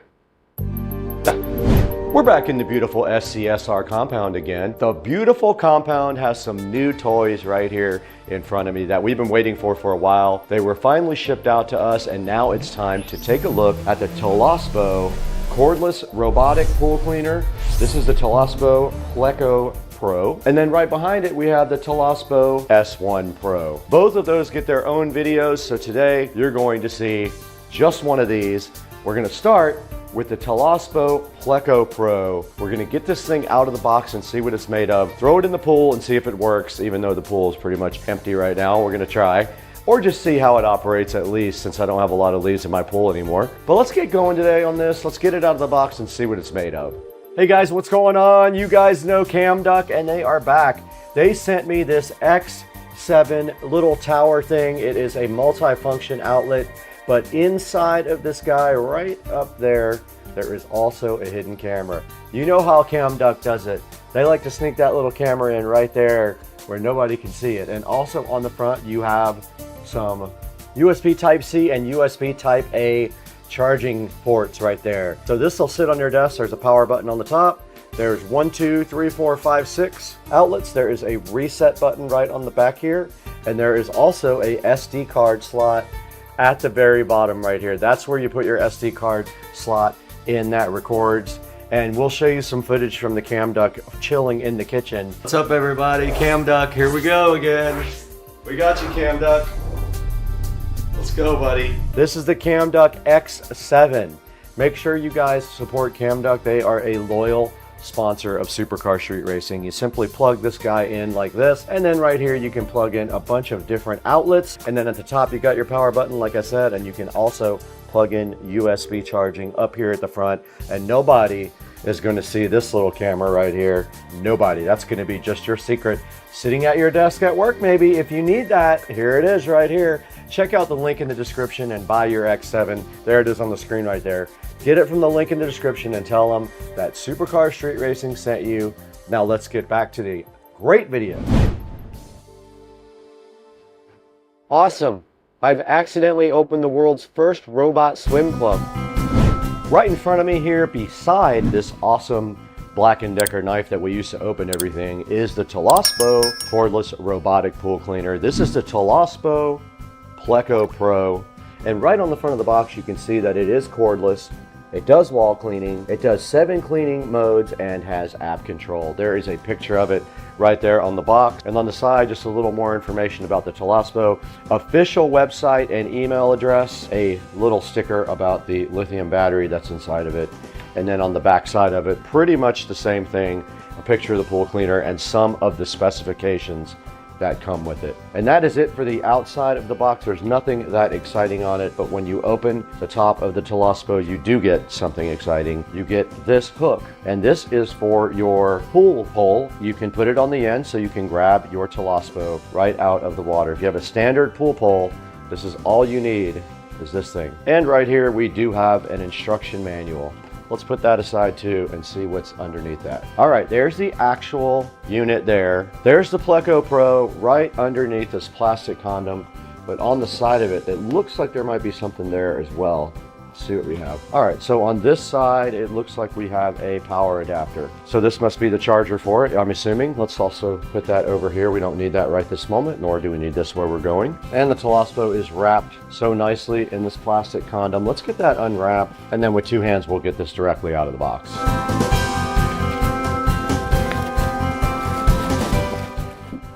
It was packaged very well, I have to say. And here's how it looks out of the plastic. Just like that. And taking a look at the top, there is a lid that comes up that has the filter inside of it right here. This is a washable filter. The controls are all right here. The tracks are right here on both sides. It does say enjoy leisure time on the side, and on the bottom you can see the vacuum unit. Now the charging port is right here under this little black door. It does have a rubber grommet on it that allows you to seal that up for when you put it in the water. So let's go ahead and get out the charging cable. Let's go ahead and plug this thing in. It uses one of those standard appliance cables. And when you plug it in, there's a nice blue glow up here to indicate it is charging. There's a quick guide right here. You're supposed to pair the device to the app, and it shows you how to submerge the device and remove it from the pool with your pool hole. And then there's some quick instructions on how to clean the filter. Now it does say when there is a yellow LED flashing, it's ready to be charged immediately. Now a blue pulsing LED, which is what we're seeing right now on the top there, that means that charging the battery is happening between 30% and 99%. So the battery is not fully charged yet. So that is our next mission here, is to get the app downloaded while the battery fully charges. Let's go ahead and do that now. Okay, we're recording on both the phone and the Insta360, and we are gonna go ahead now and get the Toolless app right here in the App Store. It's right at the top. We just click install. It is installing now. And when we go ahead and open it, I'm sure it's gonna want us to sign up for an account.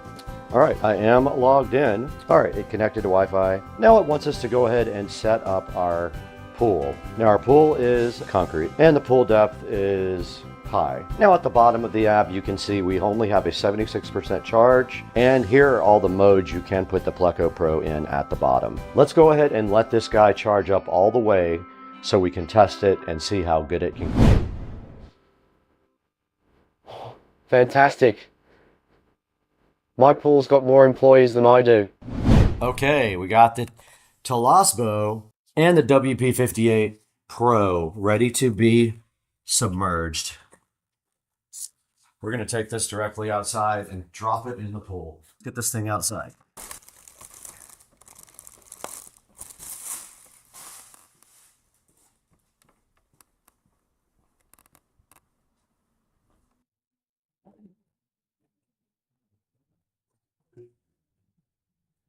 We're ready to test. There's a few leaves in the pool. There's not much. So I'm opening up the app. Just turned the power on. We're going to go into standard mode. Set before entering the water. I think I just have to drop it in the water now. Let's try it. Why not? Bye-bye, phone.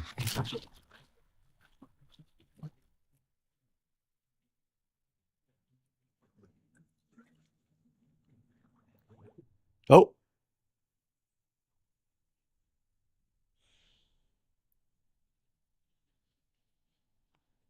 Something's happening.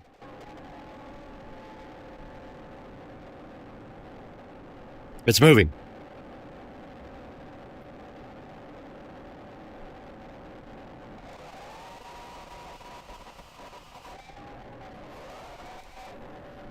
It's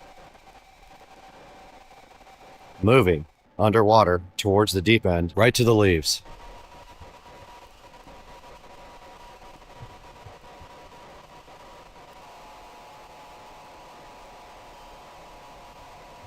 It's going directly for leaves. Look. It just ate one leaf. And now another one. It got one, it left the other one. The other one wasn't quite. And now it's coming up the walls. The phone is still there. I don't know if it's alive. It's climbing the walls.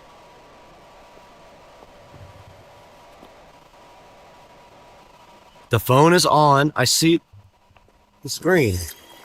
Phone is out of the water. It's still recording, and the Toolless boat is doing its thing. Look, here comes the phone again. On.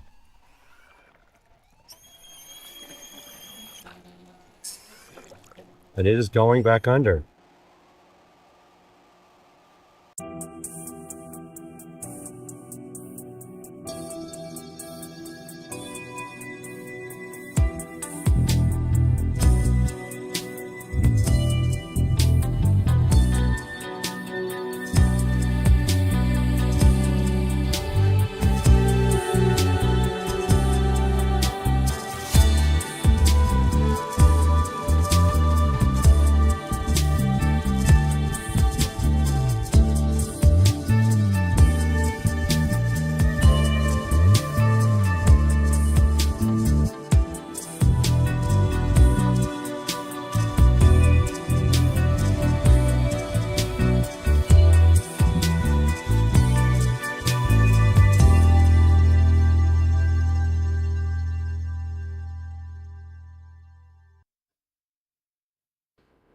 Great, my pool's got more gadgets than a spy movie.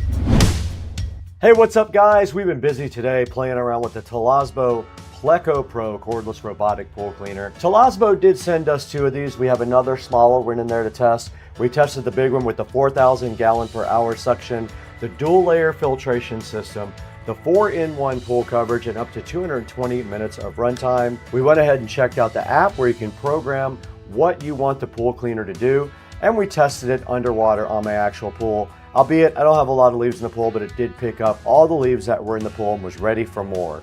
The Toolless is pretty cool. Make sure you go down to the link in the description and buy it from our official link at Supercar Street Racing.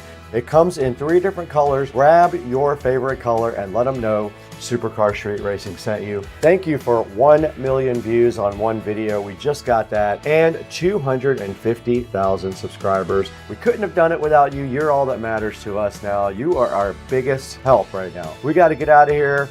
We got to take a nap.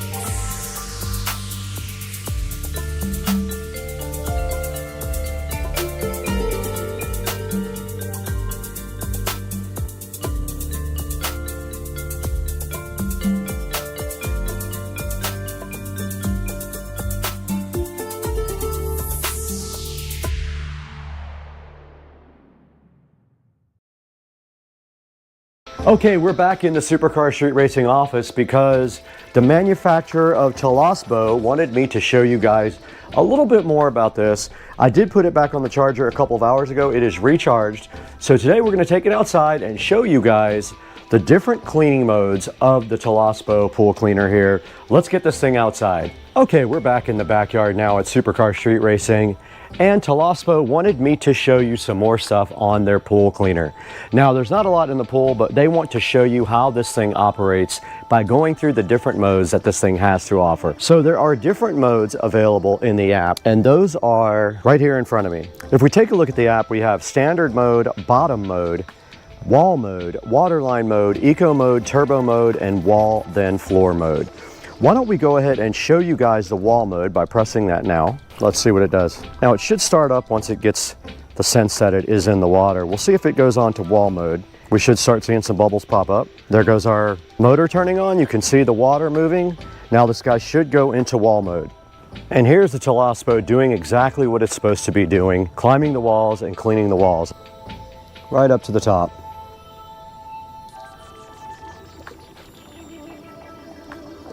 Right out of the water, it got the very edge of the tile line. Scrubbing that tile line. Let's watch it go again. Scrubbing back on the way down, you can clearly see that. Still scrubbing the bottom of my pool.